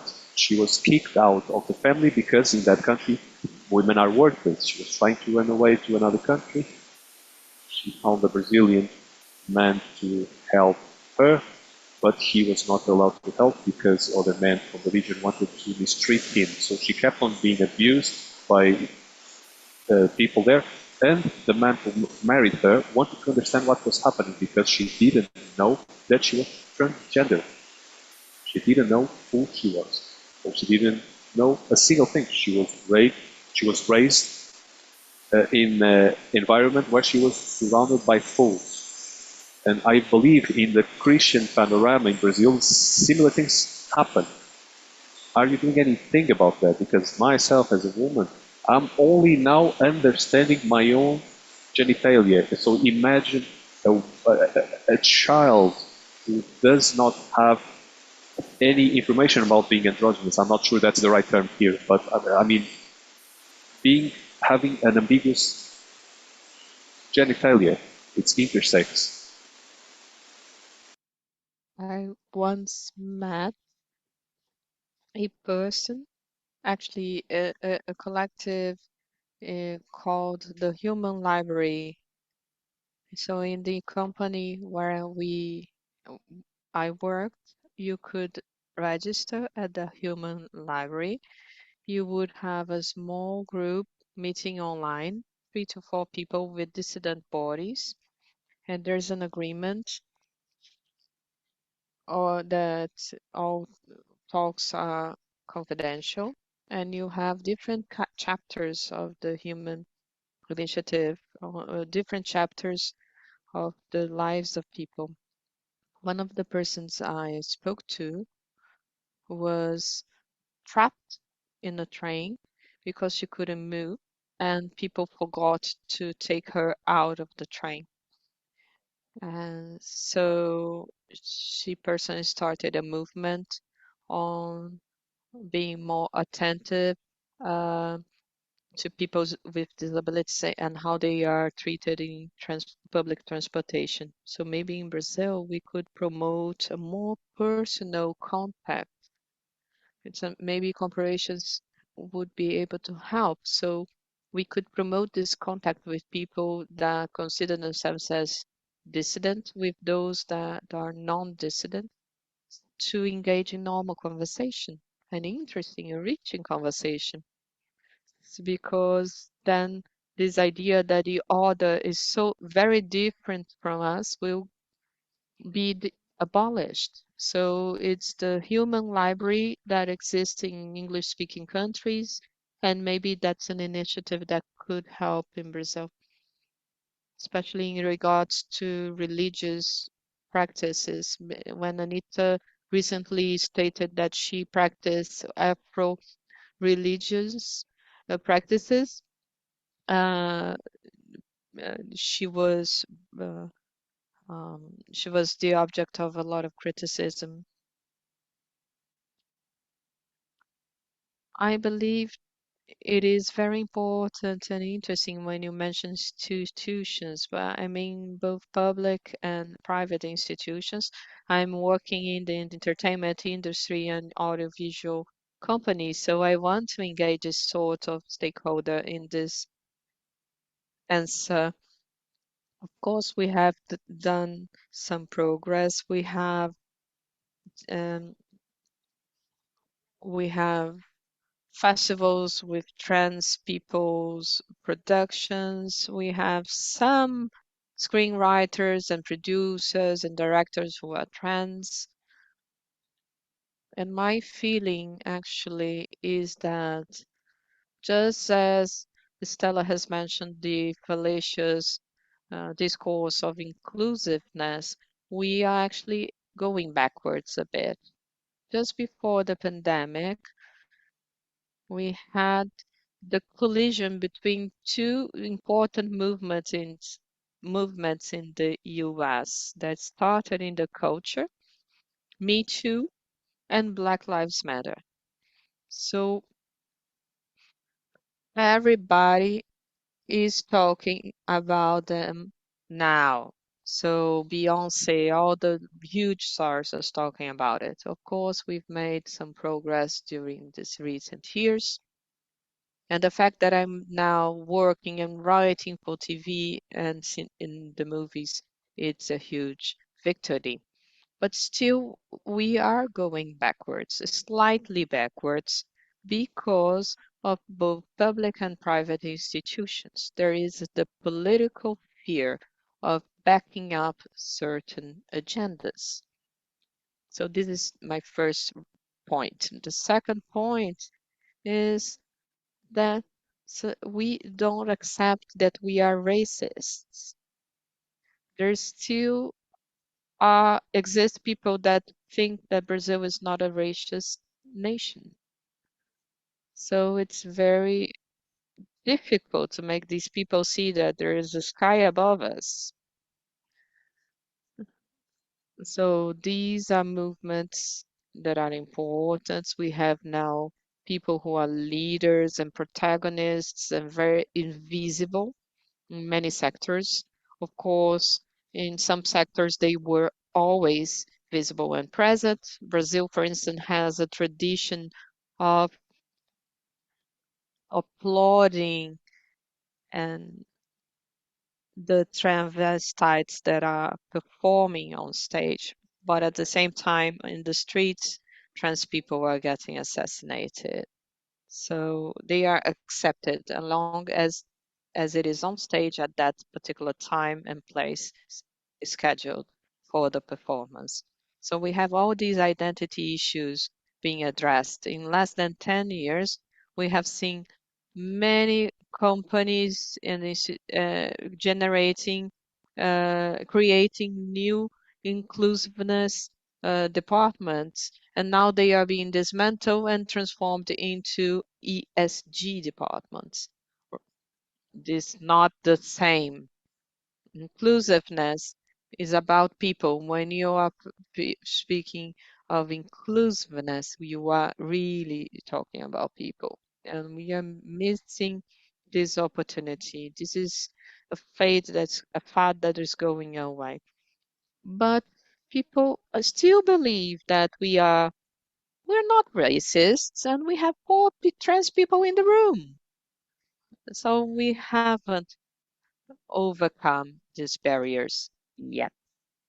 And institutions are going backwards in this sense. So both public and private organizations have uh, done a few things. For instance, in advertisement, we now see a lot of ads that where we see Black women and trans people in the TV ads, but they used to be even more people in the past. We have Rushmore, who is an American, a female American director, uh, that says that we have fewer series in American TV with Black protagonists. So all the investments done in the creative industry, we have seen a decrease of the transgender topics being addressed by the cultural production, by the media production. So we have the history of 80-year-old lady, an old couple, all and the stories are very common, very ordinary. And I've done this film, but all the protagonists are trans people. So I chose all the trans peoples to tell these stories. But it's becoming more and more difficult. Even though we made advancements in terms of visibility, we still are not accessing the funds.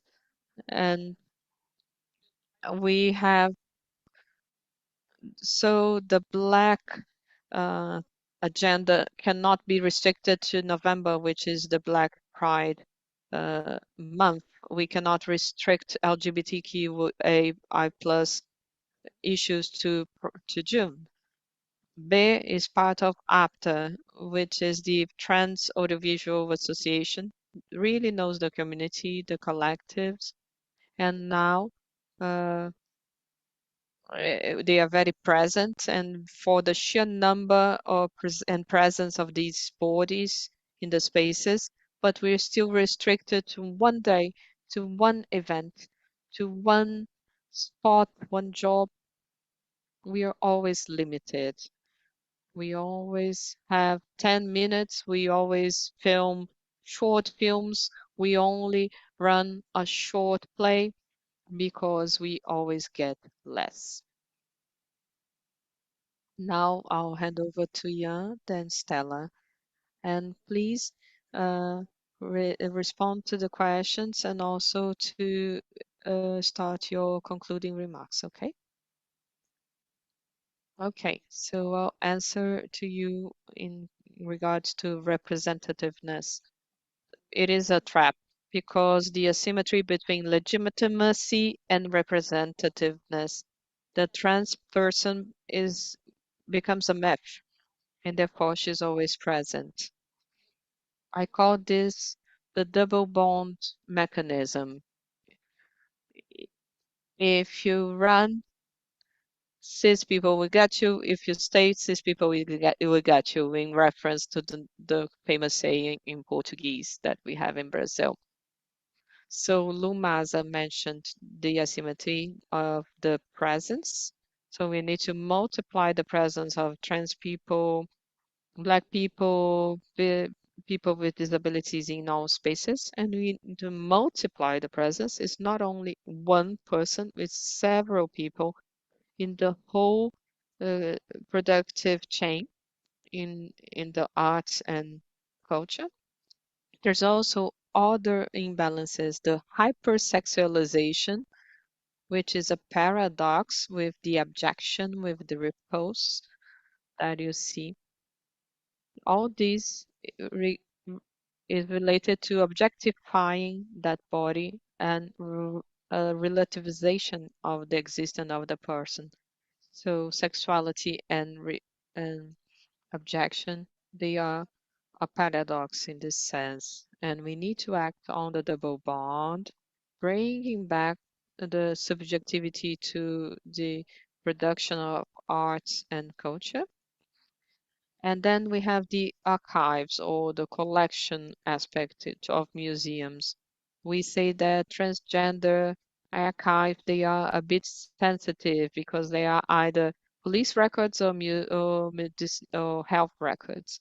And what is in the importance of having a transgender museum? We have several archives of medical data in the world, and this is an important tool for us to showcase that we are present, especially in terms of religious intolerance. We have stories of trans lives, we have documents, we have medical objects.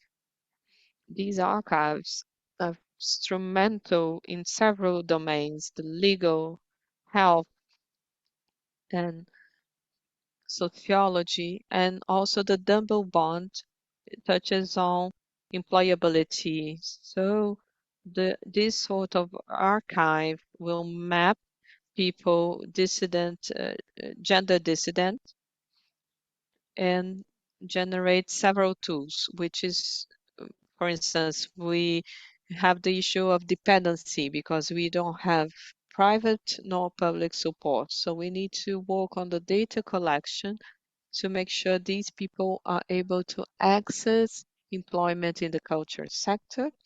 So we have this data. The website has all the data.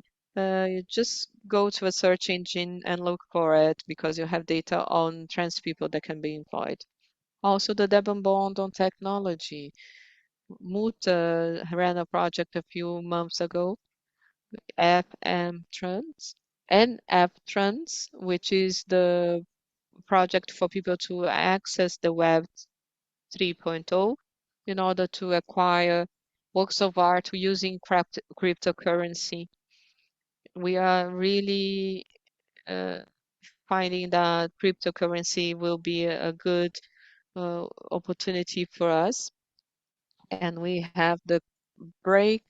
We want to break the double bond and the dependency bias. Thank you so much. If I look backwards, if I look into the past, I will see that things are getting better. Yes, back in the day, I would be my own producer. I would visit organizations to sell my work, and it took me a while when people told me that, oh, if we have something for you, we'll call you back. And it took me a while to understand that something for me meant to someone with a disability. So that's why inclusiveness was not really the norm back in the day. Now we have the artist with disability is present throughout the year because in September we have the National Day for fighting for the rights of the people with disability. In December, we have another key date, and therefore we would only see people with disabilities on TV on these times. But now we have it throughout the year. Also, how many people with disabilities are now working in the media organizations? How many of them have decision-making powers and can make a change? Um, and that happens not only in both public and private companies. I have took part in several debates in this regard. For instance, in the movie industry, uh, is the movie industry ready to discuss narratives about bodies with disability that go beyond the an infantile approach to this body or the pity for a body with disability? Usually people say, oh, you have a little problem, don't you? No, it's not a little problem. I have a disability. The disability as a word itself, it's quite shocking. So this is a daily work that you need to fight preconceived ideas for what is disability and the experience of disability. When it comes to the church, with all due respect, I just ran away because there's the direct connection between disability and the church. They use that body as a tool. The word overcoming. The word overcoming is it's a term that we do not like in the deaf community. I'm not talking about that in the medical sense. I'm talking about as I'm talking about what we see in the artistic movement. We always speak from a perspective of a culture. We are a culture. Culture is also artistic production, but it's also body and territory. So how the body manifests itself in the territory. And I do not go to the church because I can be used there because the church sees my body as a punishment by God. So being a walking punishment by God, it's to be used, to be monetized, or it will go to a place in which it is sanctified. So there's no place for now for us. Is it we get something like you are amazing or you are not? We are never who we really are. So to conclude, I wanted to take the opportunity, take advantage of all the people who are here. I'm a researcher. I've been invited to the mapping project Access Plus. It will map artists with disability of all areas and cultural agents with disability and professionals with or without disability who work with cultural professionals. So it will be released between August and September. It's a questionnaire that will be accessible by everyone so that we can expand the mapping of who are these people with disability, where they are, and what do we do. All the people who work in the area of culture, because there's no real sense as to how many we are. There's no way for us to create a public policy work because there's no statistics on that regard. So it's an initiative by meeting with the Federal University of Bahia, and not many of us who are there working. We are not volunteers, we are fellows, and we are external to the university, and I'm responsible for the southeast area, but we will do in the entire Brazil. We are trying to find partnerships so that we can spread out this information. Because when the questionnaire will be ready to be released and the process of mapping will take place, we need to know which direction it will take, and we can get ideally reach the deep areas, the distant areas, remote areas of Brazil. Thank you. I would like to thank the forum for accepting this topic in the panel, and having this panel is a bit of what we really want to do. So when I was talking about people with disability, I was talking about sensibility, and that's the bare minimum we can do. We need to bring people with disability to this position of protagonism. That's exactly what we're doing here. Thank you so much to everyone. Many questions need to be answered, but we need to stop now. Let me just say goodbye properly. I would like to thank your questions and your permeability, your capability of really listening to this question, to this story and this narrative. Something important that I came across yesterday and today.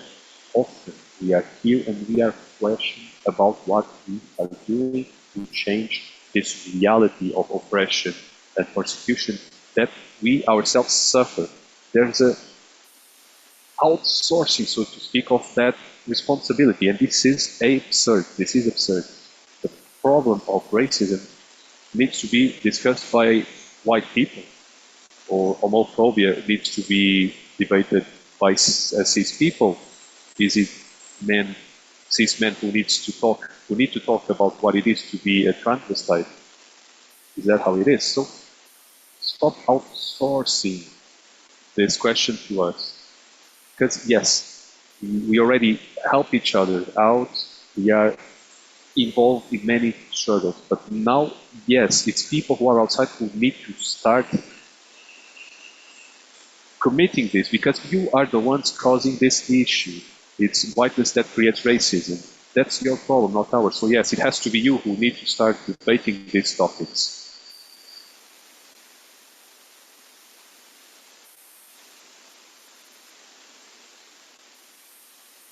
So I would like to break the protocol again. I would like to add something. We need to have this process of transitioning. In life, you need to yourself, you need to transition.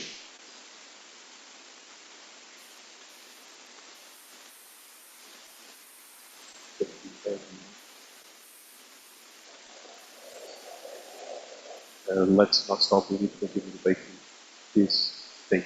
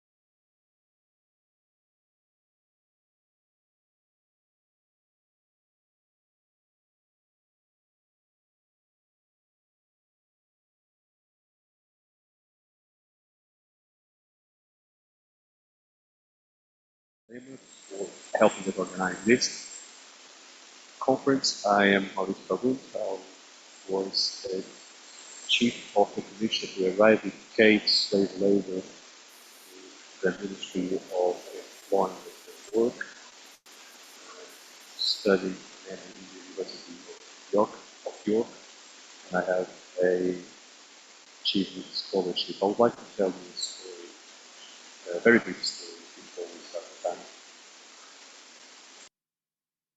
In 1979, José Ferreira, called Zé Pereira, he wanted to escape situation analogous to slavery in the farm where he worked. He was only 17 years old, and another worker called Paraná were captured alongside Zé Pereira, and they were asked, "Are you escaping?"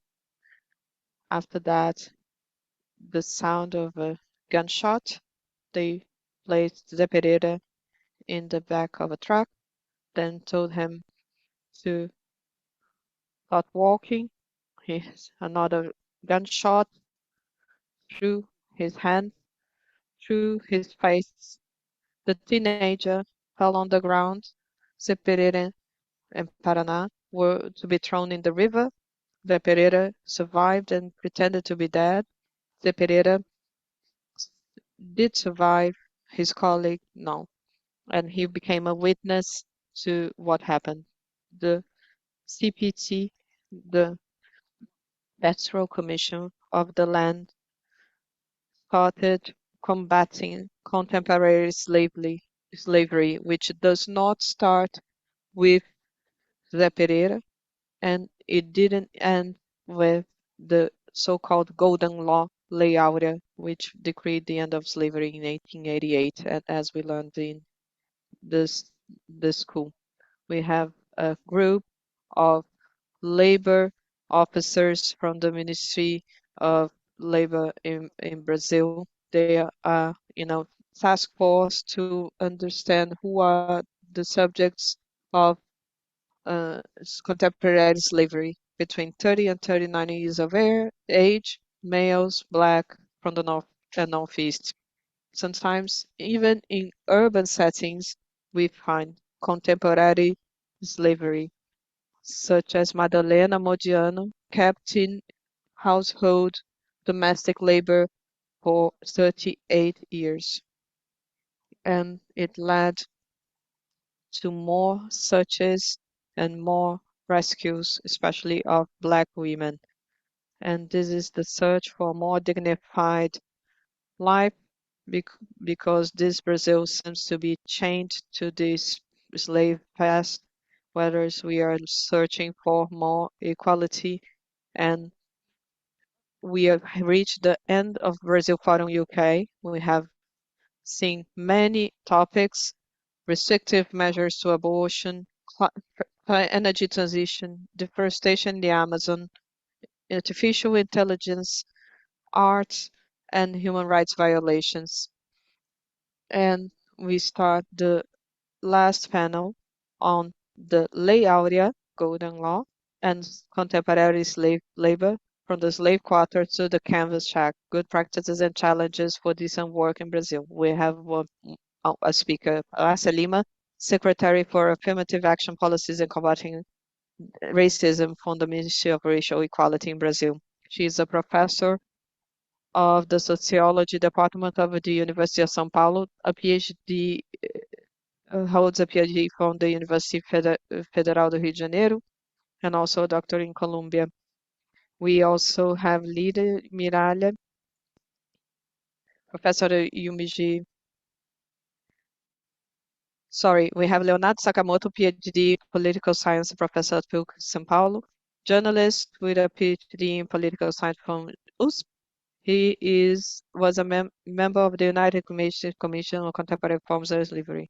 We also have Gildaisio Meirelles, who is a lecturer and a human rights activist who overcame labor conditions analogous to slavery. And today, just like Zé Pereira and today works as an agent in the Center for the Defense of Life and Human Rights in Maranhão, sharing its experience to promote change and to fight slave labor. And then, last but not least, Lívia Miralha, professor at the University of Minas Gerais, the Faculty of Law and State Sciences. Lívia is a lawyer, who's a postgraduate from the University of Brasília. She is in the Order of Lawyers of Brazil, president of the Committee to Fight Against Contemporary Slave Labor. And our moderator is Lucimar Prato dos Santos, member of the Brazil Forum Organizing Committee, lawyer and human rights activist, and a traveling scholar working against human trafficking and forced labor in Amazonas, also being part of the Rights Clinic of the Amazonas State University and the Clinic of Human Rights of the University of Sussex. Hello, I would like to start this panel with a quote from Zilda Yocoin. She says that slavery is not gone, it's only got modernized. So this is a reality in contemporary Brazil. So I asked Gildásio, so he starts telling us a bit his experience in the fight against slave labor and how you have experienced slave labor yourself. Hello, everyone. Thank you, first of all, for this invitation. It's a pleasure to be here among so many brilliant minds, and I have butterflies in my stomach because being surrounded by so many intelligent people, I get a bit nervous. Thank you, my friend Livia. I'm not alone. I have big friends here, like Sakamoto. I come from the countryside of the state of Maranhão, a little village called Monção. I was born in a family of farmers, so the son of Marília and Zósimo. I don't have the family name of my father, and I learned to gain my subsistence working the fields, morning, afternoon, and sometimes I would study in the afternoons and work in the mornings. I worked hard and I grew up understanding that this hard physical labor was required of my subsistence, and I thought of going away from my region because of economic hardships. In the countryside where I lived, we had very difficult conditions of subsistence, and therefore I had to go and find work elsewhere. And I found myself enslaved, working in a farm. When I got to this farm, there were other 18 people for years, months on end without getting to see their family, to see their children, missing their families and their homes. And after 5 months and a half, I realized I was enslaved. And every time I asked for my pay, they told me I was still indebted toward them. They would show me a list of all the materials that I was using, like the boots I used to work, my cap, my hat, the meals I ate, even the tools to sharpen my blades for work. And they had another list for all the debts, all the things that I ate in the cafeteria, because the meals provided were only rice and beans. We did not have anything to eat while in the fields, and we would have to wait until 6 p.m. until we got to eat another meal. I saw several of my friends and colleagues collapsing in the field because they were starving. So I decided to start talking to a few of my fellow workers to try and overcome that situation. Some of them were already lost to drug addiction in order to survive. And people told me I was crazy about thinking of fleeing because I would get killed. But I told them I would not die a slave. So I fled and I managed to make a complaint for the Human Rights Committee, and we were waiting for the mobile task force from the Ministry of Labor to come and monitor the farm. And they told me to go home while I waited, but I decided to go back to the farm to help my fellow workers. Of course, they started questioning me where I had been for 3 months. So I had to make up a story. So I told them I had gone through a small village that had a little bar, sold the sugarcane spirits. So I met a girl. I had met this girl that I wanted to marry her, so I stayed with her at her house. So they thought they believed me, and I stayed for another 30 days, and they told me they would kill me if I tried to flee again. So I escaped again. I went to Açailândia, spent 3 months until the representatives from the Ministry of Labor to come and do the investigation. And then finally they came. We got there early in the morning at the farm in the car of the police. So some people were scared. Some of the workers wanted to flee, to run away, but they screamed very loud and told them to stop, and that was the police. When and then they see me inside the car. All the workers came to me. Man, you're back. You're here to save us. And they held me in their arms. They started crying. I was really moved by all that. So that from that day on, I resolved to keep on fighting against all forms of slavery. So now I work with the same committee of human rights where I lodged my complaint against that farm. Thank you.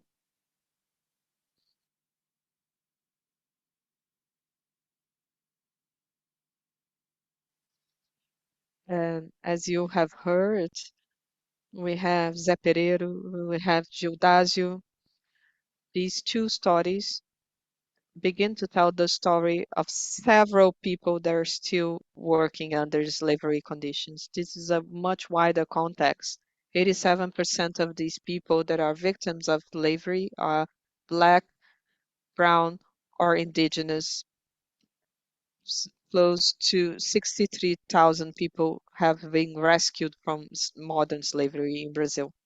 So this slavery is targeted by a structural action to target racism in the work environment. So I asked the representative of the Ministry of Racial Equality with the following question: Why so much time after the abolition of slavery, we still have this situation for the Black population of Brazil?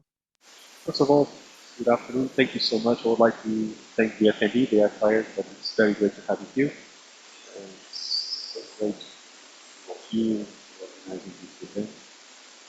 It's a very rich and wealthy forum. It's very important for us as well to see the students, the potential students who are outside the museum, to see how dedicated, how committed they are to work on these topics.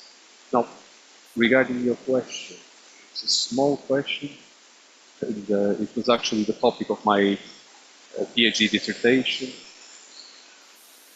So, what's the situation? So, when you talk about contemporary slave work or work contemporary to slavery, first, what's work? When we talk about work from that historic perspective, including in contemporary slave work. I think if we think about the history of Brazil, we need to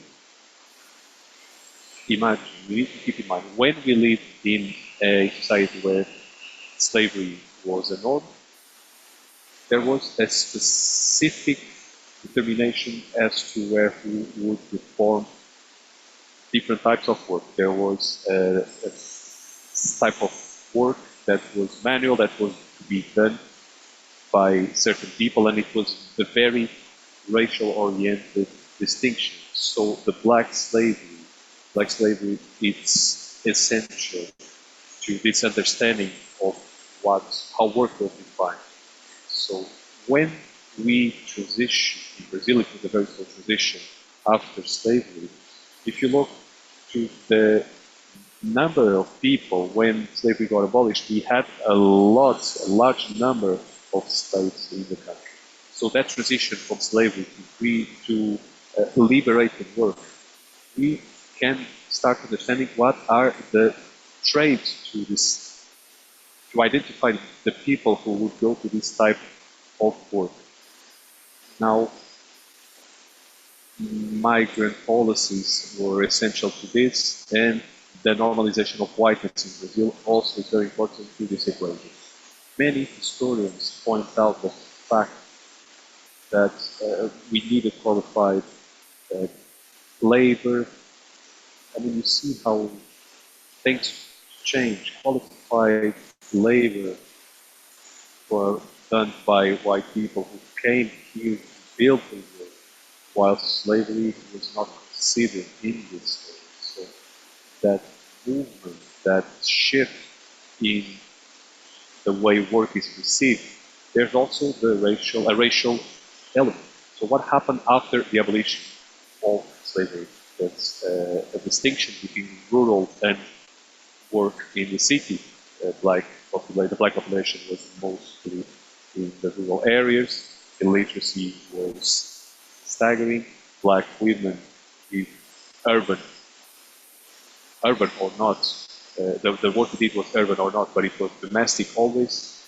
So there's this sense of lack of work for men, and then you had the vacancy law, the vacancy concept for males. So it's not a coincidence when you look at these characteristics that when we look at the contemporary slave work, the traits are the same. It's very male-oriented, includes migrants, includes indigenous, but it's very well defined as a male phenomenon, and just like in the past, it's just like it's very related to what happened in the past.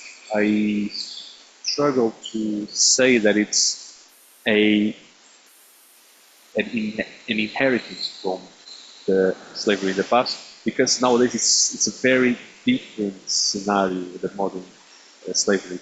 It's also important to keep in mind that the labor market in Brazil is also marked by the shift in the labor that built this country before migrations.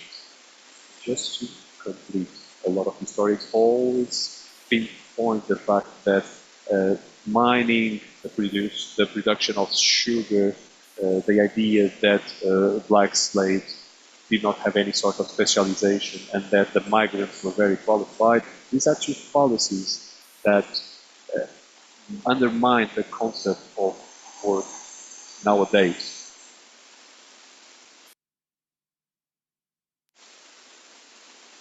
I also wanted to ask about some certain academic concepts. That's why we invited Professor Milici, one of the main researchers in the topic of slavery in Brazil. So, can I ask you, what is the contemporary slave work in Brazil, and what is its proportion versus slavery? Good afternoon, everyone. I'm very happy to be here. I would like to congratulate the students for organizing this event. I said at the start that everything went well, just by being here, but now I can say, now that we are finishing, I can say that yes, it's everything went well. And I would like to thank everyone. I would like to thank Lucy for moderating this panel, Leticia, who received me here so well, and I would like to thank Mauricio for the invitation. Congratulations, you were brilliant. Everything went well, and we are almost done. That said, I was thinking about a sentence just to start this topic. So the topic is the golden law and contemporary slave work, and I would like to do that within the context of this forum that people is presenting. I thought about the book by Maria Gonçalves, The Faith to the Core. It's a wonderful book. One of the chapters she quotes an African proverb. We need to look back to know where we come from when we don't know where we want to go.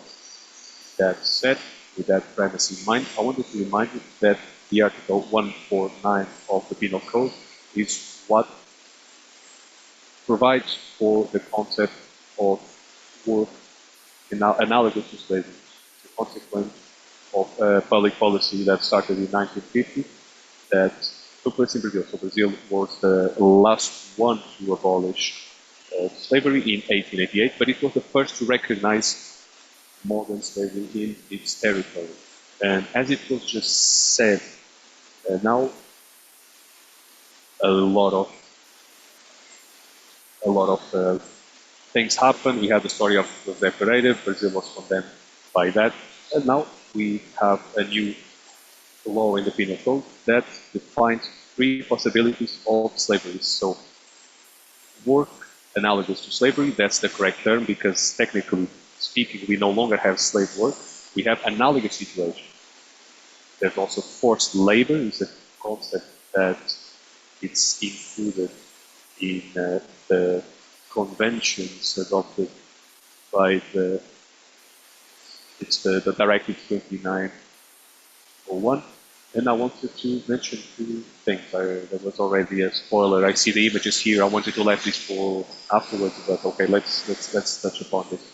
When we talk about slave work, we hear a lot. We listen oftentimes to a fallacy. So right now we have a lot of research on the topic, but before that, I wanted to speak about a situation in 1964 in the United States, Jacobelli v. Ohio. There was a film by Louis Malle. The question was about whether the film had hardcore pornography, which at the time was a crime and it was forbidden in the USA. The judge, Porter Stewart, he said he didn't know and he doesn't need to know how to determine the concept of hardcore pornography, but I know what it is when I see it. So I think that would be enough, in my view, to identify what we are talking about. Just look at these three images. So what can we identify in these three images? In 2012, the courts have declared that Article 149 of the Penal Code, what's at the center of it, it's human dignity and not just the rights to freedom. It's more than that. So you see those images of people on shackles. It's in the past. Some historians say that it's not even a correct image when it comes to legal slavery. But, sorry, I only have a minute and I kind of got lost. I'll finalize so that other people can talk as well. So,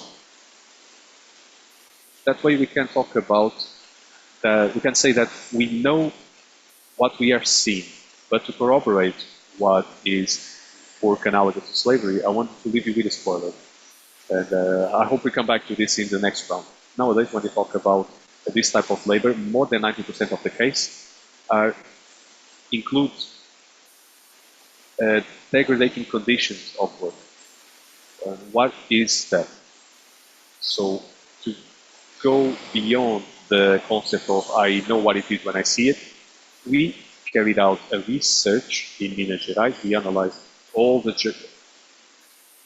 we did a research on the industry of mining, and when we talk about degrading conditions, we got this that you see here, tripod of degradation. So poorly built facilities to live, poor sanitation, and lack of drinkable water.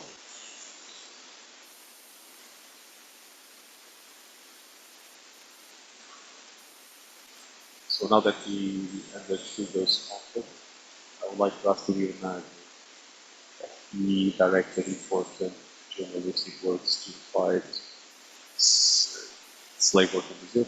I would like to ask you, can you talk about the responsibility of the companies in global commerce? Because nowadays we have exporting products that are a result of slavery that happened in Brazil, and then exportations go to the US and countries like the United Kingdom. Thank you so much for the invitation. Good afternoon, everyone who are here. I have gray hair. I'm tall, and like most people think, people get surprised when they see me. I'm tall. It's interesting. In the last 23 years, the Report in Brazil is the organization that I coordinate. We have been working on this topic based on the information that I've provided by the Brazilian government. And when we all about this, we're talking about the audit body, which includes many public bodies that they look at the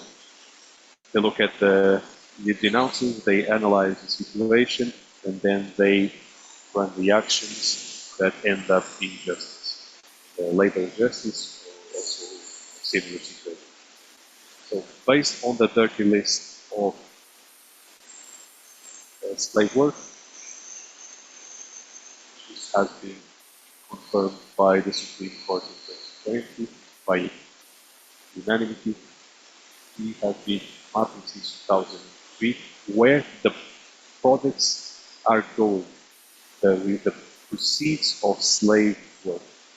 Slave work is not just the result of an isolated case, like imagine a crazy person saying, oh, I woke up really upset today, let me enslave somebody. No, that's not how it works. This is an economic process to obtain profit, to using a social dumping. That way you obtain a proceed in relation or in comparison to your competitors who are complying with the law. So since 2003, we have been mapping where the products, where the proceeds of slave work go to. They are produced by slaves, and in Brazil, I mean, it's clear, everybody knows about slavery in Brazil. They go to Aurora, Garibaldi, Salto, Zara. Remember the case of Zara. Actually, three cases: M. Officer, Animali, Odebrecht, OAS, MRV, Ultrale, Citro, Cruzan. It's a very large list. So let's not fool ourselves. Slave work is not carried out in a small area in Brazil. Yes, it is, but they are supplying to large companies or are controlled by those large companies, which are directly responsible for the situation. There were some cases in the country in which they paid fines and they recognized their mistake, others did not recognize that. So we are in an ongoing process in which we are trying to separate Brazil from the world. We are trying to only make the beneficiaries accountable, which makes each case an isolated case. They just say the person who owns the factory or the farm, they are the only one responsible. But it's a much larger scale here. I mean, I'm not defending slaves. I'm not here defending people who have slaves, but the whole process is much larger, there's also this economic pressure to reduce costs in the global scenario. I spent 3 years working at the UN in Geneva for the United Nations Fund for the contemporary forms of slavery, and we have the same economic standards. Here we have differences according to the different regions, but we see the same degradation of human life in the name of unfair competition and social dumping. So we need to make the whole chain of value accountable, and we've been tracing this chain of value. So red is the farm, blue is the intermediary, yellow exporter, black is retail. So soy, the chicken that feeds the chicken you eat, the cotton has a lot of slave labor in planting and as well in the manufacturing. Coal, one single coal fracture in Santa Terezinha w- uh, delivers coal to several steel mills, and because we now use modern tracing to track all the corporations. This is meat. The historical offender in terms of slave labor is meat. And what do we have today? We have the Article 149 of the Penal Code.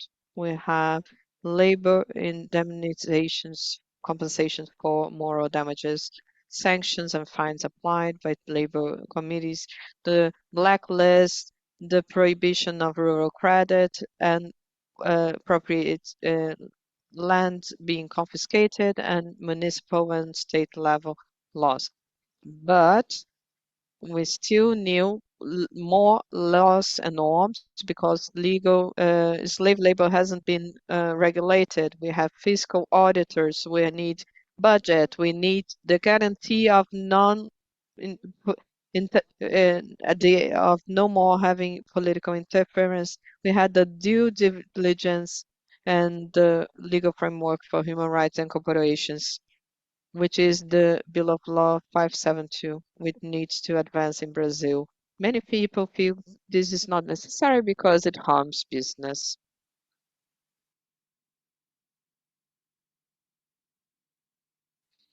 As you can see, the scenery of contemporary slave labor in Brazil is a complex one, and we could spend the whole day speaking of this. And since we are speaking of the future is Brazilian, we uh, can speak we need to think how international activities are also joined with the state policies to end slave labor. So I go back to Gildásio because he's a member of the Committee of Human Rights. He helps in rescuing enslaved workers and also the work after the rescue to assist these workers. So, Judásio, tell us, how does this local work function? I think I did not mention CDVDH, the Center for Human Rights, Carmen Vascaran. This is an NGO I am part of, and I work as an activist for human rights. And I work following up all these people that have been rescued from slave labor and the fight against the slave labor.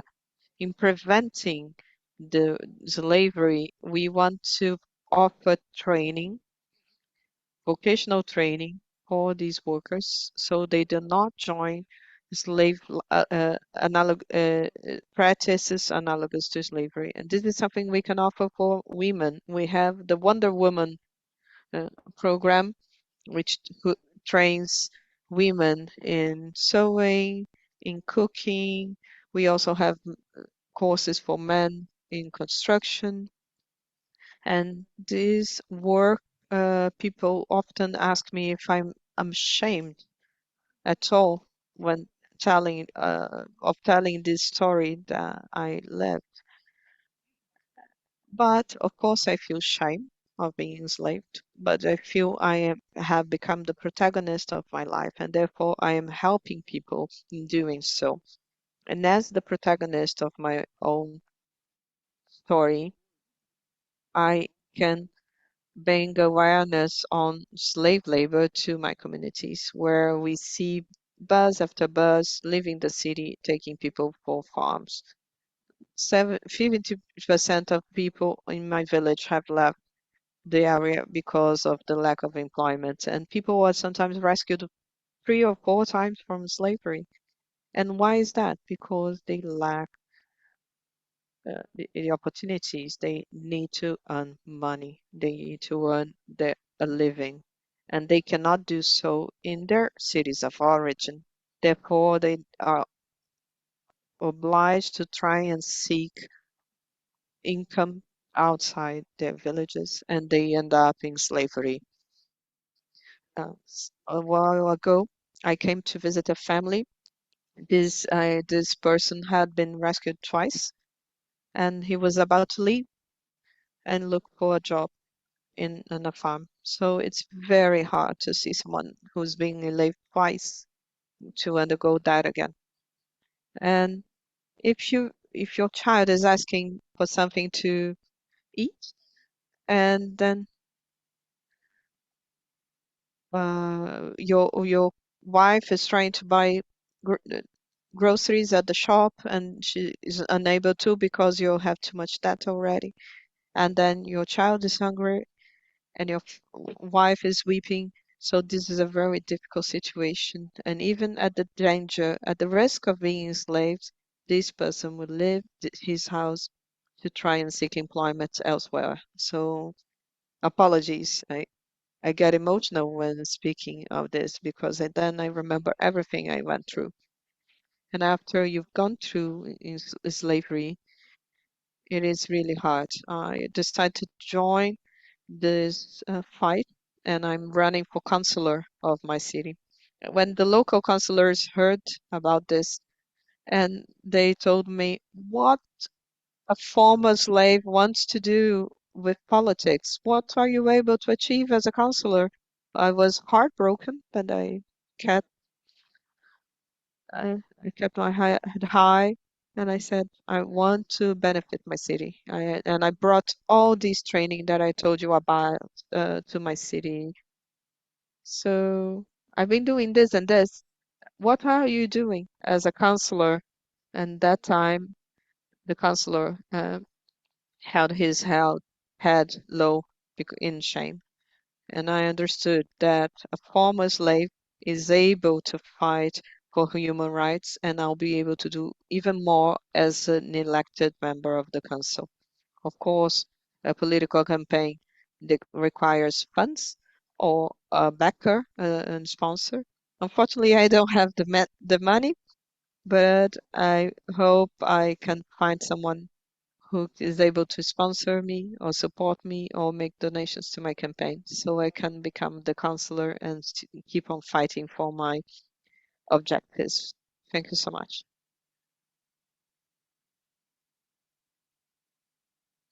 As Leonardo has mentioned, fighting slavery in Brazil includes a lot of other issues because there are several exclusions associated with slavery. Since 2033, we had the Ministry of Racial Equality included in the cabinet, and that's why I asked the secretary from the ministry to explain the actions from the ministry and how do you plan to fight slavery in Brazil.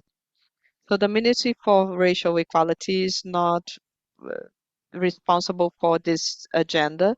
This is part of the Human Rights and Citizenship Ministry, but we have been running consultations in order to address this issue because before the ministry, we already had the secretariat in place. So we're now trying to include the Ministry of Racial Equality in this work and fighting slavery, contemporary slavery forms. We have a bill of law from João Daniel that tries to regulate the Article 243 in the Constitution. We have a technical note on this matter, and we are following up on this bill, but this is a very difficult Congress that we have to deal with. I've been working closely with the members of parliament because we have several laws being voted, and we are now trying to to update the law on racial and social quotas. And this is a difficult work in trying to approve the laws that correct all these inequalities in Brazil. I'm also working alongside the Cabinet Office, the Ministry of Casa Civil, in in the 670 PL, which is a very difficult law. The federal government is trying to pass the bill to prevent what happened to Sônia Amaral.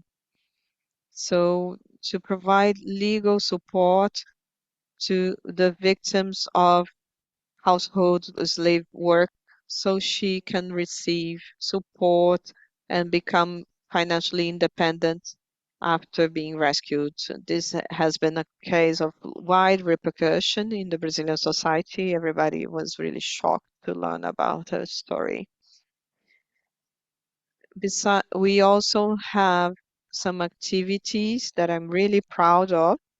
After 1 year and a half in the ministry, we have the program Negra Viva, Living Black Woman. This is a huge project in the ministry. It deals not only with the lethality, the mortality among Black populations, because this is pertaining to the public security ministry, but we also work in reducing the vulnerabilities of the Black population.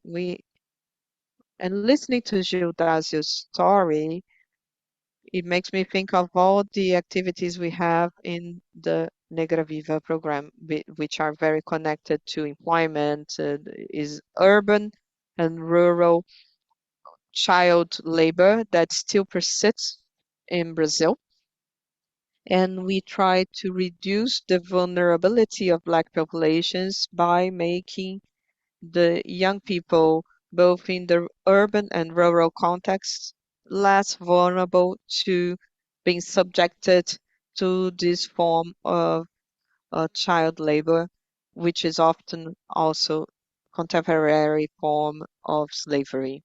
The Negra Viva program has a partnership with 8 different ministries, and the Ministry of Labor does help us in preventing this sort of situation and repressing this sort of activity. And the Ministry of Racial Equality that upholds this transversal agenda requires this sort of language. We also are in talks with the Ministry of Health, with the National Plan for Healthcare to rescued workers that have been rescued from slavery to try and reduce their vulnerability to this sort of context. So again, just to conclude, we are talking about the expropriation of rural lands and rural properties that have practiced contemporary slave uh, labor. And this is a difficult agenda to get approved because it's a huge law. We are now concluding the activities in the English booth. Thank you very much.